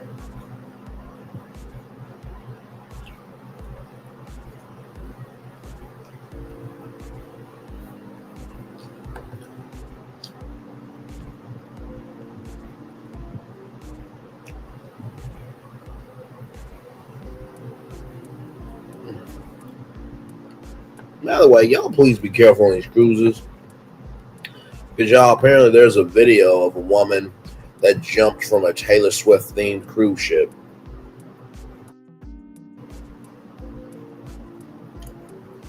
Child.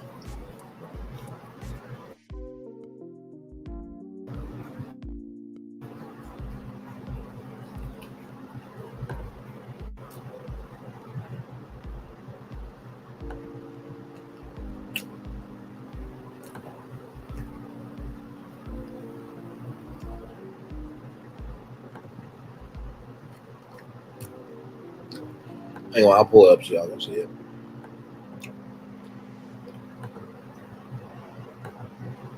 Just craziness.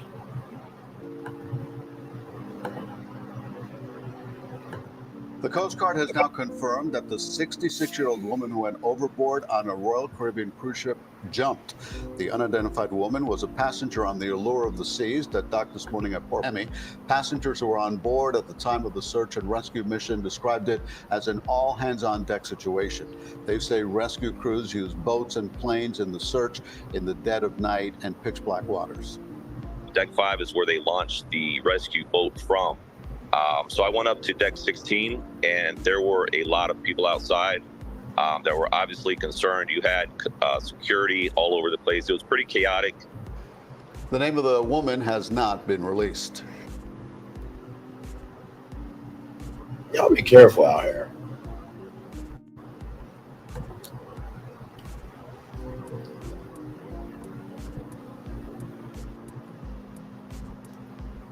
please.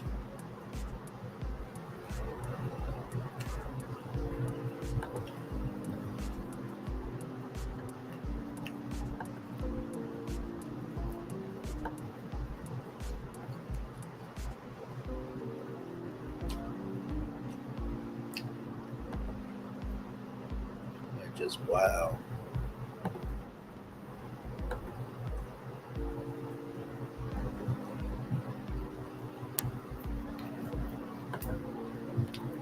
Cruise.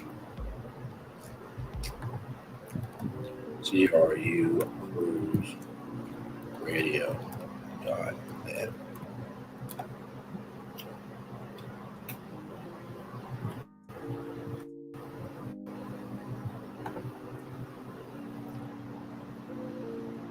Man.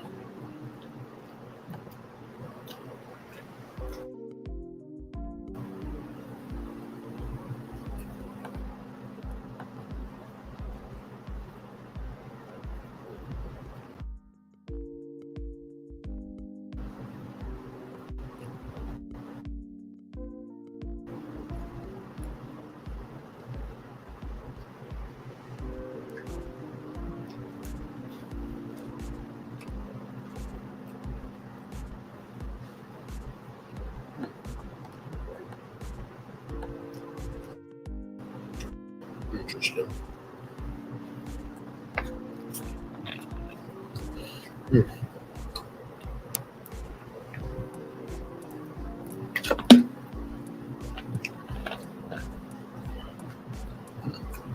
Excuse me. Sorry, y'all. Sorry for my burping. Sorry. Oh, this is cool.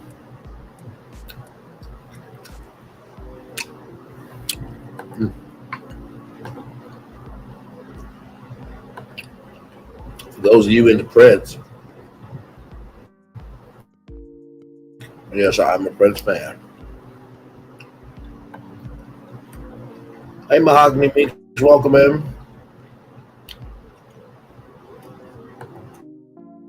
Good to see you. We're just chilling, child. I mean, on some food and just finding random stuff that interests me. So, from a 3-story racetrack, yes, that's a go-kart track, see y'all, to a live version of The Price is Right, the Norwegian cruise line goal with the upcoming primer is to provide guests with sensory overload. Interactive is the buzzword, not just elevate the guest experience. President and CEO of Norwegian Cruise Line were given it. What exactly does that mean? Rather, the executive says the goal is to go beyond expectations while providing our guests with more wide open spaces, elevated service, thoughtful design, and a variety of unforgettable experiences designed to give passengers the Wi-Fi they've yearned for and must anticipate cruise vacation. And so the Haven is their VIP class of cabins. So that's going to be the Haven subdeck. And then right here, another is what's billed as the world's first free-fall drive slide where users will experience a 10-story plunge, reaching the highest G forces of any cruise line.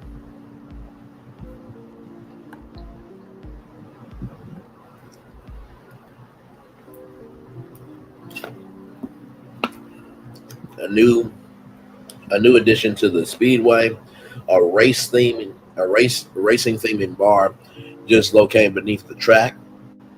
On the entertainment front, Primal Raw, the Donna Summer, the musical. The Jukebox musical will feature 20 of the legendary disco divas' biggest performances to be fully immersed as, according to press materials, the theater transforms itself into a full disco, and guests come on the show and dance to Summer's all-time greatest medleys. Then the unique theater space in which the show unfolds is a 3-story venue described as being able to seamlessly convert from a state-of-the-art state-of-the-art performance stage to expansive dance floor, featuring customizable sitting layout, the awe-inspiring moving LED screen that lowers from the ceiling and nearly is half the size of the venue. The space is used as a nightclub. It promises guests an alibi experience where they can dance until the late at night. A kaleidoscope of high-energy music and innovative special effects. Of course, there'll be live-action shows of Price is Right, Supermarket Sweep, Beat the Clock, and Pressure Looks all together. Now, big bucks, no whammies. And then, of course, the first tidal wave water slide on which guests. Wait a minute, did I just see a? Hang on. Let me move this out. I thought I just. Okay, maybe my show again. But I thought I saw a plus size black woman holding gold bar. Okay, shout out to the elevated marketing. Shout out to that. Primal will boast wraparound.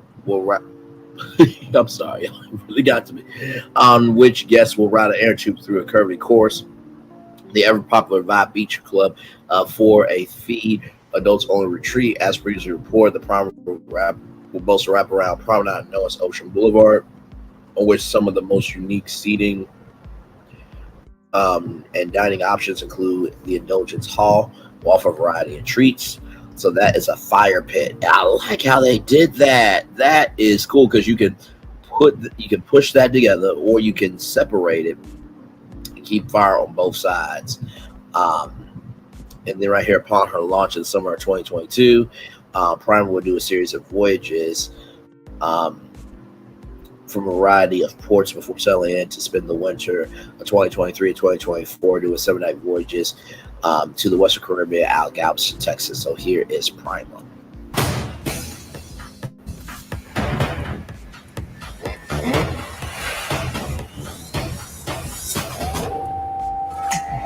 Yeah, that was a plus size woman. Step aboard Norwegian Prima, where you can zoom around the only 3-level racetrack at sea and feel the rush of the fastest slides on the open ocean.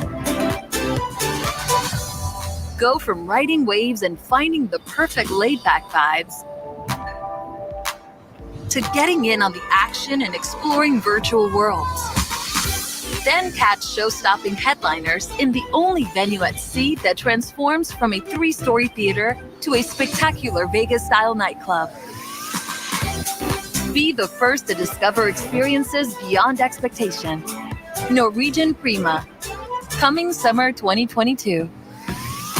Yeah, Norwegian has been stepping up their game for damn sure. So yeah.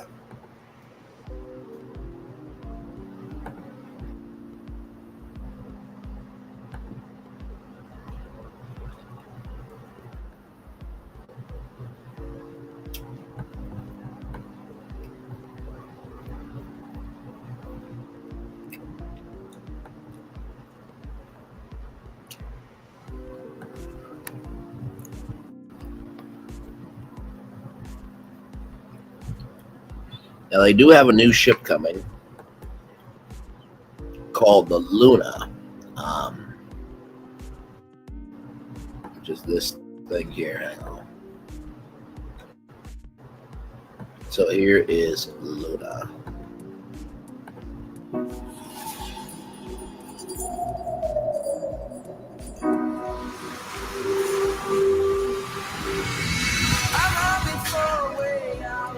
This fight. Today you're gonna keep your faith, all your motives bright. Even for the rain.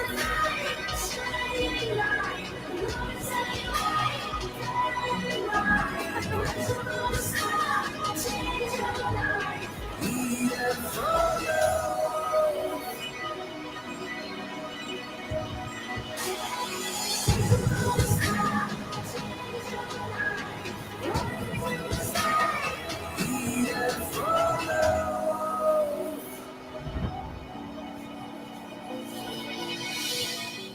But there you go.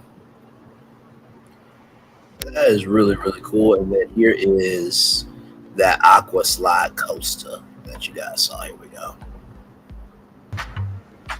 3, 2, 1. Show me something. Bright light, showtime, burning like an oven. Turn it on. Oh wow, slide coaster. Show me something. Oh my. Bright light, showtime, burning like an oven. Turn it on. Wow. Show me something. Show me something. Show me something.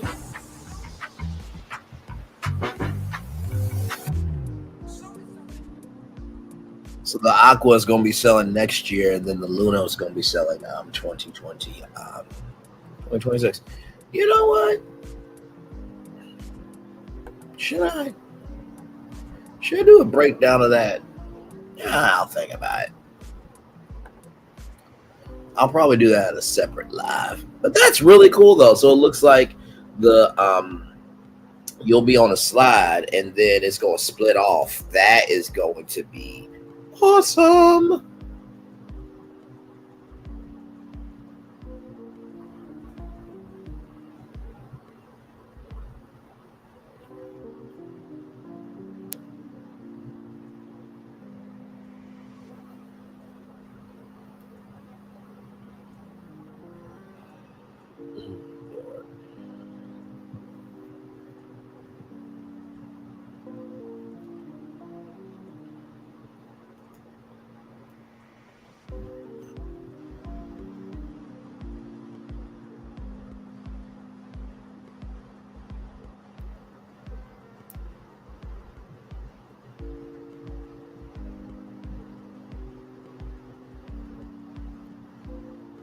We are just chilling, y'all.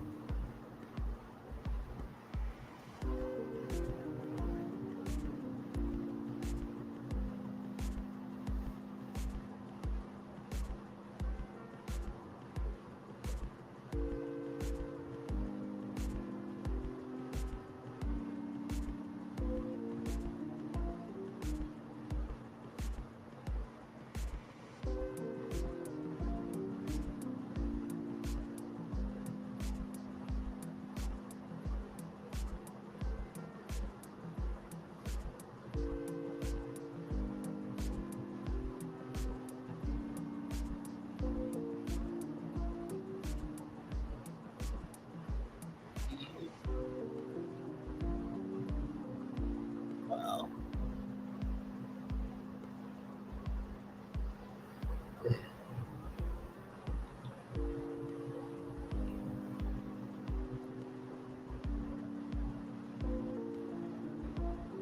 Oh, man.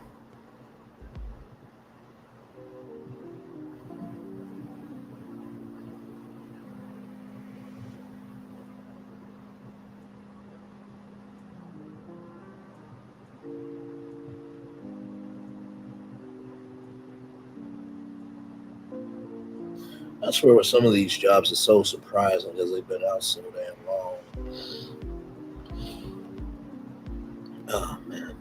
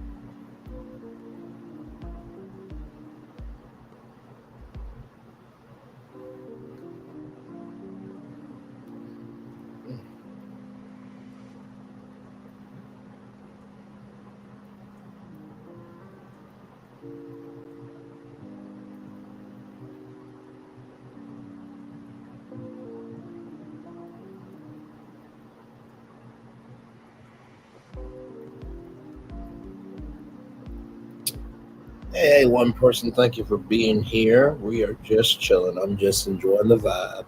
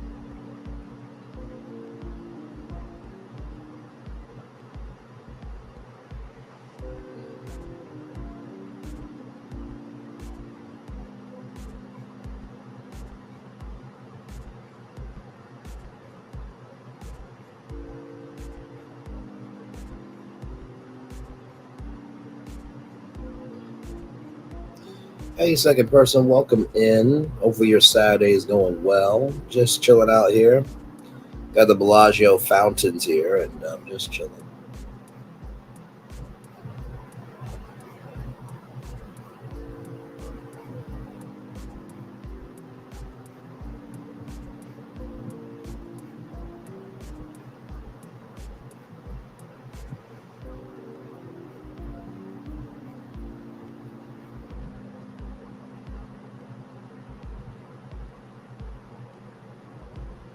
Hey, welcome in.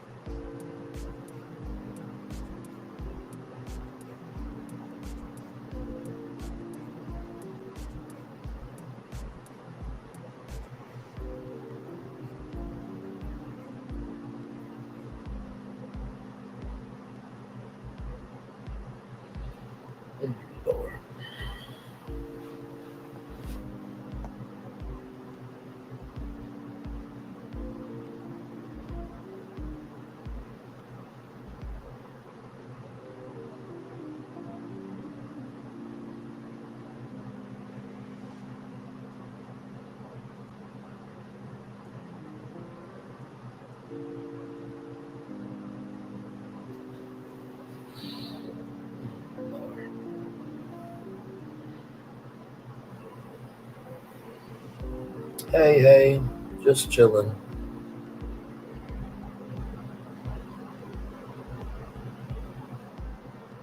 Just chilling.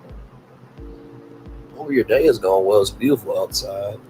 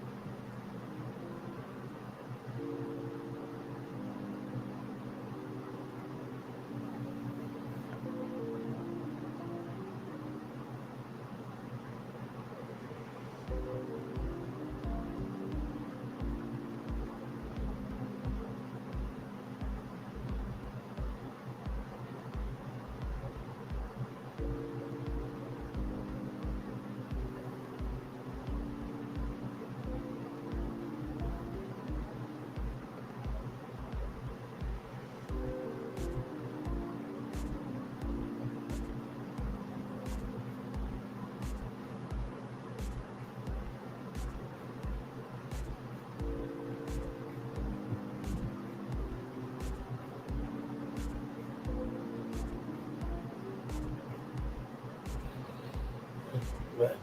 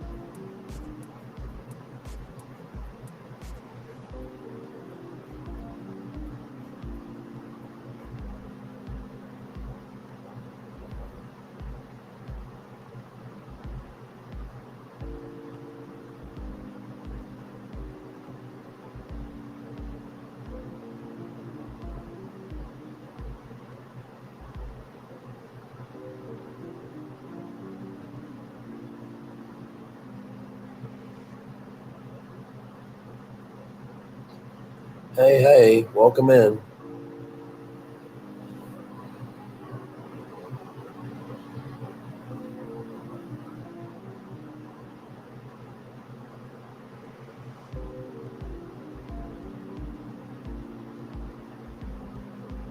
We are just chilling.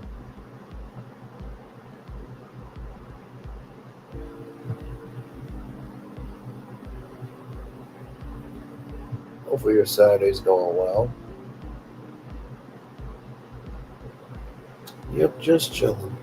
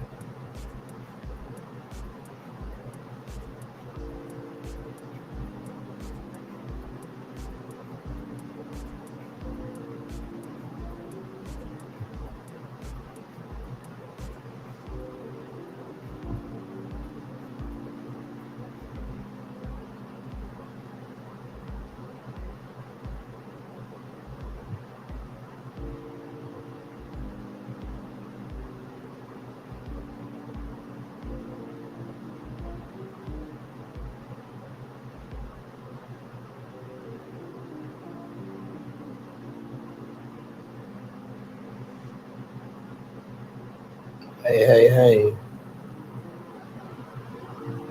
Almost getting to a 5-hour live, y'all.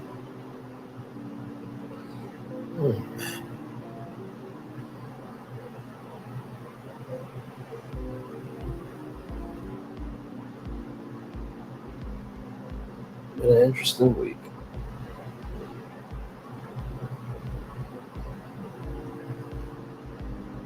Very interesting week, y'all.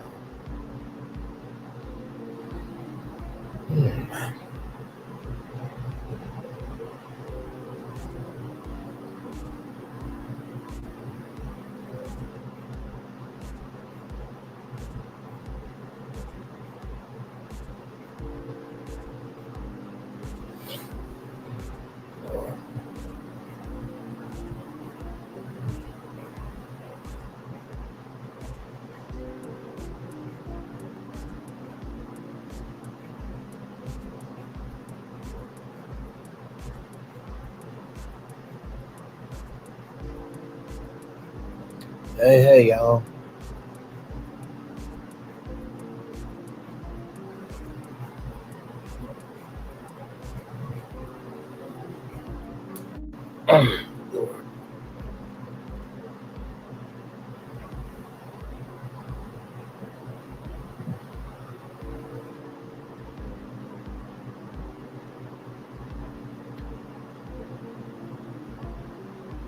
A water park day sounds fun today.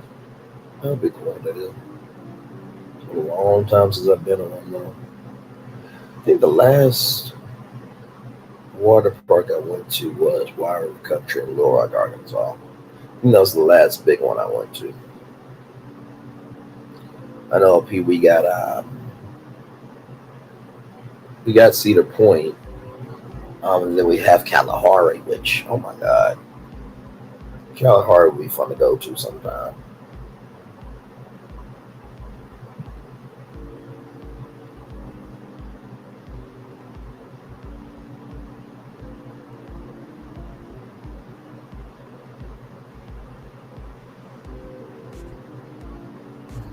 Y'all go to water parks at all? Or y'all like them?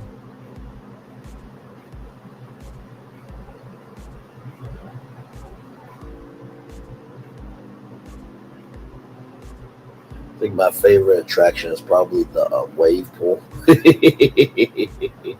And everybody's scrambling. Oh man. You get some what they say, some gnarly wipeouts in that wave pool. And sometimes too, when you're really just chilling and then it comes over you, you least expecting it to. And gotta get your nose adjusted and everything. Oh man, but they're a good time though.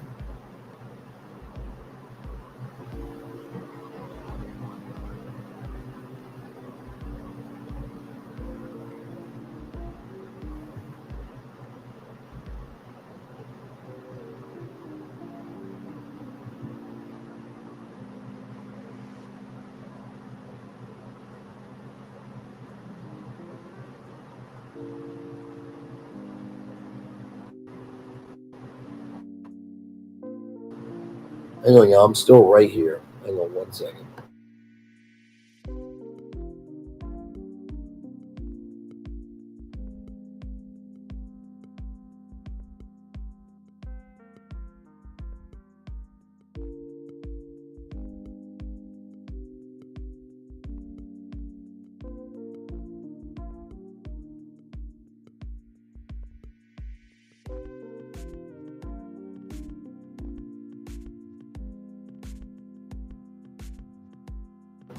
Hang on, y'all. I'm still right here with y'all.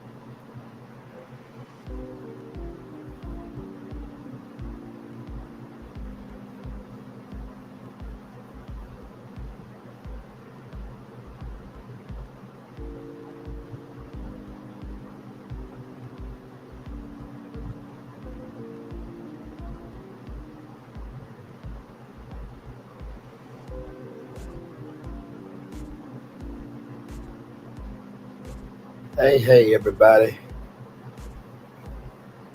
Glad to have y'all here. We just made it to a 5-hour show. Just chilling. We did all the We did all the 7 topics 2 hours ago.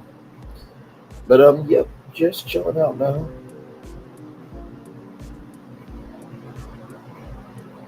Thank y'all for coming through and being here. Appreciate y'all. Hope your Saturday's going well.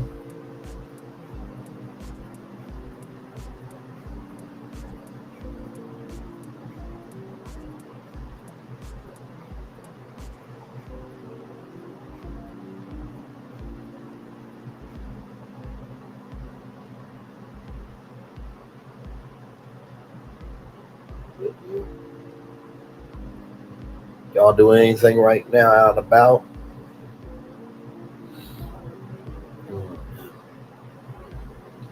Like I said, winter will be here before you know it. So everybody's got to get their jackets and coats and scarves and be bundled up rather, where you can't move. I do not like that season. I do not like it. It's treacherous. It's treacherous. I mean, if you live where there's snow, you gotta do what you gotta do. But still, it's just snow. Now, Arkansas will be 1 layer of snow on the ground. School is closed. Here in Ohio, we'll wait. And I feel so bad for the kids because I'm just like, if it's 10 degrees, I ain't going to school. I'm kidding. Just be out your ever-loving mind.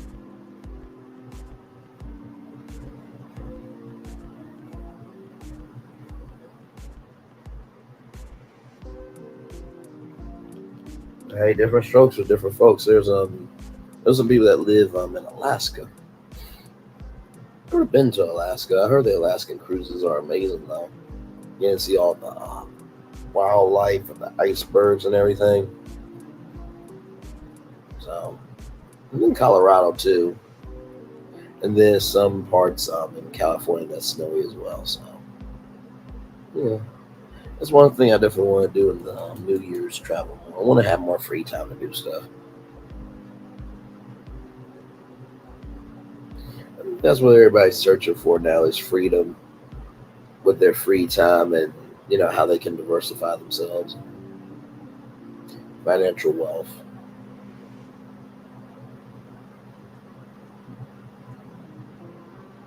Because I think people are tired of not being appreciated for the job that they do, and then they're barely making anything for it,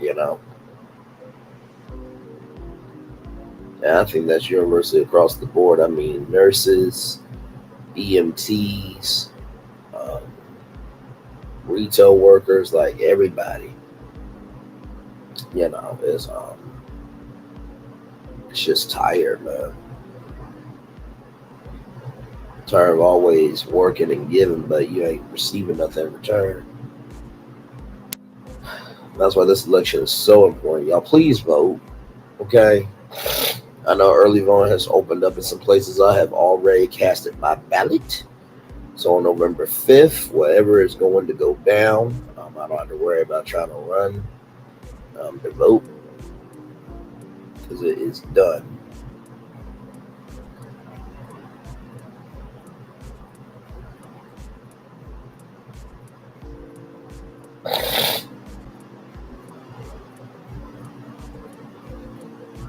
Yes, please vote, y'all. This election is too high risk for you not to.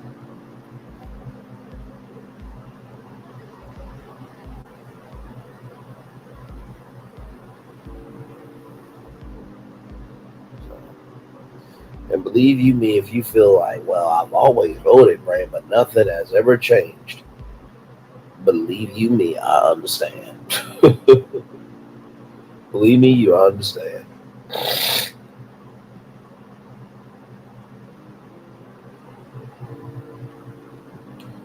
But also, too, it's been nice not having to. It's also nice not having to worry about, tweets breaking up a country and other countries not liking us and this, that, and third. So it's been nice to just have peace. So even if you don't believe anything is going to change, right? But yet you like peace, vote for peace. You know?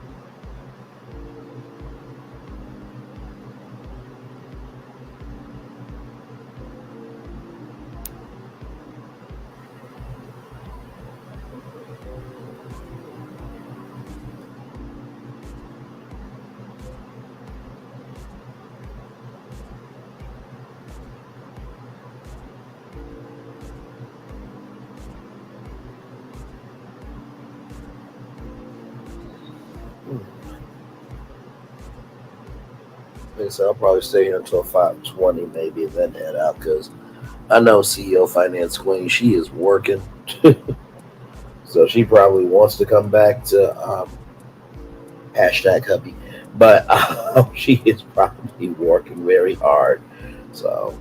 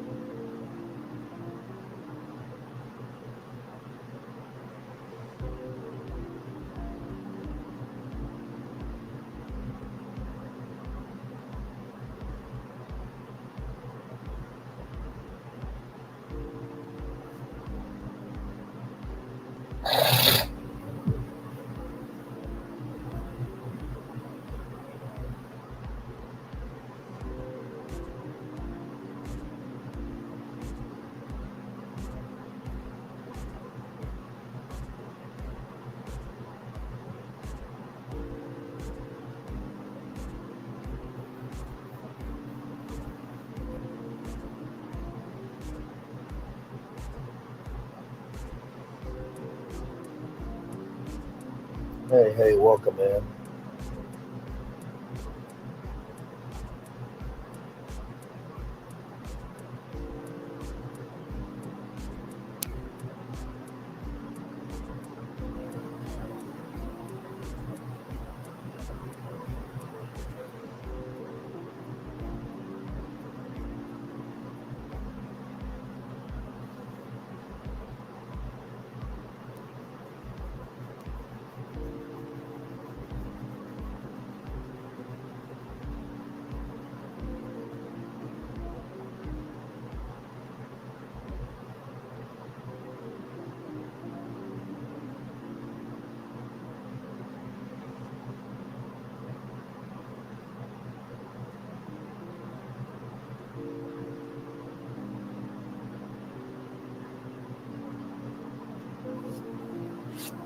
Hang on, y'all.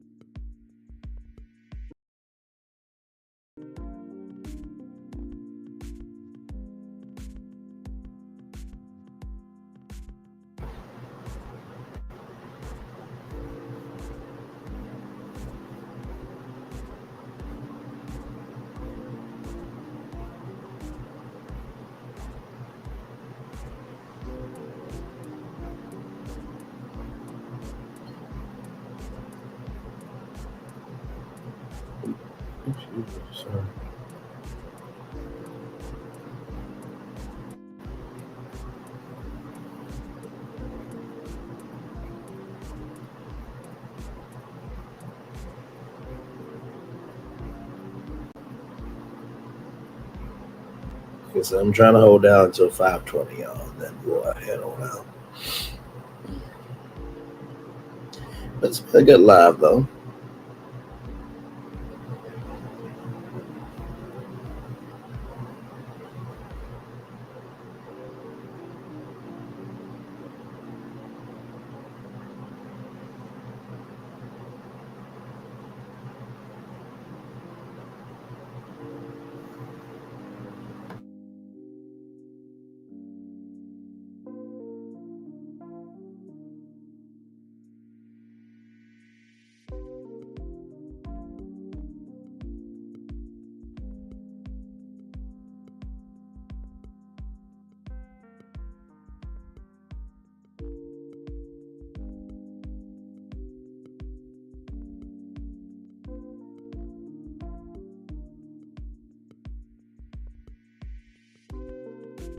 I'm still right here, y'all, just chilling.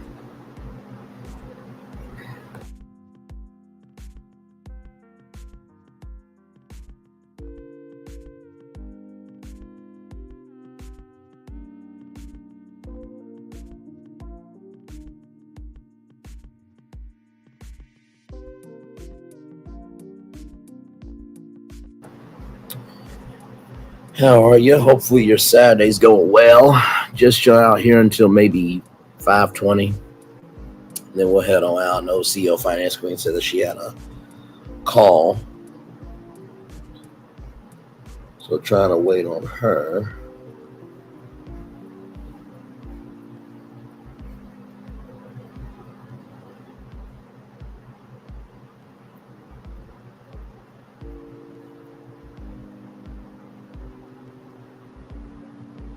But yeah.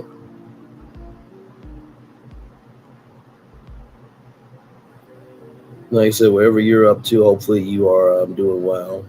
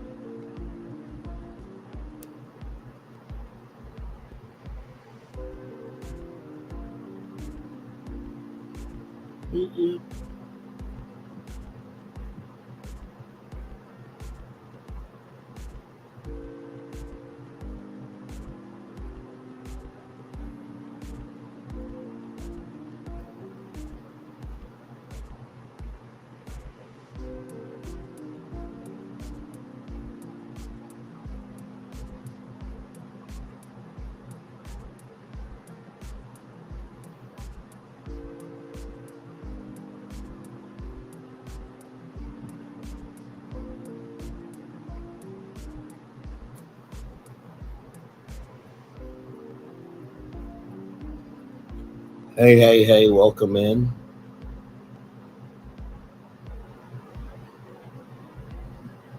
You are just chilling out.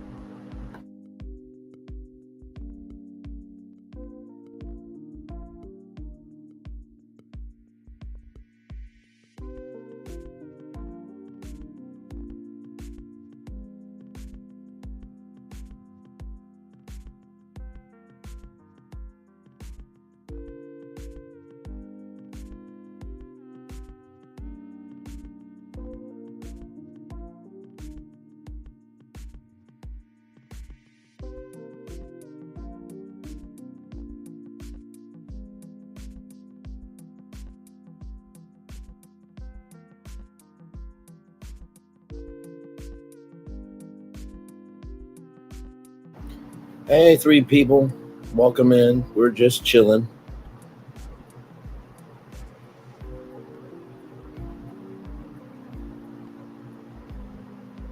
Not up to too much. Hopefully you're doing well as well.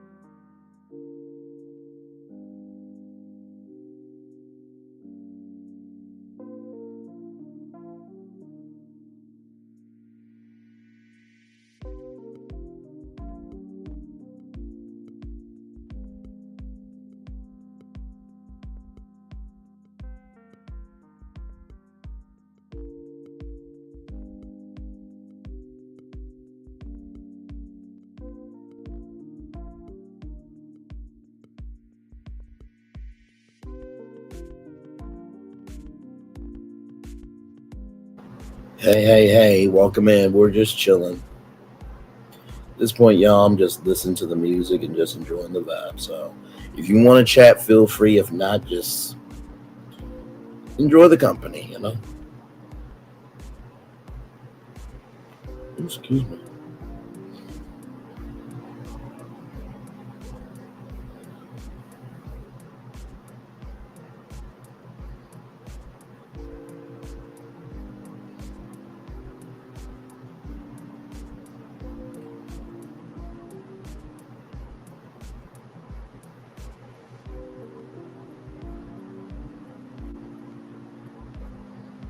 All right, I think I'm gonna do it for 5 more minutes, and I'm definitely gonna head out because I can't. Child, it's 4:21. It's almost the end of the day, child.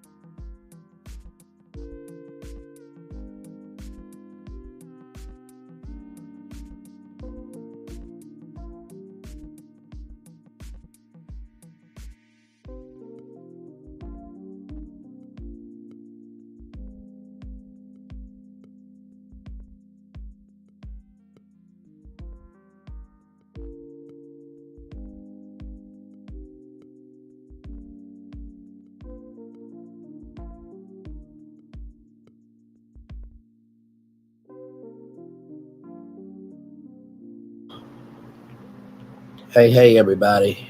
Welcome in. I think I'm going to close it out at 5 hours and 25 minutes. I think that's what we're going to do because, Chad, I think we've done all we can do. At least that's what I'm thinking, Chad. So I won't give y'all the long commercial break one. I think I'll give y'all 3 commercials and then we're out. No, that's not what I want to do right now.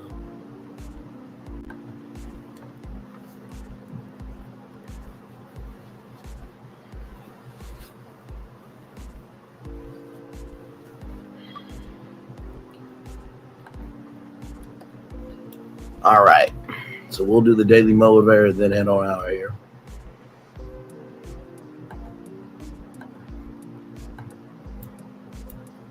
Thank y'all for hanging in there with me, even though, I was just chilling. Miracles are not in contradiction to nature. They're only in contradiction to what we know of nature.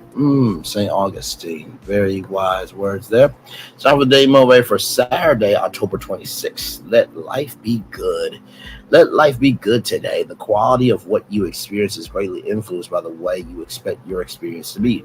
So expect goodness, offer kindness, and make gratitude your default position. Be eager to tolerate, be reluctant to condemn, and mindful of the best possibilities. Challenge yourself to see the beauty that might otherwise be hidden. Allow even the extraordinary moments to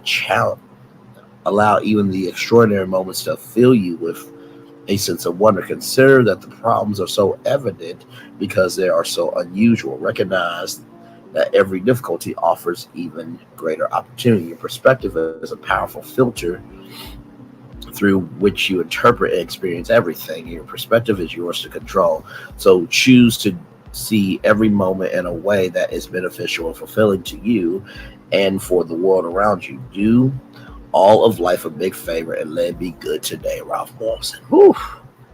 Man, what a word, right? So when we're talking about let life be good, it has to start with you. I know I've done how many of these motivators? It's always you. As I'm saying it to you, I'm saying it to myself too. We have to allow ourselves to receive the good in our lives. We do. Because sometimes we reject the good because we feel like we don't deserve it. Other times it's like, well, good damn. After all this, do I really want good under these circumstances and this, that, and the third? I will tell you this. If you don't let life be anything of value, it will be nothing of value. I will say that again. If you don't let anything of value, it will become nothing of value. If you don't allow anything to have value, it will not become anything of value. That's the first thing I would say. The second thing I would say about let life be good, is that today's a new day. It absolutely is. And I am pulling still for Shay Renee to come back online. I am. Because, God has a way of showing up in a way that ain't nobody expecting. And so all you can do is just stand on what you are able to do. So if you want life to be good, just stand in your good. And finally, when it comes to let life be good, is recognize that there are so many supporters more than you know. And just because you don't see them doesn't mean that they're not there. Appreciate everybody that deserves to be appreciated. If you can do that, you will always let life be good. With that being said, it's time for the best outro on YouTube. Know what you do and do what you know. Never say you want more, especially because you will always want a blessing and trust. You may not be where you want to be, but by the end of it, you'll be where you need to be. Do what you've been chosen to do. Why it's one thing to call yourself, it's another thing to be chosen. One love, much love, all love. I have spent time with you. You have spent time with me. And hopefully, by spending time together, we'll be great together. And always remember, when you're doing radio, television, YouTube, living your best life, or you are grateful that you know whose you are, you know who you are, and others see who you are. Make sure the replay is not just ready for you to watch it, not just ready for this to it, but if you want to experience it again. I love you, I value, I embrace you all. Always remember, or receive love, you gotta give it, or receive love, you gotta give it, or receive love, you gotta give it. Wherever obstacles you have overcome, wherever successes you have achieved, I'm extremely proud of you. But if no one else is proud of you, be proud of your damn self. And finally,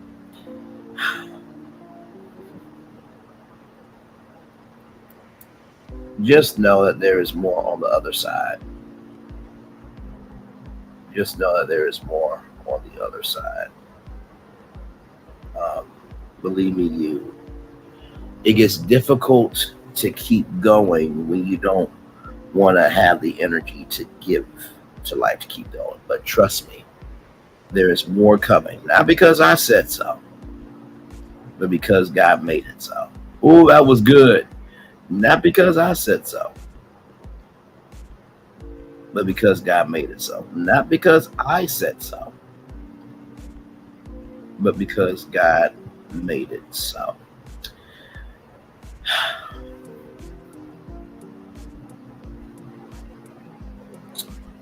Did I say everything? Always remember, receive love, you gotta give it, or receive love, you gotta give it, or receive love, you gotta give it. Wherever obstacles you'll overcome, whatever success you have achieved upon this particular day, I'm extremely proud of you, but no one else is proud of you. Be proud of your damn self. And like I said, with that, and I guess a bonus one, it is okay. It is absolutely okay to not give energy to things. It's absolutely okay. I know what you're thinking, like, wait a minute. But doesn't energy give life? It does. But also giving energy is something can cause destruction too. Seriously. So please be careful. Please be careful of what you give energy to. Because I promise you, you want something to die, don't give it energy. Eventually it will have to die. It will. So that being said, one love, much love, all love. I feel love is in the right back to you. Commercial break and fireworks are coming your way for the day that is happening right now. I feel the love. I send it right back to you. CEO Finance Queen, love you, gorgeous. I tried to stay on for as long as I could, but I gotta go. But you got my you got my digits. Call me, beat me if you want to reach me. Love you very much. Love all of y'all in the chat. Much love, everybody. Bye.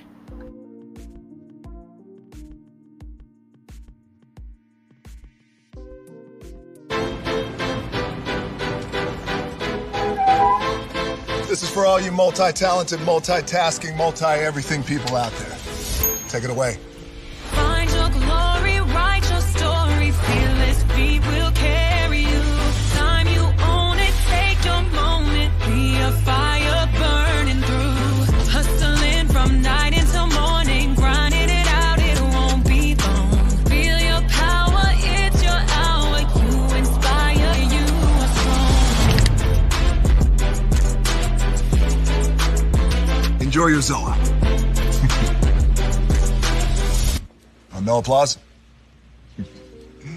You're all fired.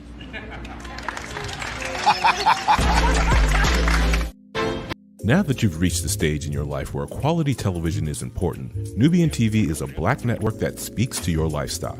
Nubian TV is the world's first digital network devoted to the upscale and political lifestyles of black people. Nubian TV's programming includes politics, travel, fashion, food, automotive, arts and culture, civil rights, music, and more. Watch now on Amazon Fire TV, Roku, or watch globally at nubiantv.net. Nubian TV, it's what you want to watch.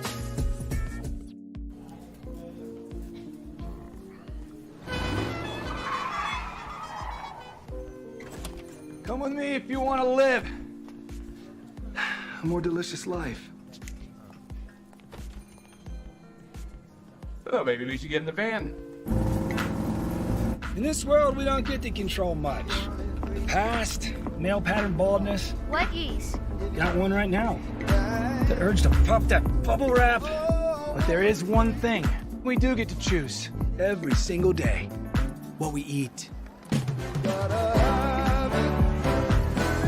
Welcome to the Sonic Department of Research and Deliciousness. We have everything you want, didn't know you wanted, and some things you didn't know were possible. Because we believe if you're not having fun, you're not living free. So come on, let's live a little. Hey, good morning, America.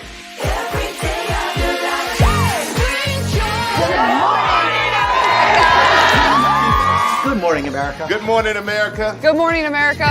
Money. Are you ready? They are ready. Covering the biggest events in the country right now. There's a lot going on here this morning. It's always a good time. That's what the show's about. That's good. Really good. Very good. Coming in hot. Jimmy coming in hot. It's far from elementary. Good morning, America. I'm not going to try to strut like Michael or anything. I have known George a long, long time. Have you ever gotten him to dance? Sure. Look at that face. You don't just see it, you feel it. I'm in. I'm in. I'm in too. I'll be there. I am here and so happy. I'm in. I'm in too. I'm in. That tells you something when Snoop Dogg's in. Michael, George, Lara, Ginger. Open your eyes. Think of the one place you've always wanted to see.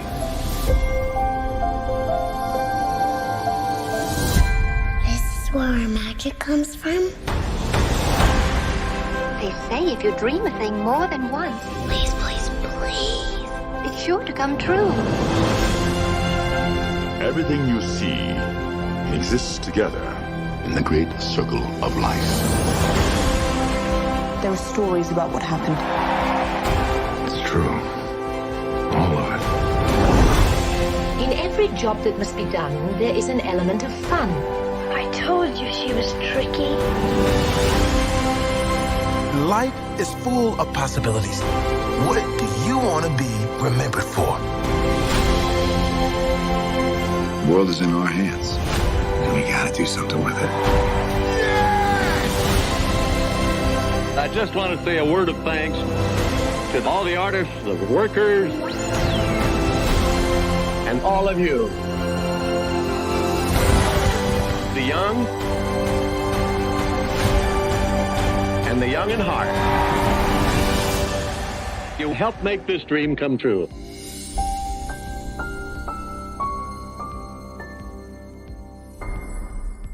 I thought I should tell you they've been talking about you. Yeah, they've been talking about you. They've been talking about the fact that they've done everything they could to stop you and everything they could to block you, but you still win. They've been talking about the fact that they have undermined your success and they have tried to sabotage your seasons, but you keep winning. They've been talking about the fact that even though they don't like each other, they get together to try to kill you, but you keep winning.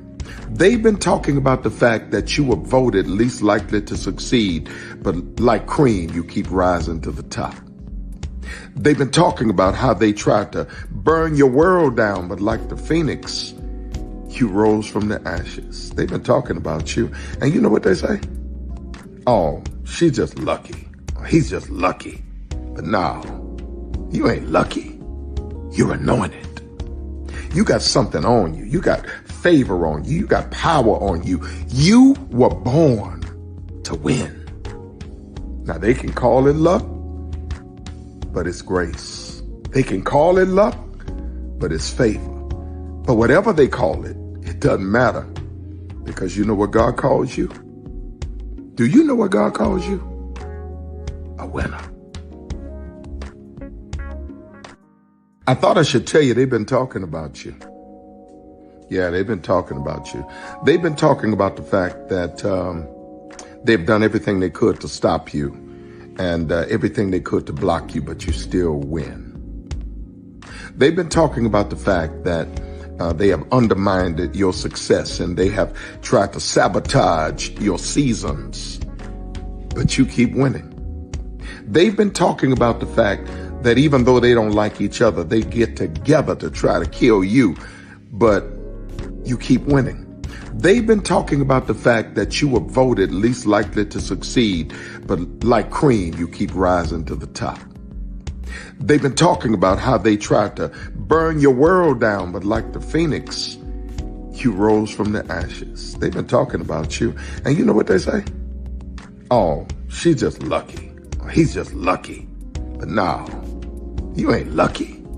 You're anointed. You got something on you. You got favor on you. You got power on you. You were born to win. Now they can call it luck, but it's grace. They can call it luck, but it's favor. But whatever they call it, it doesn't matter, because you know what God calls you? Do you know what God calls you? A winner. I thought I should tell you they've been talking about you. Yeah, they've been talking about you. They've been talking about the fact that they've done everything they could to stop you and everything they could to block you, but you still win. They've been talking about the fact that they have undermined your success and they have tried to sabotage your seasons, but you keep winning.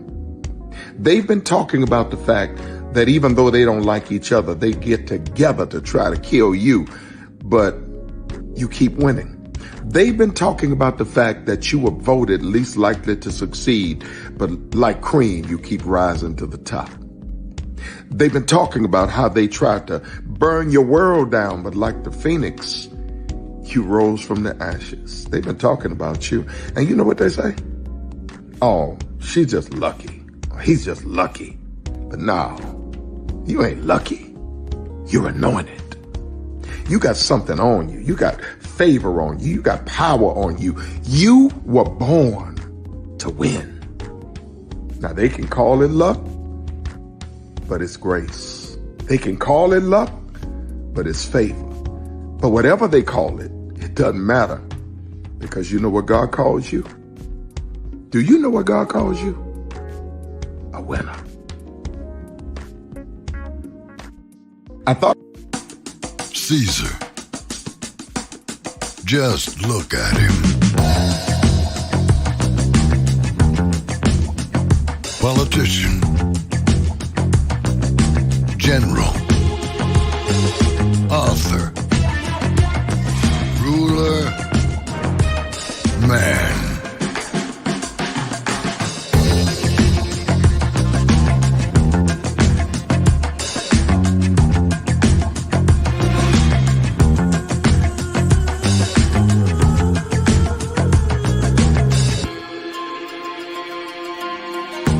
Legend has it, he's not only stared into the belly of the beast, he's had it for dinner. Here he's free to relax, or party, or relax, or party, or relax, and party. His is a world of opulence, excess, and the occasional impulse buy. Not one to rest on his laurels, he's famous for ushering in a new age of entertainment. So, for anyone seeking a place where the sun never sets on a good time, all this awaits. I am Caesar, and I approve this palace.